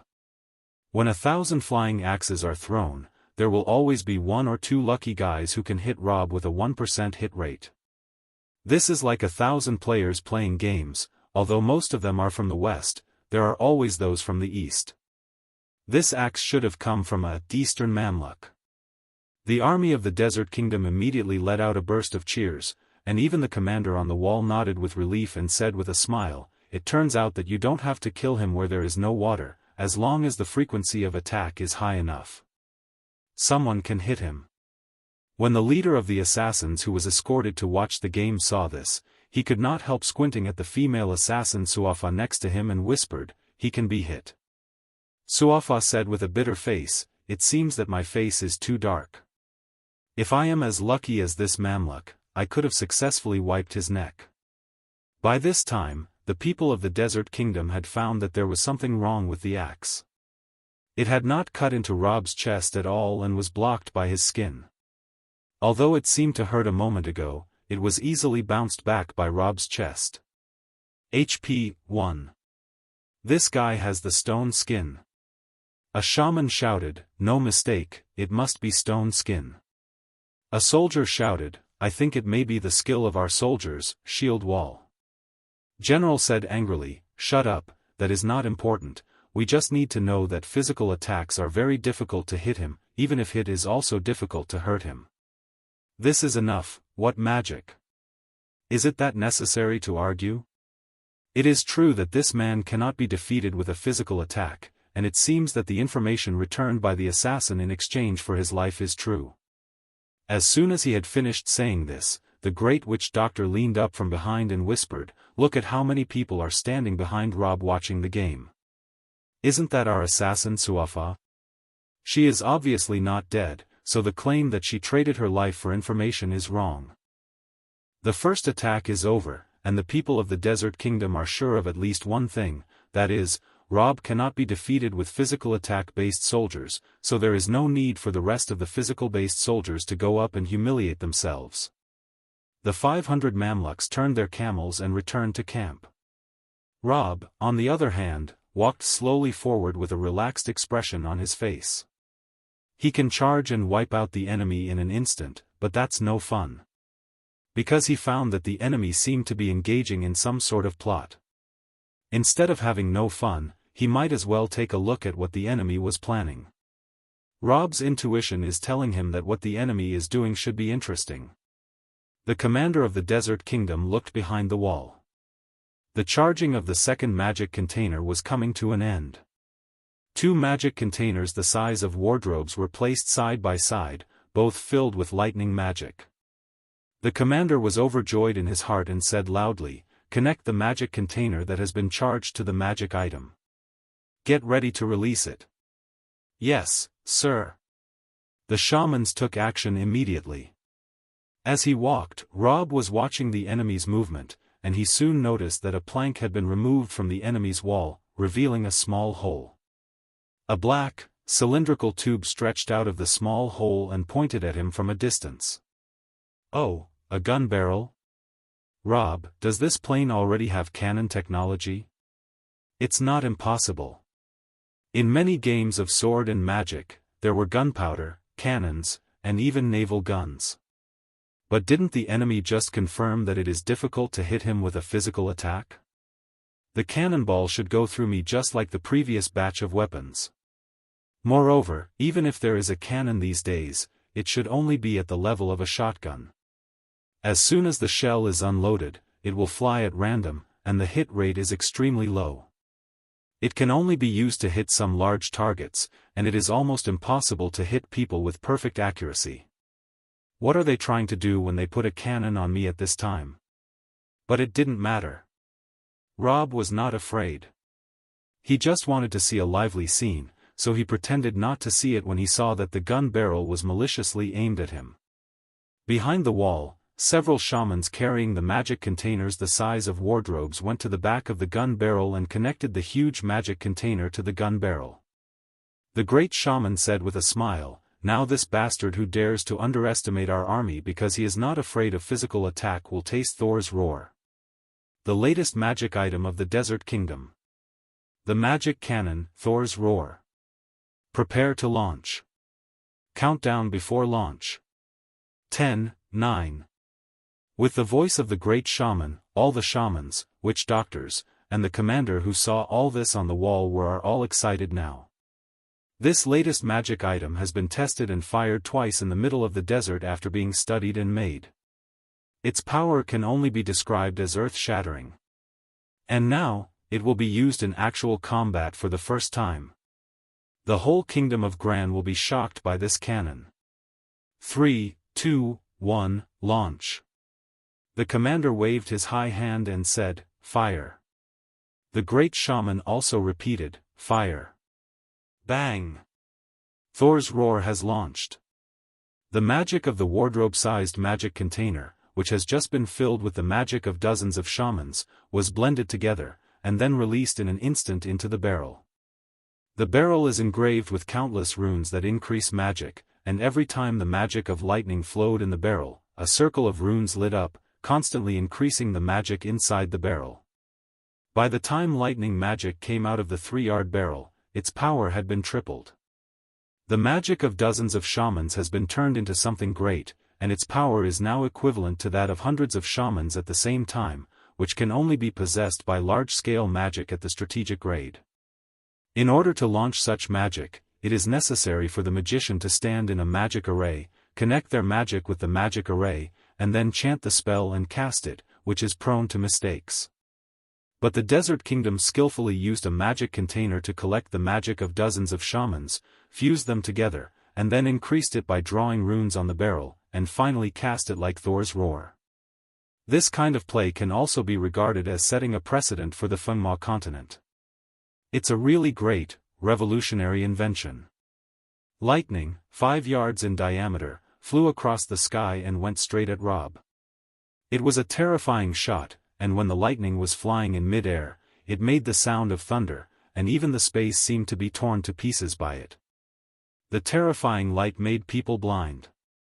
Baron Newlin, who was watching the play from a distance, was eating the cake elegantly and gentlemanly, but when he saw the cannon coming out of the chamber, he couldn't help jumping in horror. F***K. That's some great energy. God! How terrifying! Godfather, hide! The nobles jumped almost at the same time. The assassin leader and reform through labor prisoners who watched the battle behind them suddenly showed an expression of ecstasy on their faces. Even Matra, who had already accepted that he could use ransom to save himself, could not help thinking, this is powerful.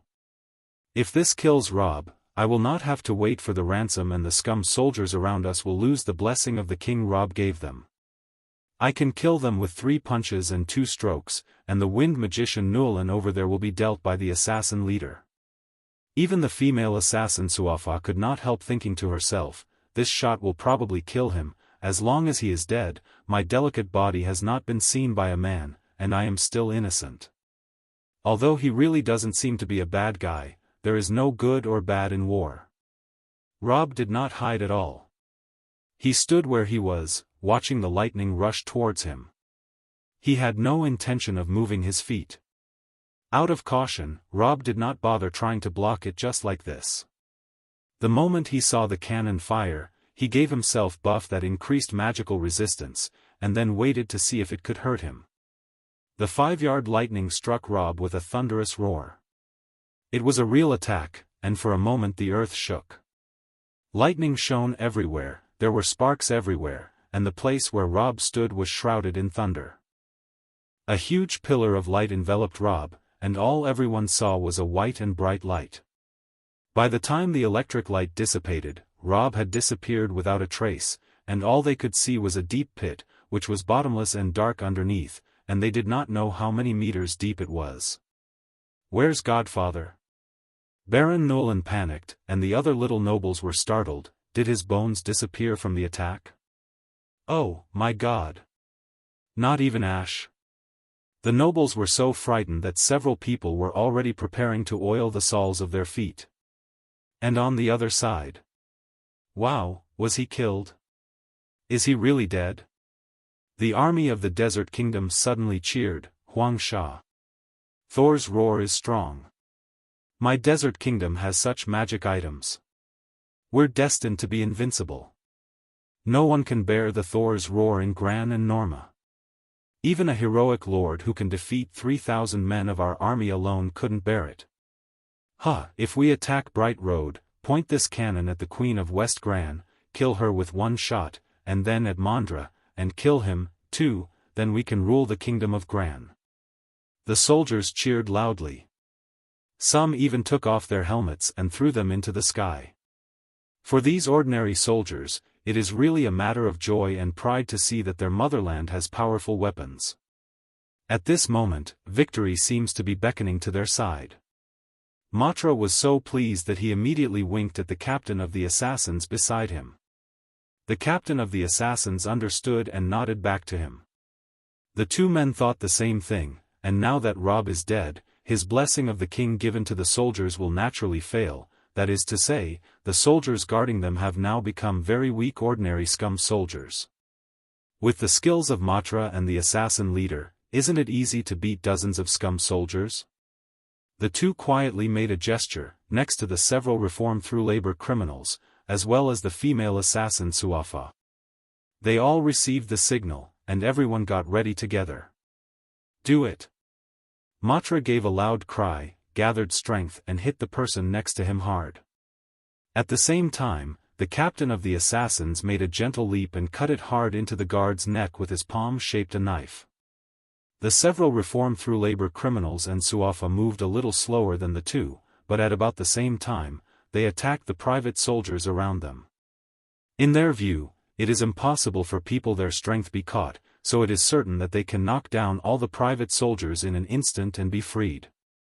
However, things seem to be different from what they thought. Matra's attack hit the private soldier, but the private soldier remained motionless. Matra was surprised. And thought, what the heck? I am a general, yet with all my skills, I can't hit a normal soldier. As soon as he thought of this, he saw that the private soldier immediately punched him back quickly and fiercely. It was clear that the blessing of the king was still in effect. Matra was far inferior to him in terms of strength and agility, and he snorted miserably when he was hit by this punch. He flew back and fell. At the same time, the captain of the assassins who attacked another private soldier as fast as lightning, did not work. The private soldier buckled his wrist with a backhand, picked him up and threw him heavily on the ground. The captain of the assassins coughed, lying on the ground unable to move. Then there was a ping-pong sound around him, and several reform through labor prisoners were all knocked down in an instant, leaving Suafa alone, frozen. As a matter of fact, she also took action, but the private soldier who guarded her did not beat her down hard, but only stopped her move and glared at her. After all, this was a woman who got out of Godfather's carriage and was wearing a maid outfit designed by Godfather. She might have an affair with Godfather or something. It's better not to give her a hard beating, so he just stared at her. Suafa saw that all her companions around her had been knocked down, and several private soldiers stared wide-eyed and looked at them. She had to stop her hands consciously and said with a bitter face, "It's over. I can't believe that guy didn't die." She turned to look at the big hole that had been blown into of the ground. The pit was deep and dark, and then a man suddenly popped his head out of the hole. A small strand of golden hair first poked out of the hole, followed by his forehead, eyebrows, eyes and nose. Finally, when his entire head was out, someone shouted, "Ah! He's not dead." The 10,000 troops of the Desert Kingdom were all confused. The commander on the wall, the great shaman and the great witch doctor were also confused. The nobles, who had just been scared to death, all sat down again and took out their chips, and Baron Newland said, "Oh, look at your embarrassing appearance, I didn't waver at all." The other nobles had no choice but to glance back at him, your mom's red **** edition. Rob's head rose out of the hole, then his neck and upper body, but, there is something strange about his body. He came out of the hole naked, and then appeared till his waist. His lower body is still hidden in the hole. Only his upper body is out of the hole. Then Rob shouted at the top of his voice, F***K, are you kidding me? Why did you design a weapon targeting clothes? That bolt of lightning. It didn't hurt my body at all, but it blew my clothes to pieces. Isn't that too much? Be a good man. It turned out that Rob was not wearing his own clothes, but the ordinary priest's robes that Lillian sewed for him. The clothes made by the girl was great, and Rob did not want the additional attributes of the clothes made by himself, so he wore the ones made by Lillian. However, the biggest disadvantage of Lillian's clothes is that it uses the rules of the real world. It will break when it is damaged, and it will be blown to pieces when it is greatly damaged. After Rob buffed himself, the hit was nothing to him, but the clothes Lillian made for him were turned to dust and even his underwear were turned to dust. Now, he's naked. He didn't like walking around naked in front of a large group of men, so he only poked his upper body out of the hole in the ground, and scolded at the top of his voice, "You guys are so gay, how can you invent a magic item to undress men? F***K. Go and undress women instead." This man ate the equivalent of hundreds of shamans' giant lightning, yet nothing happened to him, it just blew up his clothes? That's too crazy. The great shaman was dripping with sweat. Wasn't it agreed that this guy's immortal cloud art can only block physical attacks, not magic attacks? The great witch doctor said awkwardly, "We may have been deceived. It's false information." The commander next to him was confused for a while, then turned and ordered, "No matter if the information is false or not. Second shot. Continue. Save some time and attack while he's still in the hole." Yes. The shamans moved quickly, removed the magic container that had been emptied for energy storage, replaced it with the other and connected it to the back of the gun barrel. The commander raised his hand again and shouted, "Thor's roar. Second round, fire." The great shaman repeated, "Fire." Then, there was a loud bang. Thor's roar was once again launched, lightning magic poured out of the magic container and injected into the barrel, rows of runes are continuously lit up, and the power increased. Giant lightning was hurtling again at Rob. However, this time Rob no longer planned to take it with his face. He just deliberately ate hit earlier to test the magic power of the world to see if it could break his own defense. He was very disappointed. After he used a buff improving his magical resistance, the magic cannon unexpectedly only blew off 3,232 HP. Although it was a little painful, he gave himself a casual milk at the bottom of the pit and came back full. No pressure at all. But he doesn't have to face it directly again. Rob exclaimed, "It is impossible for a move that has been used once to do the same again." He reached out his hand in the air in front of him and drew a circle, arcane mirror. A small, purple mirror appeared in front of Rob, hovering in mid-air, about the size of a basin. As soon as it appeared, both the enemy and his allies guessed that it should be a magic used to block magic. There are many similar magic, which cannot be enumerated one by one, and many classes that can do it. The great shaman even recognized it accurately and shouted, "Be careful, that's a magician's advanced defense magic, arcane mirror, which can bounce back magic. Don't get hit by the Thor's roar that bounces back." However, he shouted this as a reminder, but not out of fear. The lightning shot was as thick as 5 yards in diameter, yet Rob's arcane mirror is only the size of a basin and less than a yard in diameter. No matter how you look at it, the power of this thing is not enough to bounce back Thor's roar. A powerful beam of light can pierce through a mirror. To prepare for the worst, even if the magic mirror is strong enough to bounce back Thor's roar, it can only bounce back a pillar of light as thick as the basin, because the mirror is only so big. If it's only the small beam that is bounced back, there is nothing to be afraid of. The great shaman is confident that he will be able to block this degree of lightning without receiving any damage. The lightning exploded on the mirror. The small mirror flashed a purple light, as if you could still hear the zing sound. This is a 3D animation effect of the game Dark Blade. The arcane mirror flashes like this when it bounces off enemy magic. After the animation, the giant thunderbolt, 5 meters thick, suddenly turned its head and shot at the camp of the Desert Kingdom. "My father! Why? How can such a small mirror reflect such big lightning? It's impossible. Hide!" The whole army of the Desert Kingdom swooped down to the ground, holding their heads in their hands. They could not understand how the small mirror could bounce back such thick lightning. Only Rob knows that in the game, there is no such thing as length, width and thickness of magic. As long as you throw magic and are blocked by reflecting magic, it will bounce back. It has nothing to do with how thick your magic is.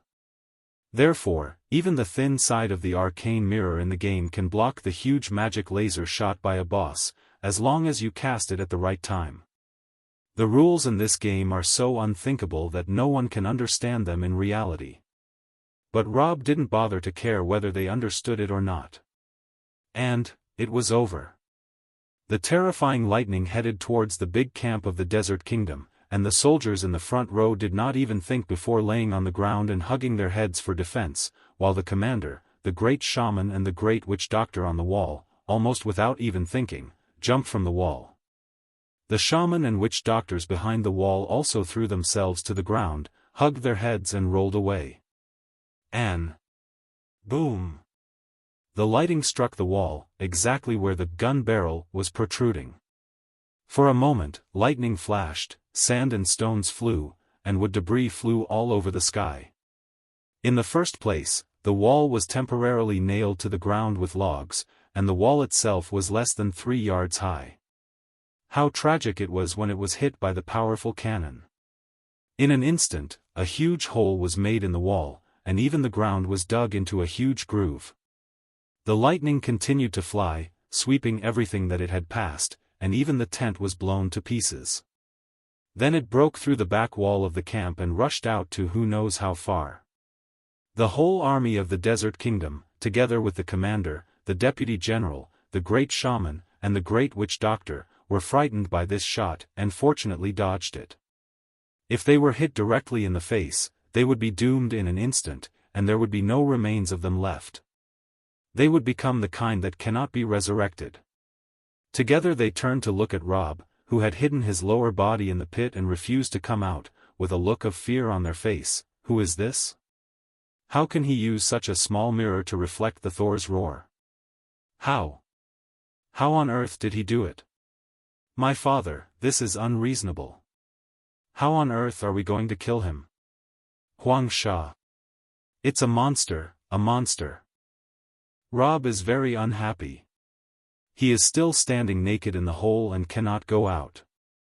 As soon as he goes out, he will be surrounded by tens of thousands of people. If he is seen by a beautiful assassin like Suafa, it's fine. However, if it's another man. Damn it, I won't have the face to take enemy attacks like that again, so that my clothes won't suffer again, unless I make my own clothes. Rob's eyes began to look around. What should I do to cover my shame? At this time, the army of the Desert Kingdom was still immersed in the shock of the devastating blow caused by the reflected Thor's roar. All of them had slightly trembling hands, and had not yet recovered. If Rob leaves now, Rob will be able to calmly get himself some shade. Soon his eyes fell on a pile of axes near his rear. The 500 Mamluk threw axes at him earlier, each throwing 2 axes, and after throwing them, they dared not go behind Rob to pick them up, and now 1,000 axes were all lying on the ground, a large pile. He reached out to the axes, reached into the space, an axe flew into his hand. Then, he made a few strokes, brushing, and then more axes on the ground flew over, and soon a pile was made in front of the hole. The commander of the East Army climbed out of a pile of broken wood and shook his dizzy head. Afterward, he saw that Rob had a pile of axes in front of him. He could not help saying, "What is this guy going to do?" The great shaman crawled out of the pile next to him as well. "I don't know. Is he going to use these axes to cut us?" The great witch doctor's face also came out next to him. "This guy must be planning something with axes," he said. "With so many axes stacked together, he must have made something." The great shaman said, "What are we going to do? Fight or flee?" The great witch doctor said awkwardly, "What else can we do?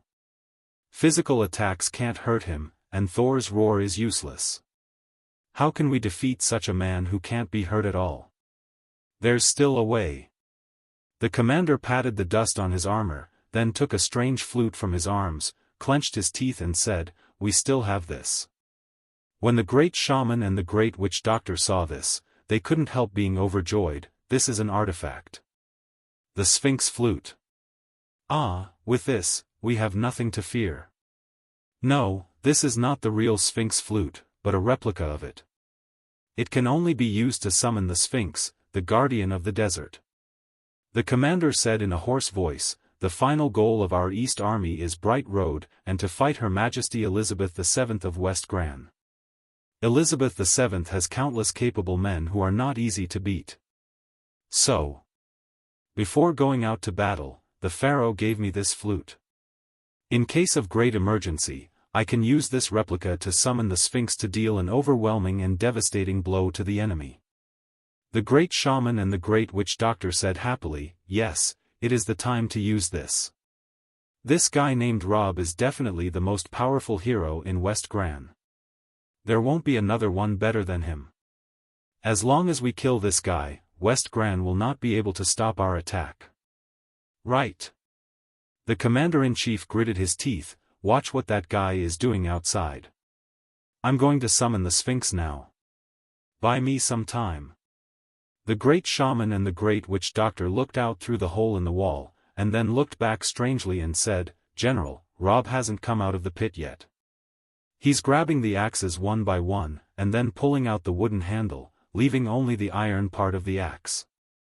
The shaman and the witch doctor looked out through the hole in the stockade wall, and then looked back strangely and said, "General, Robert hasn't come out of the pit yet. He's grabbing the axe one by one, and then pulling out the wooden handle, leaving only the iron body part of the axe."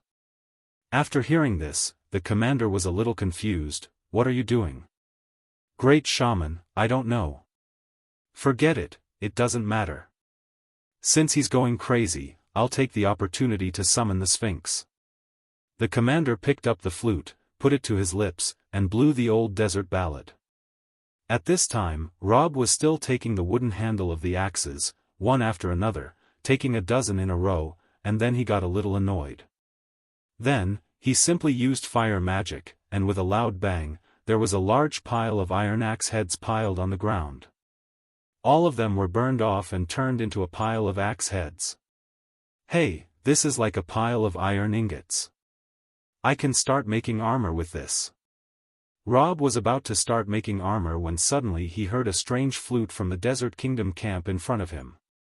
The sound of the flute was exuberant, and he didn't know what strange song was being played, but it had a sense of vagueness in it. Listening to this song, he saw yellow sand sweeping towards him. Rob couldn't help laughing. Why are you guys suddenly playing music? And it's a song of the desert too. Hee hee, I also know how to play such a song, since you like them so much, I'll sing it for you too. He cleared his throat and sang, what monster legends, what demons and monsters, only the eagles sing faintly, ahem. I'm sorry, the pitch of the song is so high that I can't sing it properly. The audience on both sides. Forget it, it's really hard to calm down when I don't have clothes to wear. Rob said nonsense solemnly, when I make clothes and sing, then I won't be out of tune. The audience on both sides, Falk. Rob rubbed the pile of iron axes on the ground with his hands, and 5 seconds later, dark iron armor appeared on his hands. It could either be a great thing or the simplest iron armor. He picked up the iron armor. But during winter, wearing iron armor feels cold. So he had no choice but to add heat using fire magic to make the armor warm. This is good, finally covered. But he had no underwear, so it felt a little strange. But as soon as people have clothes to cover their shame, they would immediately feel refreshed. Rob jumped out of the hole with a brush, dressed in iron armor. He looked different from him who was usually dressed in priest's clothes. The game characters all had outfit effects. When he put on this armor, he immediately looked majestic and extraordinary. He looks like a general who has experienced the viciousness of war. Pointing his hand at the army of the Desert Kingdom in front of him, he laughed and said, "Okay, let's start fighting now. You still have some time to retreat, if you don't, when I rush over, you will be beaten down." As soon as he said this, he heard the strange flute song opposite him become louder, and the soldiers of the Desert Kingdom sang along. A sandstorm came and a huge shadow appeared in the sandstorm. The guardian of the desert. This is what the Sphinx looks like. Sand pounced at Rob head-on. The whole army of the Desert Kingdom sang the ancient desert song accompaniment of the flute, and yellow sand continuously flowed. The scale of this sand wind is not small, and it became overwhelming in an instant. It shrouded away the camp of the Desert Kingdom and the 10,000 men at once. However, the soldiers of the Desert Kingdom have long been accustomed to the sand wind. Everyone stood firm in the yellow sand wind, even the camels did not waver. Rob had a wide view in front of him, but now he could see nothing but a large expanse of yellow dust. Wow! Rob came with an iconic exclamation, what kind of magic trick is this? Whenever he sees that other people have tricks that are not in the game, Rob will be very happy. He will be moved and think, I am experiencing new things again. And when he's happy, he sings, yellow sand all over the sky, over every corner, walking in the endless stars. Suddenly a huge, deep, majestic, hoarse voice sounded in the sand wind, shut up. Priest. You are out of tune. Just by listening to the richness of the voice, it is evident that it is a behemoth who is speaking. Oh. A big guy came? Rob looked up at the sand wind ahead. A huge black outline appeared vaguely in the sand wind, and because he was shrouded in the yellow sand, he could not see his appearance clearly, only the shadow. The shadow was at least 20 yards high, like a small building. Its length is more than 60 yards, which is equivalent to several train carriages. Although the huge body has not yet emerged from the sand wind, it already carried great prestige. With pride like a sea of mountains. The young nobles watching the game in the distance behind Rob stood up from the table with a brush and said in horror, no, it's, in, the shadow, the guardian of the Desert Kingdom, the Sphinx. Although Baron Newlin had been pretending to be gentlemanly and noble, Even he can't help but change his face slightly. Is there something wrong with the Desert Kingdom? Why did they summon the Guardian of the Desert Kingdom? The assassin leader and the reform-through-labor criminals who had just been knocked to the ground could not help shouting madly, "Here comes the Guardian Beast." Ha ha ha, no matter how good Rob is, he can't beat the Guardian Beast of our kingdom. Even Suafa could not help but put her hands on her chest and sighed, "Sphinx, please save us." Both sides looked helplessly at Rob and at the huge black shadow in the sand wind. Rob was dissatisfied at this time. What the heck? How boring it is to hide yourself in the sand wind and hide your head and tail without showing your face. I can't even see you clearly. He stretched out his hand and waved forward. Wind. Wind magic was released from his hand and rushed to the sand wind in front of him. The sand wind on the other side was blown away by Rob's wind, and the yellow sand that obscured his sight was cleaned up in an instant. This broadened his line of sight, and he finally saw clearly that standing in front of him was huge, something very familiar to him, the Sphinx. Yes, it is the one that is famous in Egypt, the one with the lion body, the Sphinx. It has a huge head, but its body is that of a lion. It landed on 4 feet, and looked majestic. Wow! Rob clapped his hands and said with a smile, "I could only see pictures of the Sphinx on the internet. This is the first time I have seen the real thing. The world-famous tourist attraction came to me to let me see it. It feels good." He suddenly thought of something and hurriedly shouted to the giant Sphinx in front of him, "Hey, statue man, did you come to ask me to buy a ticket? Don't come up in front of me and insist on charging for a ticket. That kind of compulsory purchasing isn't good. If you're really charging me for the ticket, I won't look. I'll go home quickly." Rob closed his eyes and made an expression that said, "I don't see it, I don't have to buy a ticket if I don't see it. I'm not a statue. I'm alive." The Sphinx roared, "Open your eyes and look carefully." In his original world, the Sphinx in Egypt is a statue based on the appearance of the Sphinx in the mythology, and in this world where there is the Fengma continent, the Sphinx is a real immortal beast, not a legend. Its body is not a cold stone, but a living body, with long yellow hair, a pair of wings on its back, and looks like it can fly. "Wow, so you're alive." Rob said, "As a famous tourist attraction, it is not that good for you to be alive. If you run around and fly, tourists will not be able to catch up with you." The Sphinx was angry. "What are you talking about? Arrogance, feel the wrath of the desert." It opened its huge mouth and blew a mouthful of sand wind at Rob. "Ah, it's not a sand wind, it's a sandstorm." The furious sandstorm immediately slammed at Rob, as if to bury everything. It was even more powerful than Thor's roar. Rob smiled proudly at the sandstorm. "This time, my clothes are made by myself and will not be broken."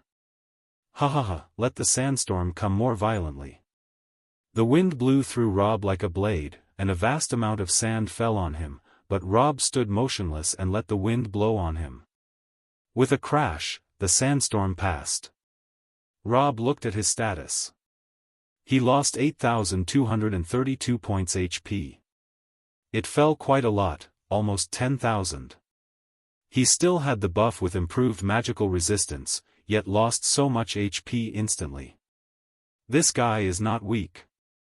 It seems that the cutting-edge combat power of this world can still hurt him, but it's all right, as long as his clothes are not torn, he can just heal himself. The golden light of heal flashed, and Rob regained his form and smiled. "Do it again." The Sphinx can't help but stare blankly. The 10,000 troops of the Desert Kingdom in the back were also full of sweat. Damn. Even the sandstorm done by the Guardian of the Desert Kingdom couldn't kill this man.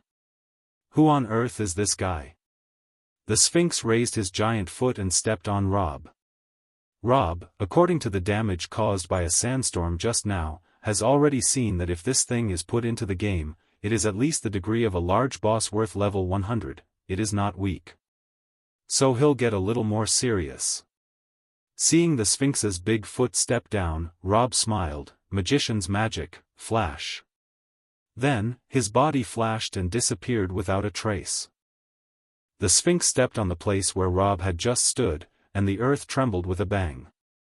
No one trampled by this foot could survive, but it felt that it had not stepped on anything. The opponent ran away at the moment when his foot was about to hit the ground. It immediately looked around to see where Rob had gone. "Here I am." Rob's voice came from behind it. Angrily, the Sphinx swung over and stepped there. Rob smiled. Tumble. His body touched the ground and rolled out of its range at once. When the Sphinx stepped on it, sand and stones flew everywhere again, and the earth trembled, but it felt that it had stepped on nothing again. The Sphinx raised its foot again, chased the tumbling Rob and tried to step on him again. Rob smiled. Glide. He seemed to be skiing on the flat ground, whizzing, and moving far away to the side. With a bang, the Sphinx stepped on the air again. The 3 moves passed and were all dodged by Rob. The audience on the side of the Desert Kingdom could not help but be happy. This man named Rob is useless against it no matter how strong he is. When it comes to our desert guardian beast, he only has the ability to defend, but not to fight back. Step on him. Step on that guy. Trample him flat. Although physical attack of ordinary people had no effect on him, he was bound to die if the Sphinx stepped on it. The people of the Desert Kingdom waved flags desperately and cheered for guardian of their kingdom. The Sphinx couldn't help being a little annoyed, annoying little bug. You can only hide around. Rob dusted off the sand on his armor and said with a smile, "I'm deliberately giving you a chance to perform. I want to see what you can do and whether you have any amazing skills. But you're not doing anything. You're just stomping down. It doesn't make any sense, but since I'm a bug, I can't be hit in the face. I'll step on you." The Sphinx raised its foot and stepped on him again. "That's the only thing you can do." "That's boring." Rob said, "I won't play with you anymore." By this time the flash's cooldown is done, and Rob flashed and hid from the Sphinx's foot attack and into the distance. But when the Sphinx was about to pounce on him again, he saw Rob lift his hand, giant transformation. His small body suddenly began to get bigger and bigger. Interestingly, when he wore that suit of iron armor, it was able to grow bigger, and it didn't break up because of Rob's size. This is unthinkable. In a twinkling of an eye, Rob became an iron giant more than 20 yards tall, standing opposite the Sphinx, looking taller than the Sphinx. Rob smiled and said, "Can you still step on me? Come then. Step on me, Sphinx." At this time, even the Sphinx was stunned, not to mention the spectators of the 2 armies. All the 10,000 troops in the Desert Kingdom were confused, while the nobles from Westwind Town were also stunned stupid. Although they knew that their godfather was unbelievably strong, they did not expect him to be this strong. What a magnificent show of power. He was able to make himself the same size as the Sphinx. Giant transformation is known to generals and knowledgeable magicians who have gone through various battles. This is a buff magic of paladins, which can make the target huge, but even the most powerful paladin on the continent can only do so to a limited extent, such as increasing a person's height by more than 1 yard into a giant of an increase of 3 yards. A giant of 5 or 6 yards high, that's already massive. It is unthinkable to turn a human of average height into a super-large giant of more than 20 yards like this. How much magic does it take to do that? The Sphinx raised its paw and wanted to give Rob a step on it, but it was hard seeing he was a giant taller than itself. It had no choice but to say ignorantly, "What kind of magic is this?" "Well, now it's a contest of the same height." Rob said, "In theory, can humans beat lions their size?" The Sphinx said angrily, "I'm not a lion. I'm a guardian beast. What's the matter with you? One moment you say I am a statue, and next you say that I am a lion." Rob kicked over. If he said fight, then they'll fight. No need to hesitate, and in an instant, his foot was right in front of the Sphinx. Just now the Sphinx saw that Rob had been on passive defense and had never taken the initiative, so it had no intention of being wary of him. It had no idea that the moment it opened up its defenses, a foot was right in its face. A great force came from Rob's feet.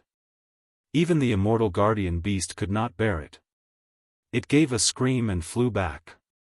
Its huge body fell to the ground with a bang, sand and stones flying everywhere, and the soldiers of the desert kingdom retreated in a panic for fear of being crushed to death by the Sphinx. But after all, the guardian beast was an immortal beast, and after eating Rob's kick, the Sphinx turned over and jumped up with a roar, and a sand wind swirled around it. The sand was like a sharp knife and can tear all creatures that enter it to pieces. It pounced on Rob. The power of a lion is so powerful that it is not even comparable to the power of his foot. It has a weight of 2,000 tons. When it strikes with its full force, the impact can reach 3,000 or 4,000 tons. Even if its opponent is a giant, it can beat it with all its strength. Even Rob can't underestimate such an attack, so he used some defense skills, warrior skill, shield wall. There seemed to be a zing sound, and his whole body shone with a metallic luster. The Sphinx pounced on him with all its strength. There was a loud bang. The huge lion hit the huge man, and the sound of the collision alone shocked everyone around them to cover their ears. The sand wind flowed in all directions, and many people could not help closing their eyes. When they opened their eyes again to see what had happened, they saw Rob lift the huge lion and throwing it over his shoulder. With a loud bang, the Sphinx was thrown to the ground, making a deep pit 60 yards long. Then Rob stomped on the Sphinx, which seemed to hurt hard, and the Sphinx could not help but let out another roar of anger and pain. Rob lifted the Sphinx up like a broken sack, over and over, violently to the ground. Every time it fell, the Sphinx let out a mournful roar. It waved its huge claws and tried to attack Rob, but it could not hit him, because the lion's feet were not flexible and could not bend to all angles like a human's hand can, and his claws could only wave in front of him, not even in his flank. As a result, Rob carried the big meat on his back and threw it over and over again, making it dizzy. The ground suffered badly whenever the Sphinx was thrown to the ground like this. Once the Sphinx was thrown to the ground, it would make a huge pit as long as 60 yards. After the sudden falls, all the nearby areas were smashed to pieces. Seeing the giant versus the giant in front of them, the audience on both sides could not help but raise a few words in their hearts: fight of the immortals. Dear mother, when immortals fight, they don't spill blood on mortals. The army of the desert kingdom could not help but retreat a few hundred yards. Baron Newland lifted the chair under his *** with his hands, and moved back a little bit in an elegant and gentlemanly manner. It was not easy to be a gentleman, even to retreat so concealed so as not to show his timidity. After a long time, the wrestling was finally over. The sand slowly settled. And the picture that appeared in front of the crowd showed that Rob was still standing, but the Sphinx had been thrown to the ground and could not get up anymore. People from the desert kingdom. Baron Newland said, I knew this would happen. Matra and the leader of the assassins looked at each other miserably. Suafa sighed and bowed her head. Rob put one foot on the Sphinx's back, clapped his hands and said, Wow, it's hard to make a 2,000-ton monster to fall. My arms are a little sore. Everyone. Lying on the ground, the Sphinx said feebly, You bastard, wait for me. What you've defeated is only a part of me, a part summoned by a replica flute. This isn't the real me. Wait for my full strength. You better not step into the desert, otherwise. I'll let you know, Huangsha is strong. I'll take care of you. I'm going to throw you down anyway. Sphinx. Forget it, it doesn't make sense to talk to a deranged guy like Rob. With its remaining strength, the Sphinx roared up to the sky, and then turned into a canopy of yellow sand and disappeared without a trace. Rob had been stepping on the Sphinx's back, but the guy suddenly turned into sand and disappeared.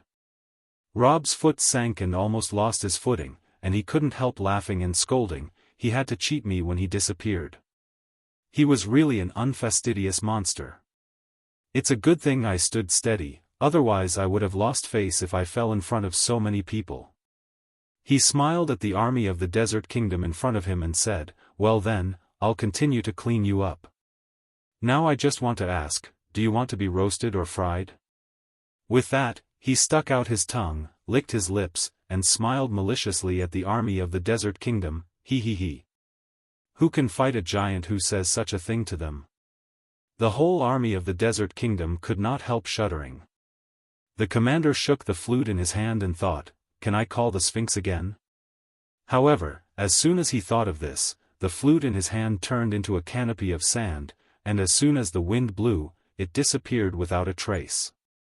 The flute was originally a replica, not an authentic one, and the real Sphinx flute was in the hands of the pharaoh of the desert kingdom and could not be given to anyone. F***K. The commander gave a tragic cry and shouted, "Retreat!" Rob laughed and said, "It's too late to retreat. Come on, let's play a game called Giant Attack and see which one of you can escape from the giant." He took a big step forward and moved dozens of yards forward. With a strange cry, the army of the desert kingdom turned and ran.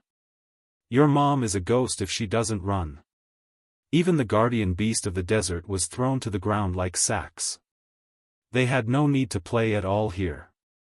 The group of people abandoned their helmets and armor and fled without hesitation. The Mamluk cavalry on camels ran the fastest, running hundreds of meters in a twinkling of an eye, while the infantry did not run so fast. As they ran, they threw away their helmets, armor and machetes, and some of them who were wearing gold rings also threw them to the ground. It's good to lighten a little weight when you run away. In fact, Rob can catch up with them and arrest them all in a single charge, but there is no need for this. The load capacity of Westwind Town has reached its limit, and it is necessary to digest the existing residents and reform through labor criminals and stabilize the economy and culture of the whole town before it can further increase the population. Moreover, only the general population can only be increased, and no more reform through labor criminals. So Rob made a symbolic chase to drive them away. He ran forward, his eyes suddenly glanced at the commander who was running away in the enemy clump. His eyes lit up. He took a big step, and arrested the commander. The commander, a top soldier in the desert kingdom, couldn't even make a move on Rob as he was caught in the palm of his hand. Rob asked with a smile, "What title do you have?" Duke. The commander stammered. "Very good." Rob said, "You are now my prisoner. I feel like you can get me a lot of ransom." "Commander." Rob took another big step, stretched out his other hand and grabbed the great shaman. "What kind of title do you have?" The great shaman said with a sad face, "Count." Rob was overjoyed, "You can be worth some money." The great shaman looked at Rob holding the commander in his left hand and himself in his right hand. Rob had no third hand to catch another. He suddenly thought of something, and pointed to the great witch doctor who was running away and said, "Catch that, that is a marquis. He's much more valuable than this count. It would be better for you to put me down and free a hand to catch him." "Damn, you betrayed your companion to escape." Rob said, "I will not arrest him, I will arrest you, even if you are not so valuable, I think it is better to arrest you." Great shaman. The 10,000 men of the desert kingdom, led by the deputy general and the great witch doctor, ran north, abandoning their helmets and armor along the way, and fled for their lives. Behind them, a giant who had defeated the Sphinx chased and threatened to eat them. Who could bear this? They dared not stop at all and ran through Stone Canyon all the way to Crystal Canyon.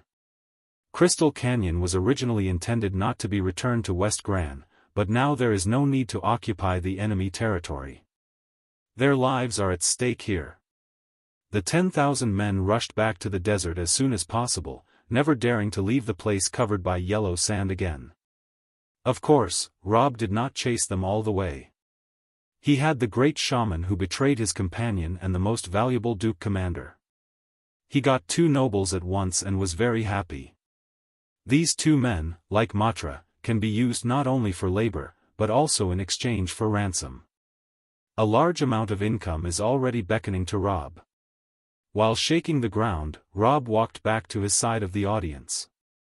The several little nobles were so shocked by the walking of the giant Rob that they could not sit still in their chairs and stood up one after another. Only Baron Newland still looked calm, holding his chair and keeping it a little suspended from the ground, which had been done by his best wind magic, but he still had a gentlemanly smile on his face. He looked up and waved to the giant Rob, "Congratulations to Godfather's complete victory." Rob threw the two captives in his hand at the private soldiers, and the commander and the great shaman fell from a height of more than 10 yards. The commander was all right. He was a soldier by profession. When he landed, he used shield wall, steel bones and other skills. With a bang, he knocked out a hole in the ground, but he was fine.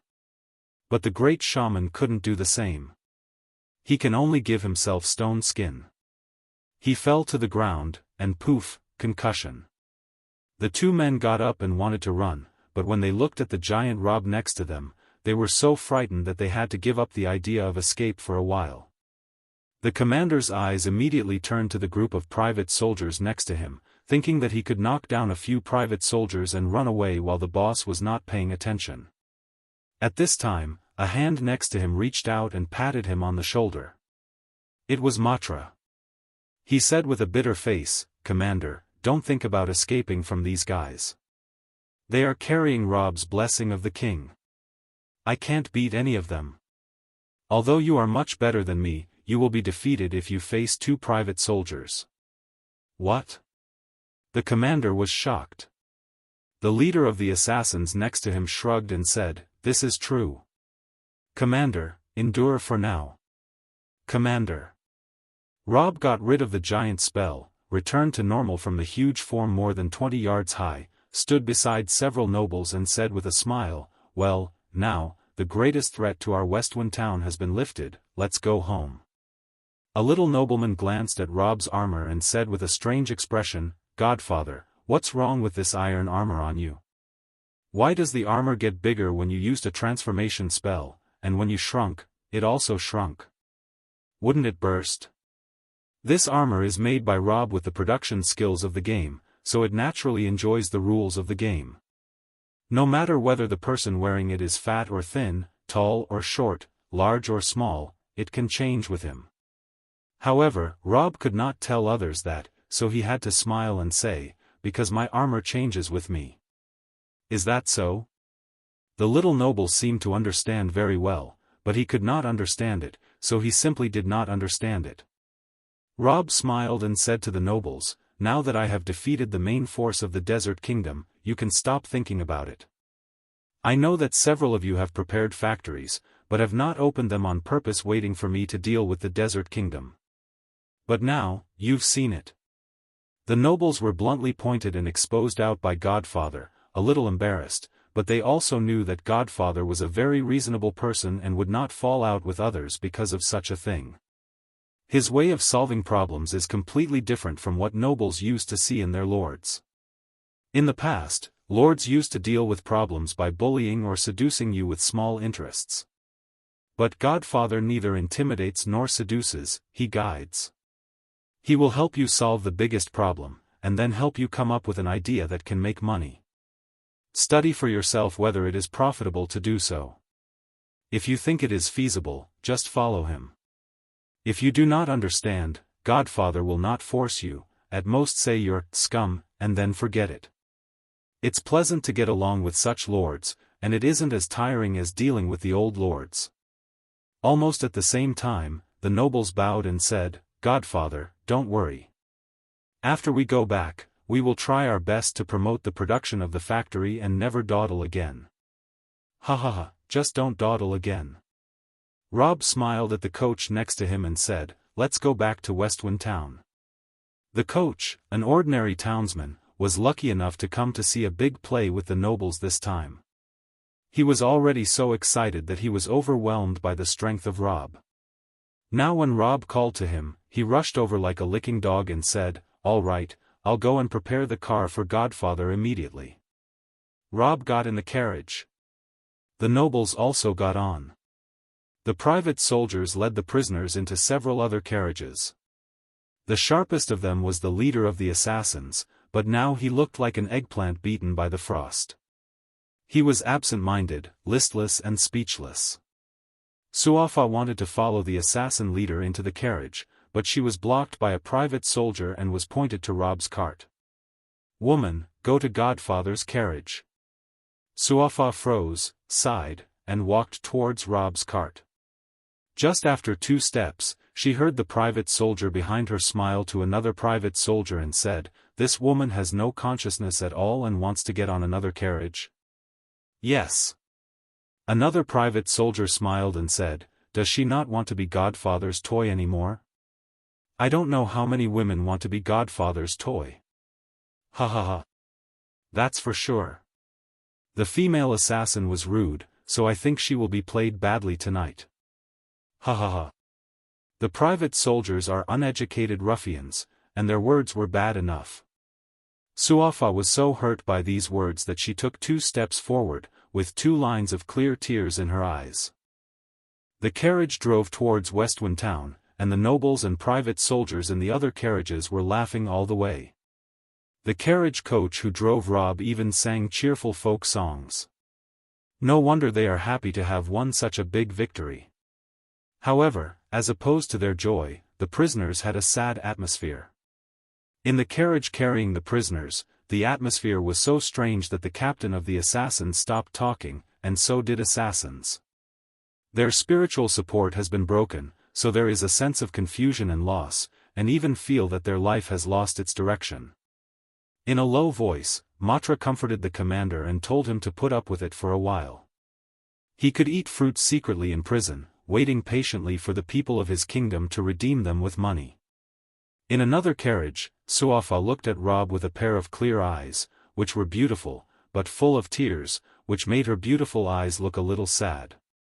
Rob was delighted to see that she had been looking at him with this strange look. "What?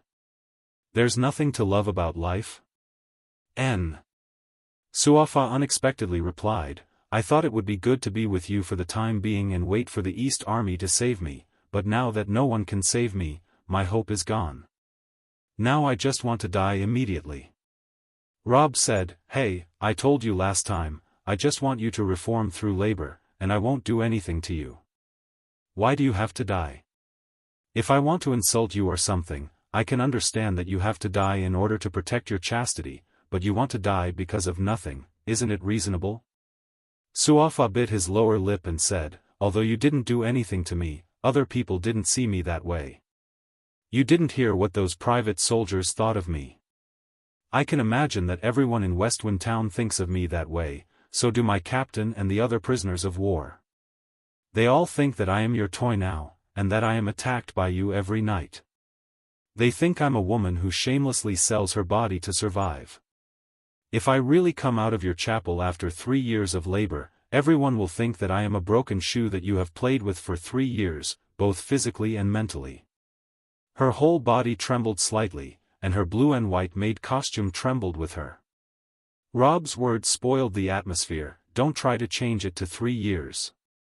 It's become 3.5 years since the last time you threatened to kill me." Suafa. "All right, get to the point." Rob said with a smile, "As long as this is not the case, you don't have to worry about what other people think. I'm not as thick-skinned as you are." Rob said, "You see, if I were really a thick-skinned person, I would hug you now and force you to look 18, but I did not do so, which shows that I am very thin-skinned." Suafa. The topic could not go on, so Suafa bit her lower lip and said, "Can't you let me go? If you are really as kind and honest as you claim to be, you should not humiliate me like this." Rob smiled and said, "You seem to have forgotten why you are reforming in my chapel." At this point, Rob paused. "It was because you launched a war of aggression, and it was you who first thought of killing me that made you like this. It's not because I wanted to do this that I brought you to my place." Suafa. "If you do something wrong, you have to pay the price." Rob said solemnly, "Although I think I am kind and upright, I am not a virgin and will not release a sinner with indiscriminate compassion. Then why did you release those 10,000 people, but not me? Suafa said with a bitter face. Because I can't have them. Rob said with a smile, the number of reform through labor prisoners I can accommodate is limited, so I have to let them go. It's better than killing them. Suafa said, then, can you let me go and grab a man, so at least it won't attract me some titles? But when this remark left her lips, she thought it was too selfish to say so. Seth, the god of the desert, would not like such a selfish desert people and would engulf her in sandstorms. She didn't know what to say. It was a long time before she sighed and whispered, "You are this strong, will you attack the desert kingdom?" "No." Rob said with a smile, "I'm not diligent enough to start a war at the national level. To put it bluntly, what's the use of shooting down your stupid kingdom? Even Westwind Town isn't complete yet, so how can I get the idea to go to a tough kingdom with desert terrain? If you play a simulated city with that terrain, the difficulty at would be hell." Suafa. Although she complained about Rob's contempt for the desert, she was relieved to see that Rob had no interest in the desert kingdom. If such a terrible monster really went to invade the desert kingdom, it would be dangerous. Rob smiled and said, "Well, stop crying, don't care what other people think, be yourself. As long as you behave well and work hard, I will shorten your sentence, perhaps in less than 3.5 years, you will be released." Suafa didn't believe a word of what he said, but thought to herself, if a man catches a beautiful woman, how can he let her go so easily? Alas! I only hope that the day when you show your fangs will not come too soon. The rest of the trip was silent. The carriage staggered back to Westwind Town, 60 miles back and forth, plus the time of fighting in the middle, and by the time they were back at the gate of Westwind Town, it was already dark. The sunset does not want to go down so early today, but not long ago, it stood proudly in the western sky and refused to get off work. It didn't know that the moon came secretly from behind, swept its legs, tripped the sunset, and covered it. The sunset was kicked under the western horizon.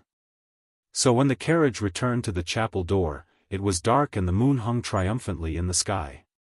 Seeing Rob getting out of the carriage, Lillian immediately flew out of the house and shouted, "Master, Master, you are back at last. This evening, Her Majesty made a phone call, and I answered it for you. I told her that you have gone to deal with the army of the Desert Kingdom and have not come back yet." As a result, she looked very eager and called 5 times in a short span of time. She also asked you to call her as soon as you came back. Rob smiled and said, "No wonder. From her standpoint, of course, she wants to know the outcome of this battle as soon as possible." Rob walked slowly to his stone chair, sat down, and his butt was still as if it had taken root on it. Lillian clearly remembered that Rob was wearing an outfit she had sewed in the morning. She doesn't know why he came back in iron armor. She couldn't help asking curiously, "Master, what happened to your clothes?" As soon as Rob heard this, she burst into tears. "Lillian, I was burned out of my clothes and pants by the enemy today, even my underwear. I almost leaked out a spring and was surrounded by more than 10,000 people. How miserable was I? Although I made armor to save face, I don't have underwear inside, so it was so empty." Lillian blushed as soon as she heard this, and at the same time showed an expression of righteous indignation. Why are the bad guys in the Desert Kingdom so bad? Shouldn't they fight fair and square? Why burn Master's clothes? I don't know why they design such shameless magic items, specially for ruining clothes, Rob said. Nonsense. Suafa, who had just followed from the carriage, said angrily, "Thor's roar from my Desert Kingdom is obviously a very serious magic item with infinite power. God knows why it can only burn your clothes after hitting you. Don't tell distorted stories to the little maid who doesn't know the truth." Rob shrugged and said, "Anyway, Lillian, go and get me a change of clothes." Lillian nodded. "Just a moment, Master. I'll get it right away." With that, she thought of something, and said, "Newcomer, you go and get a change of clothes for Master. I have to cook dinner. He must be hungry after a hard day's work." Suafa answered in a low voice and went to the chapel. Lillian also ran quickly into the kitchen. Rob was the only one left in the yard, looked up at the stars in the sky, then looked down at the crystal ball on the table, and thought, Miss Queen must have waited impatiently. After all, the East Army of the Desert Kingdom has always been a big worry for her, and she wants to know the result of this battle more than anyone else. Well, I'll just give a call and tell her it's over. Rob reached out and gently stroked the crystal ball 3 times. I thought it would take more than 10 seconds to get through, but he had just waited for 3, and the crystal ball lit up. It was so fast that it could be seen that Miss Queen on the other side could not wait.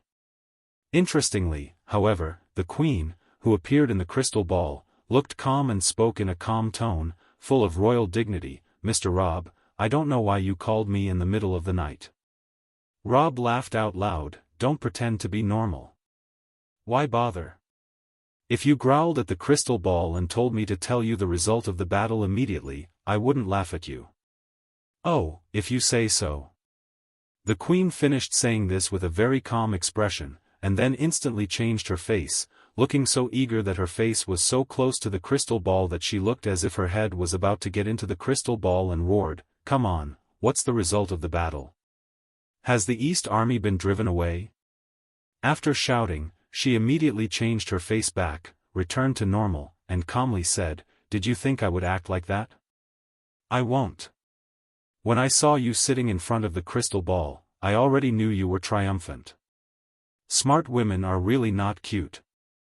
Rob said with a smile, but even if you speculate the result and don't get my own affirmation, you won't feel at ease, so even if you pretend to be very normal now, you still want to hear me say that we won myself. Smart men are not cute either. The Queen said, Well, tell me the result yourself. Rob didn't appease the little sister because it was childish and said decisively, I've already won. The Queen's calm face showed no expression, but her eyes slowly turned into a crescent, eyes full like autumn water. Her happy appearance is very beautiful. You have a nice suit of armor. The Queen did not comment on the victory of the war, but suddenly turned to Rob's armor. You look better dressed like this than wearing a priest's robe. Rob was happy. I helped you block the enemy, and then you began to praise my appearance. You are really easy to understand. If I declare Westwind Town independent as a kingdom now, you will soon set off the table and call me ugly. The Queen raised her brow and said, Don't you dare. Of course I dare. The Queen's brow rose higher. Rob shrugged. But it's not necessary. The Queen's brow went down again. Rob said with a smile, Although you certainly don't understand, I still have to tell you that the most important element of playing a simulated city is the stability of external factors. There should be no wars, no disasters, no alien invasions. Otherwise, it would be really annoying to build a city. I will not stand on my own feet for the sake of the stable external environment of Westwind Town. The Queen really doesn't understand, but it's good news to know that Rob won't stand on his own feet. Rob said with a smile, Now those craftsmen who were a little worried will be willing to come to Westwind Town to be teachers, right? Besides, you haven't brought me the meat I asked for a few days ago for fear that the caravan will be involved in the war. Speaking of business, the Queen's expression turned to a more serious one and nodded, Yes, meat commodities are special, and they can be turned into military food at any time. If Westwind Town is captured by the Desert Kingdom, the goods I ship to you may become supplies for the army of the Desert Kingdom, so it is impossible for me to bring them to you in large quantities when the war is up in the air. Now that there is good news, meat products and all kinds of craftsmen will be delivered to you one after another. Hang up the phone and they will set out. Rob smiled and gave a thumbs up. It's easy to talk to a smart woman. The Queen's expression was not expressive. You were just saying that smart women are not cute. There is no connection between convenience and unloveliness. At this point, Suafa came out of the room at the back with Rob's change of clothes in her hand. Rob smiled at the crystal ball and said, Your Majesty, I'm going to take off my armor and change back into cotton clothes. Would you like to see me change? The queen smiled at the crystal ball and said, "Would dare watch if you really take it off." Rob said nothing and began to take off his armor. "How can you really take it off? You rascal! You are dealing with a queen. Can't you observe a little etiquette?" After the queen roared these words, she hung up the phone with a snap. The battle with the Desert Kingdom is over, and calm returned to Westwind Town. Oh, that's not accurate. Westwind Town has always been calm, so nothing returned. Early in the morning, someone was telling a story in the only pub in the center of town. The storyteller was the coachman who drove Rob yesterday. He boasted of what he had seen and heard yesterday in the pub. Godfather was attacked by 1,000 axes, but the axe passed by and could not hurt him at all. Godfather was bombarded by the enemies, Thor's roar, but it only burned his clothes. Godfather made great efforts against the desert guardian beast. His blows were amazing. People like to listen to stories these days. There is a saying like this: "I have wine, do you have a story?" In the world of sword and magic, when travelers stay in other people's homes, the host often does not charge money, but asks the traveler to tell him a story, which is the best reward, and this is no exception in Westwind Town. The story told by the coach made the whole of Westwind Town so excited that countless people gave up their work and went to the pub to listen to him. Some people brought him wine, others brought him fragrant tea, just to coax the coach for more details. Even number 8, Dark Priests, and Chief Elsie and his officers stopped working and went to the pub to listen to the stories. It doesn't matter if ordinary people don't work well, but once the police don't work well, the reform through labor prisoners in the prison are in a state of neglect. If they take advantage of the opportunity to escape, I am afraid they will really succeed. However, the reform through labor prisoners did not take advantage of this opportunity to escape. Last night, after the dejected assassin leader, Matra, the reform through labor prisoners, the new commander and the great shaman were brought back, the whole prison began to feel pessimistic. All the spiritual pillars of the reform through labor prisoners were taken. The East Army of the Desert Kingdom is now completely finished, and no one will come to save them, and even if they escape from this prison, there is no army outside to pick them up. They had to flee all the way to the desert before they could escape completely. No one is confident that he can get this far, so there is no way to escape. They are sad, but some people don't care. Because of their outstanding performance in prison, several model reform through labor prisoners were given the titles of Pacesetter of Reform Through Labor and Advanced Reform Through Labor. Rob personally promised to commute their sentences. The sentence of one of the best performing reform through labor soldiers has been reduced to 2 years. For these people, there is only a little regret that the East Army outside has been driven away, but the impact is small. They believe that through their hard work and good performance, it will not take long for them to regain their freedom and walk out of prison fair and square. Rob promised them that after reforming through labor, they could choose to return to the desert, or they could choose to stay in Westwind Town as a civilian. What they really struggle with now is whether they should go home or stay here. Of course, people who have relatives in the desert want to go back, but some reform through labor prisoners do not have families. Under such circumstances, it is not necessary to go back, and where to live a better life is what they need to consider. No one hates their native land, but their land is a desert and the living environment there is extremely bad. But this Westwind Town is beautiful, rich and free, and they feel as if they can make their life happier if they stay. In short, the news of the defeat of the army greatly changed the atmosphere in the prison. Unconsciously, more and more people are working hard for commutation of their sentences. Rob once again sat in his beloved stone stool, cross-legged, leisurely. He obviously defeated an army yesterday, but today he looks the same as usual, not even a little excitement or fatigue after the war. Lillian and Suafa brought breakfast, and then Suafa stood by with a straight face waiting for her next order, while Lillian sat down opposite the stone table and ate breakfast with Rob. "What are you looking at?" Rob turned around and said, "Bring your own breakfast. Sit down and eat together with us. Don't just stand by and watch me eat." It's like a kitten or a puppy staring at me while eating. If I don't feed it 2 bites, I can't eat by myself. Suafa bit her lower lip and said, I know my place. Rob found that the woman seemed to be very fond of biting her lower lip and could not speak with an open accent, so her voice was always low and soft, but it was actually quite nice. Don't be funny. I don't have so many rules here. Rob waved his hand and said, You see, Lillian doesn't have your strange problem. If you think that you are not a lowly person, but also reserved and prideful, you should be able to boldly sit down and eat with me, indicating that you and I are equal.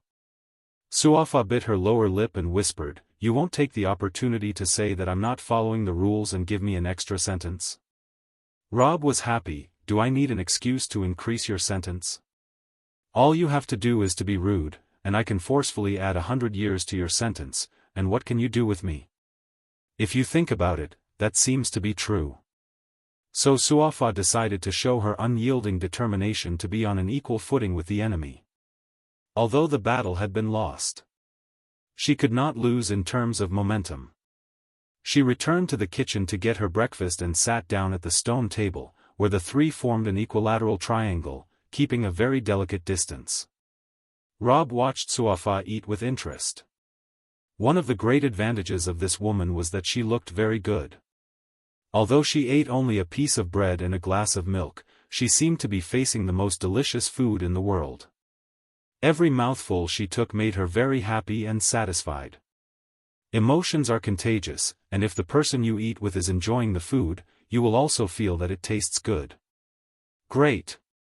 Rob was about to give her a compliment when he saw a large crowd at the chapel door, headed by Baron Newlin and his knight-nephew, followed by a group of people who looked like servants, who stopped outside the courtyard. Only Baron Nolan and his nephew entered the yard and approached Rob's stone table. The iconic gentleman greeted, Good morning, Godfather. Good morning, Mr. Newlin. Rob greeted with a smile. Baron Nolan glanced eerily at Lillian and Suafa, who were dining with Rob, but he would not express his views on such things like Lillian and Suafa. He did not want to sit on a table with the maids, so he stood not far in front of Rob and smiled and said to Rob, Godfather, after yesterday's battle, I am full of hope for the future of Westwind Town, so as soon as I got home, I ordered the servants to take out the beetroot stored in the cellar and start processing sugar overnight. In addition, I had just ordered people to put up notices in the center of town to recruit a large number of sugar workers.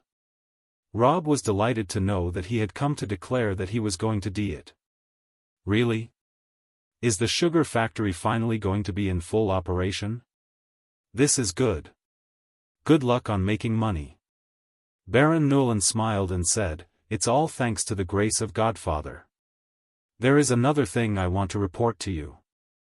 When I came back yesterday, I sent a team of men riding fast horses to the camp of the Desert Kingdom to look through the battlefield. They spent all night searching on the battlefield, and this morning, they brought back something interesting. As soon as he said this, Rob immediately remembered that after the army of the Desert Kingdom abandoned their helmets and ran away, it was not surprising that it left an empty camp and a lot of discarded equipment, so it was not surprising that someone would pick it up and make a fortune from the war. However, ordinary rubbish should not be in the eyes of a pretentious noble like Baron Newlin.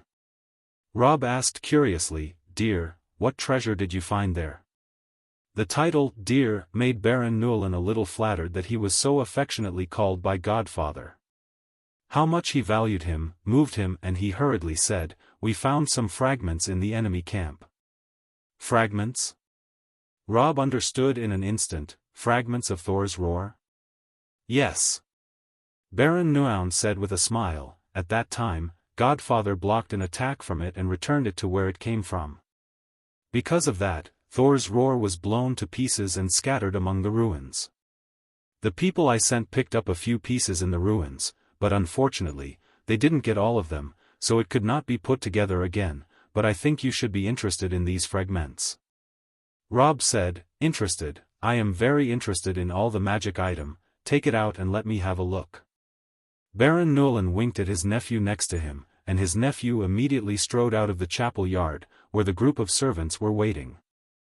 The nephew took a bag from the servants, went back to Rob, put it down and opened it.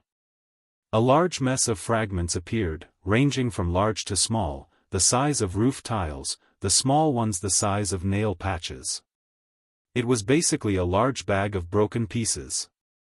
It felt like metal in his hand, but something was wrong, and it seemed to be mixed with something black on the surface, similar to the teapot-sized magic container that the berserker Baron Perseus had given him. Rob loved it when he got the magic container and used it to do a lot of things. Even until now, he still uses it to continuously heat the shower and cool cakes. In fact, he had long wanted to take the magic container apart to see what material it was made of, but he only had one magic container, and once he accidentally broke it, there would be no second one, so he was reluctant to do it. Now he has got a pile of fragments, which made him very happy. He tossed it in his hand and looked over and over, wanting to do something new after melting the fragments, but Rob knew nothing about the technology of making magic items and could only sigh, how on earth was this thing made? Baron Newland smiled and said, I don't quite understand, except that the materials are very complicated, with copper, iron, gold, silver, black iron and other metals mixed together. There are all kinds of magic dust, arcane dust, magic essence and other messy materials. The production process is so complicated that it is not easy to make one. Wow! Rob came with a standard pastoral sigh. As a noble of the Wind Knights, you can't even make such a thing, so who on earth controls the craftsmanship of this thing? Baron Newland said, this thing is in the hands of the royals of various countries, such as Her Majesty's Magic Corporation and the Black Earth Knights, in which there is a department specializing in making magic items. Of course, 16 years ago, both the king and the queen were killed, and Mandra rioted, and many people who knew how to make magic items turned to Mandra, so there are also some experts in the Knights of Mandra and the White Lion Cavalry who can make magic items. I see, so it was cultivated by the royal family. Rob said unhappily, that is to say, for outsiders like me, it is very difficult to get the production method, and it is impossible to make it by myself. Baron Newland suddenly smiled sinisterly, in fact, it is not difficult to get a chance to get it. After all, the royal family always has to train new experts in making magic items, and the technology has to be passed on from generation to generation. So the Royal Academy of Magic has magic item specialist. If you can mix in as a student, you can learn. Why? Can't you blend in, too? Rob was suddenly interested. Top secrets of the state is not something that ordinary people can learn. How can we get into it? Baron Newland whispered, you have to be an innocent noble child, confirm that it is impossible for you collaborate and betray the kingdom, and understand magic before you can be enrolled in the magic item specialist of the Royal Academy of Magic. For example, my nephew, if he can do magic, he can learn it, but he is as stupid as a dog and can only be a trainee knight. In short, the Royal Academy of Magic accepts students every spring. If you have an innocent and reliable identity, you can sneak in and steal a production method. I see. Rob thought to himself, should I find a way to blend in and learn how to make magic items?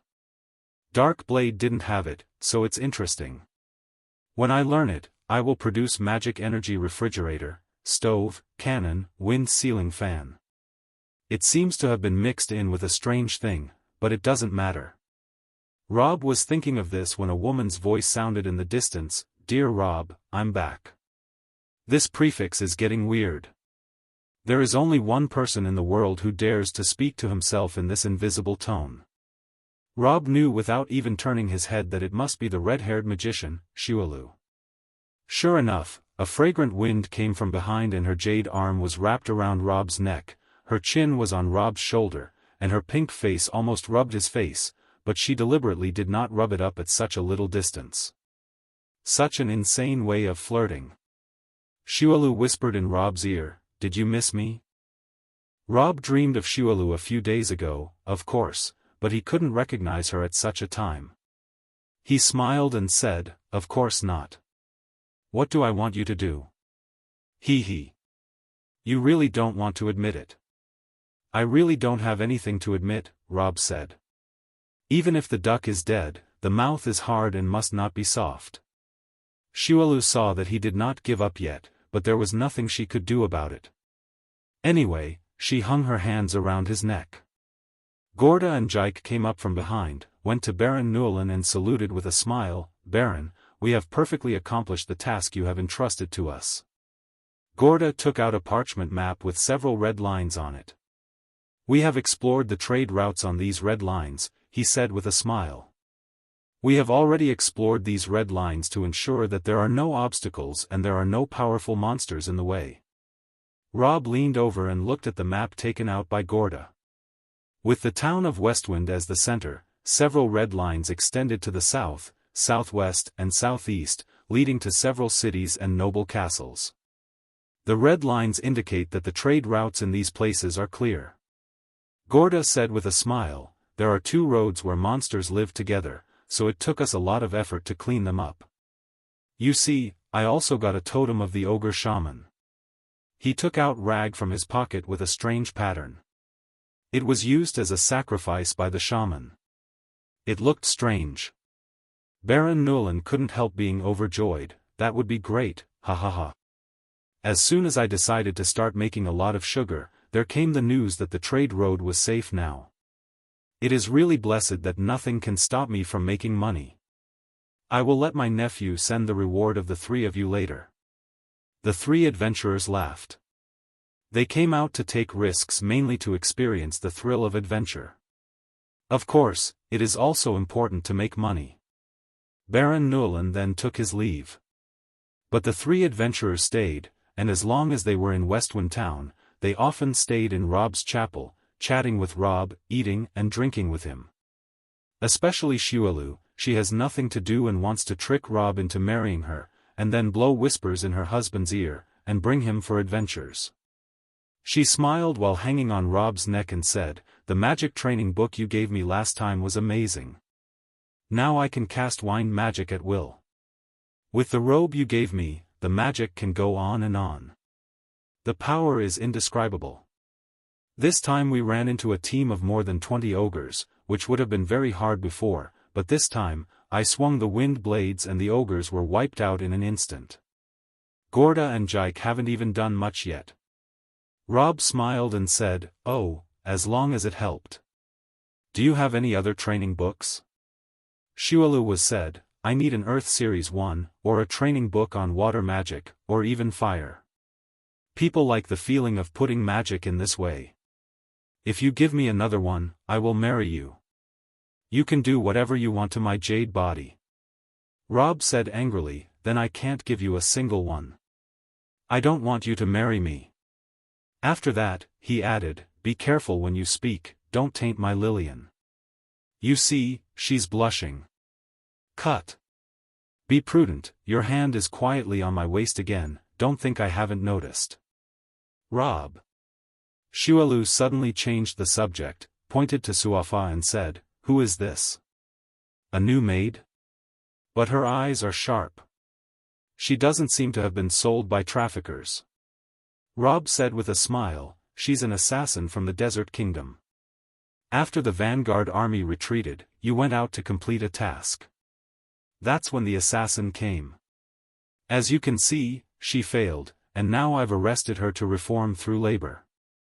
Pop Shualu happily smiled at Suafa and said, "It's too much for you to stab Mr. Rob. Were you played badly?" Suafa flashed a wry smile on her face, bit her lower lip and said, "All the blame for not being able to detect the strength of the enemy. I have nothing to say." Shualu said with a smile, "But lucky for you, Mr. Rob is a true believer in the God of Light. He loves everything, so you don't have to worry too much about what will happen to you." "Hey!" Rob protested, "I am not a believer in the God of Light." Shualu shrugged. "Yes, not a false believer, but a true believer." Rob said with a smile, "Don't talk nonsense. I hate this kind of garrulous talk. By the way, Gorda, I have a question for you." "Oh?" Gorda said, "Mr. Rob should just ask whatever you want to ask." Rob said with a smile, "I would like to entrust you to make me a clear and reliable identity of the Kingdom of Gran." Do you have a way to do such a thing? Wow, this is good. Shualu shouted, how can this kind be done? We can help you find things, kill monsters, send messages, find your way. But it's outrageous to forge a noble identity. It's impossible. Gorda wondered, Mr. Rob, what is the use of this identity? Even if you do not have any noble status, you have become the Lord of Westwind Town, an uncrowned king, so there is no need to get a useless noble identity, right? You see, even Baron Newlyn, who is obviously a noble, has to be respectful to you, isn't that enough? Robert said with a bad smile, I just want to get into the Royal Academy of Magic to be a student and steal something. When the three adventurers heard this, everyone went silent. Several seconds later, Gorda said awkwardly, you are already so good, what do you have to learn? What is there to learn? Only others learn from you, how can you learn from others?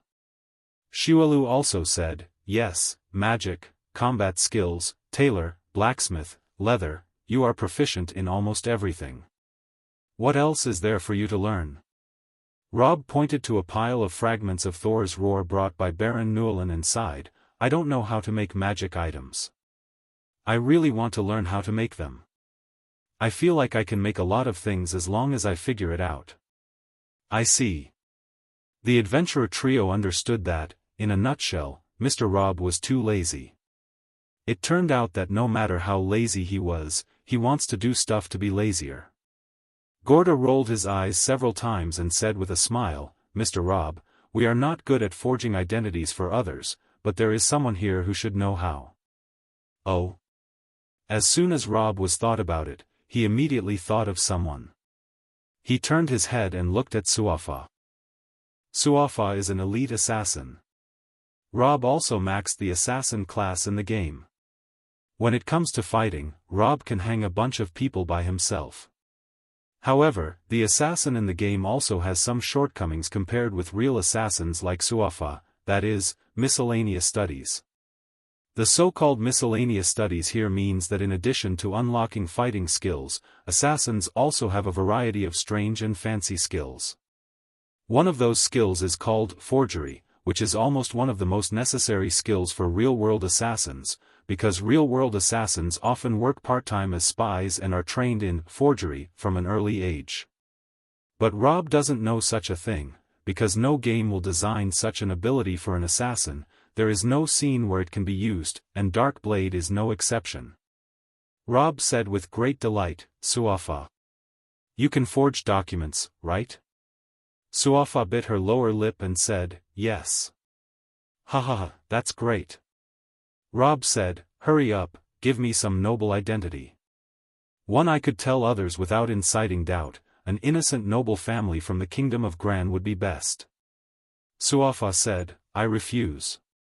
Rob said, are you going to refuse to work again? Do you even know that you are a reform through labor prisoner? Suafa said, it is because I know that I refused. Didn't you say you would increase my sentence if I did something bad again? I would like to ask, is it bad to forge documents?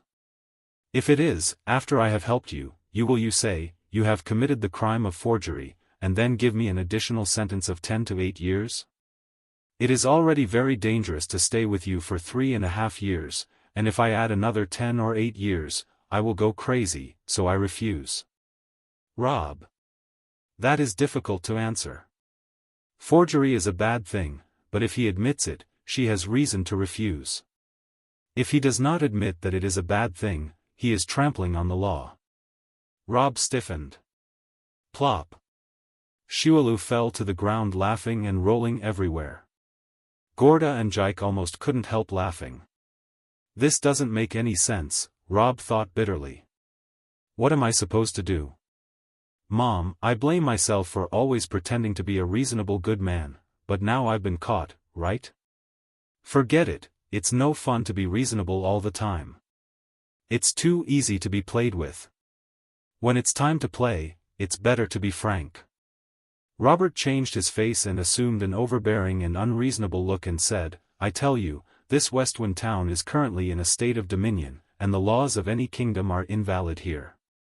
For the time being, the laws here are all made up by me, so when I ask you to forge documents, it is reasonable and legal to forge documents. I am the father of an unreasonable God. If you listen to me, I will reduce your sentence by half a year. If you don't listen, I'll give you another 8 to 10 years. Suafa snorted, you are obviously a mischievous fellow. He has to pretend to be very reasonable, but now he has been exposed. Rob shrugged, did my nose lengthen? If you complain to me again, care to test if I would order you to come to my room to sleep tonight? I promise to do the 36 styles. I'll lose if I miss one of them. Suafa was so frightened that her face changed. She almost killed herself by hitting a tree on the spot. If she hadn't known that Rob would have resurrection, she would have actually done it. But in the face of a person who actually knows how to resurrect, even suicide is an extravagant hope, which made her fall into a brief period of despair. However, she immediately noticed a smile in Rob's eyes. It seemed that his sentence was meant to be a joke.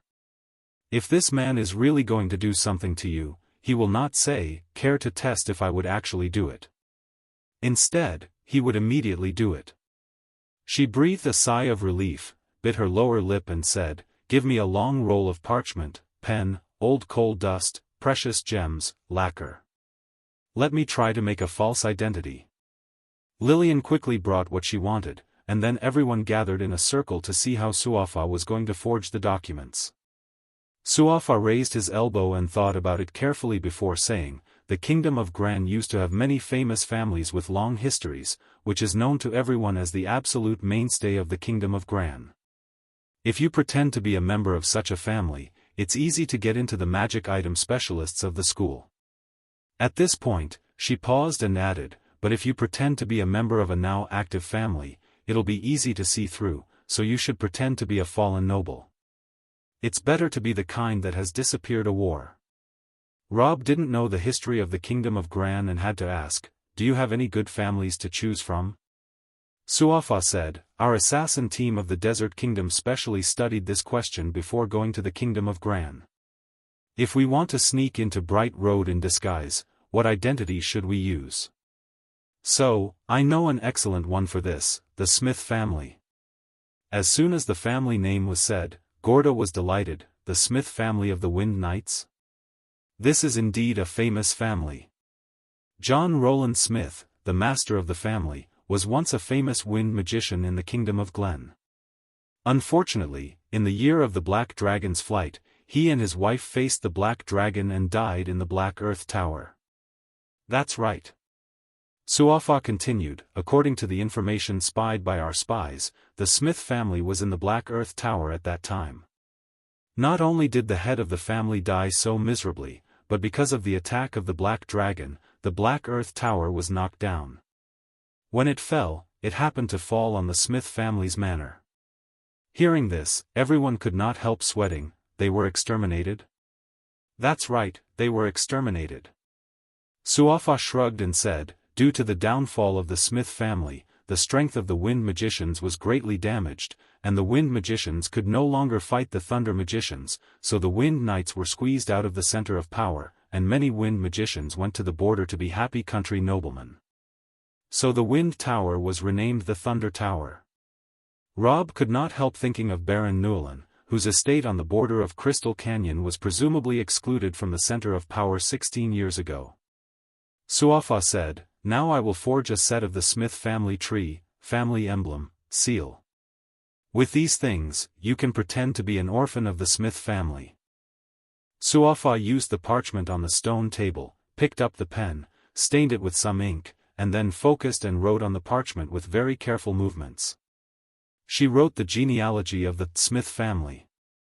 From the first head of the family, she wrote it down, level by level, and wrote hundreds of names in the twinkling of an eye. Interestingly, she did not write these names in the same handwriting, but wrote them in a different handwriting for every 2 or 3 generations. It turns out that the genealogy of a family with a long history cannot be written by the same person. A person writes 2 or 3 generations at most on the genealogy before he runs out of life and die, so every 2 or 3 generations will be replaced with a new handwriting. Only in this way can it look seamless. Everyone can't help but sigh, impressive, so it's this exquisite. Shualu said, the most powerful thing is the memory of Eswofa. How do you remember these hundreds of names? Suafa shrugged. No, I can't remember them all. Only a few of the more famous guys in history are the real names, and I picked up more than half from other names. Everyone. She revealed her fraudulent act. Suafa continued to write, one layer at a time, and finally, the name John Rowland Smith appeared, and 4 more names were written under this name, each of which was marked with their wife's name, birthday, and death. These are John Rowland Smith's 4 sons. Suafa said, they are all real names. The more modern names they are, the more you have to use their real names, real birthdays and real death dates, otherwise they'll be exposed easily. With that, she drew a line under John Rowland Smith's 4th son and wrote, Rob Smith, here, his birthday on September 10, 1324, a Virgo 20 years ago. Robin laughed, yo, it seems that this is my false identity. Suafa nodded, it doesn't matter if you use Rob as your name. There are 800 people with the same name in the kingdom of Gran, if not 1,000. You don't have to worry about people realizing it's you. In other words, I suspect your name is not Rob at all, and the name you used in Westwind Town is just your pseudonym. Rob froze slightly and then laughed. The 3 adventurers next to him also froze, and after a few seconds, Gorda smiled and said, that's right. Now that I think about it, Mr. Rob has been using pseudonyms all the time. If I remember correctly, the name you first reported to me was Vishmanamochan de Biod or something, which should be your real name. Wow, so you know everything now. Rob was happy and recalled the situation when he came to this world half a year ago. He couldn't help laughing. He hadn't been so happy for a long time. Memories are always a happy thing. Now you are Rob Smith, the grandson of the wind magician John Rowland Smith and the only survivor of the Smith family. You need to make up another story about why you didn't die in the Black Earth Tower, and then you need to be able to explain where you've been hiding for the last 16 years and why you haven't come out, Suafa said. While you are making up the story, I will make this genealogy look old, rub it with sand, bake it with fire, deliberately pour the ink on it and wipe it off, roll it up and open it again and again. I need to make it look like an old family tree that has been treasured for many years, rather than a fake that has just been written. Suafa said, it'll take a while. It will take a few days. In addition, I have to make a family emblem, make a fake seal, and stamp several fake letters. When all this is done, you can use this false identity to blend into the school to learn the method of making magic items. Rob gave her a thumbs-up gesture and said with a smile, then please. A few days passed in a flash. That evening, a huge caravan appeared at the southeast gate of Westwind Town. It is called huge because its scale is really much larger than an ordinary caravan. The largest caravan ever seen in Westwind Town was from Gugu and Gigi, who came to get iron swords and armor and dispatched more than a dozen carriages, which is already a rare occurrence. This time the caravan was packed with hundreds of live cattle, hundreds of live sheep and hundreds of live pigs, which filled the whole official road. The official road was full of heads. The guard in charge of guarding the town thought there was an attack, so he almost rang the bell, but fortunately he stopped quickly. This batch of livestock was, of course, sent by Her Majesty, and Gugu and Gigi were in this huge caravan, accompanied by the first batch of old craftsmen who came to Westwind Town as teachers. When these old craftsmen received orders from the Queen that they would come to Westwind Town to teach, most of them felt uneasy, and many people even worried that the army of the Desert Kingdom would break through Westwind Town and were a little reluctant to set out. It was not until the news that the army of the Desert Kingdom was defeated that they finally felt at ease and could boldly come to Westwind Town. However, they left their hometown and came to an unknown town to live a new life, which still filled them with worry and fear about their future. By this time, it was February 1345, and spring was nearby. It was still the cold winter, and the roads were cold and snowy. The old craftsmen followed the caravan for several days, tired, and were blown by the wind, rain and snow. All of them were black with cold. It was not only cold for them, but they were also filled with questions about their future, which made them feel no joy at first sight of the town gate of Westwind Town. They all had a fear of entering the tiger's den. They don't know what the Lord here is like and whether they will embarrass themselves. Just when they were nervous, the gate of Westwind Town opened, and instead of sitting in a wheelchair, Rob came out with his legs straight and stood solemnly by the gate with the most solemn welcome. Gugu and Gigi thought Rob was here to welcome them, but when they came forward quickly and were about to say hello, Rob moved his feet and kicked the two merchants aside. Then he smiled at the old craftsman behind them and said, "Hello, teachers. My name is Rob. Welcome to Westwind Town." Huh? The old craftsman froze slightly, feeling a little strange. Isn't Rob the Lord of Westwind Town? Did the Lord come out to meet people like us in person? He spoke so gently and amiably too, and he attached great importance to his attitude. For a moment, everyone felt a little flattered. Their fear of Westwind Town and the worry about their new life cannot help but be eased by a lot.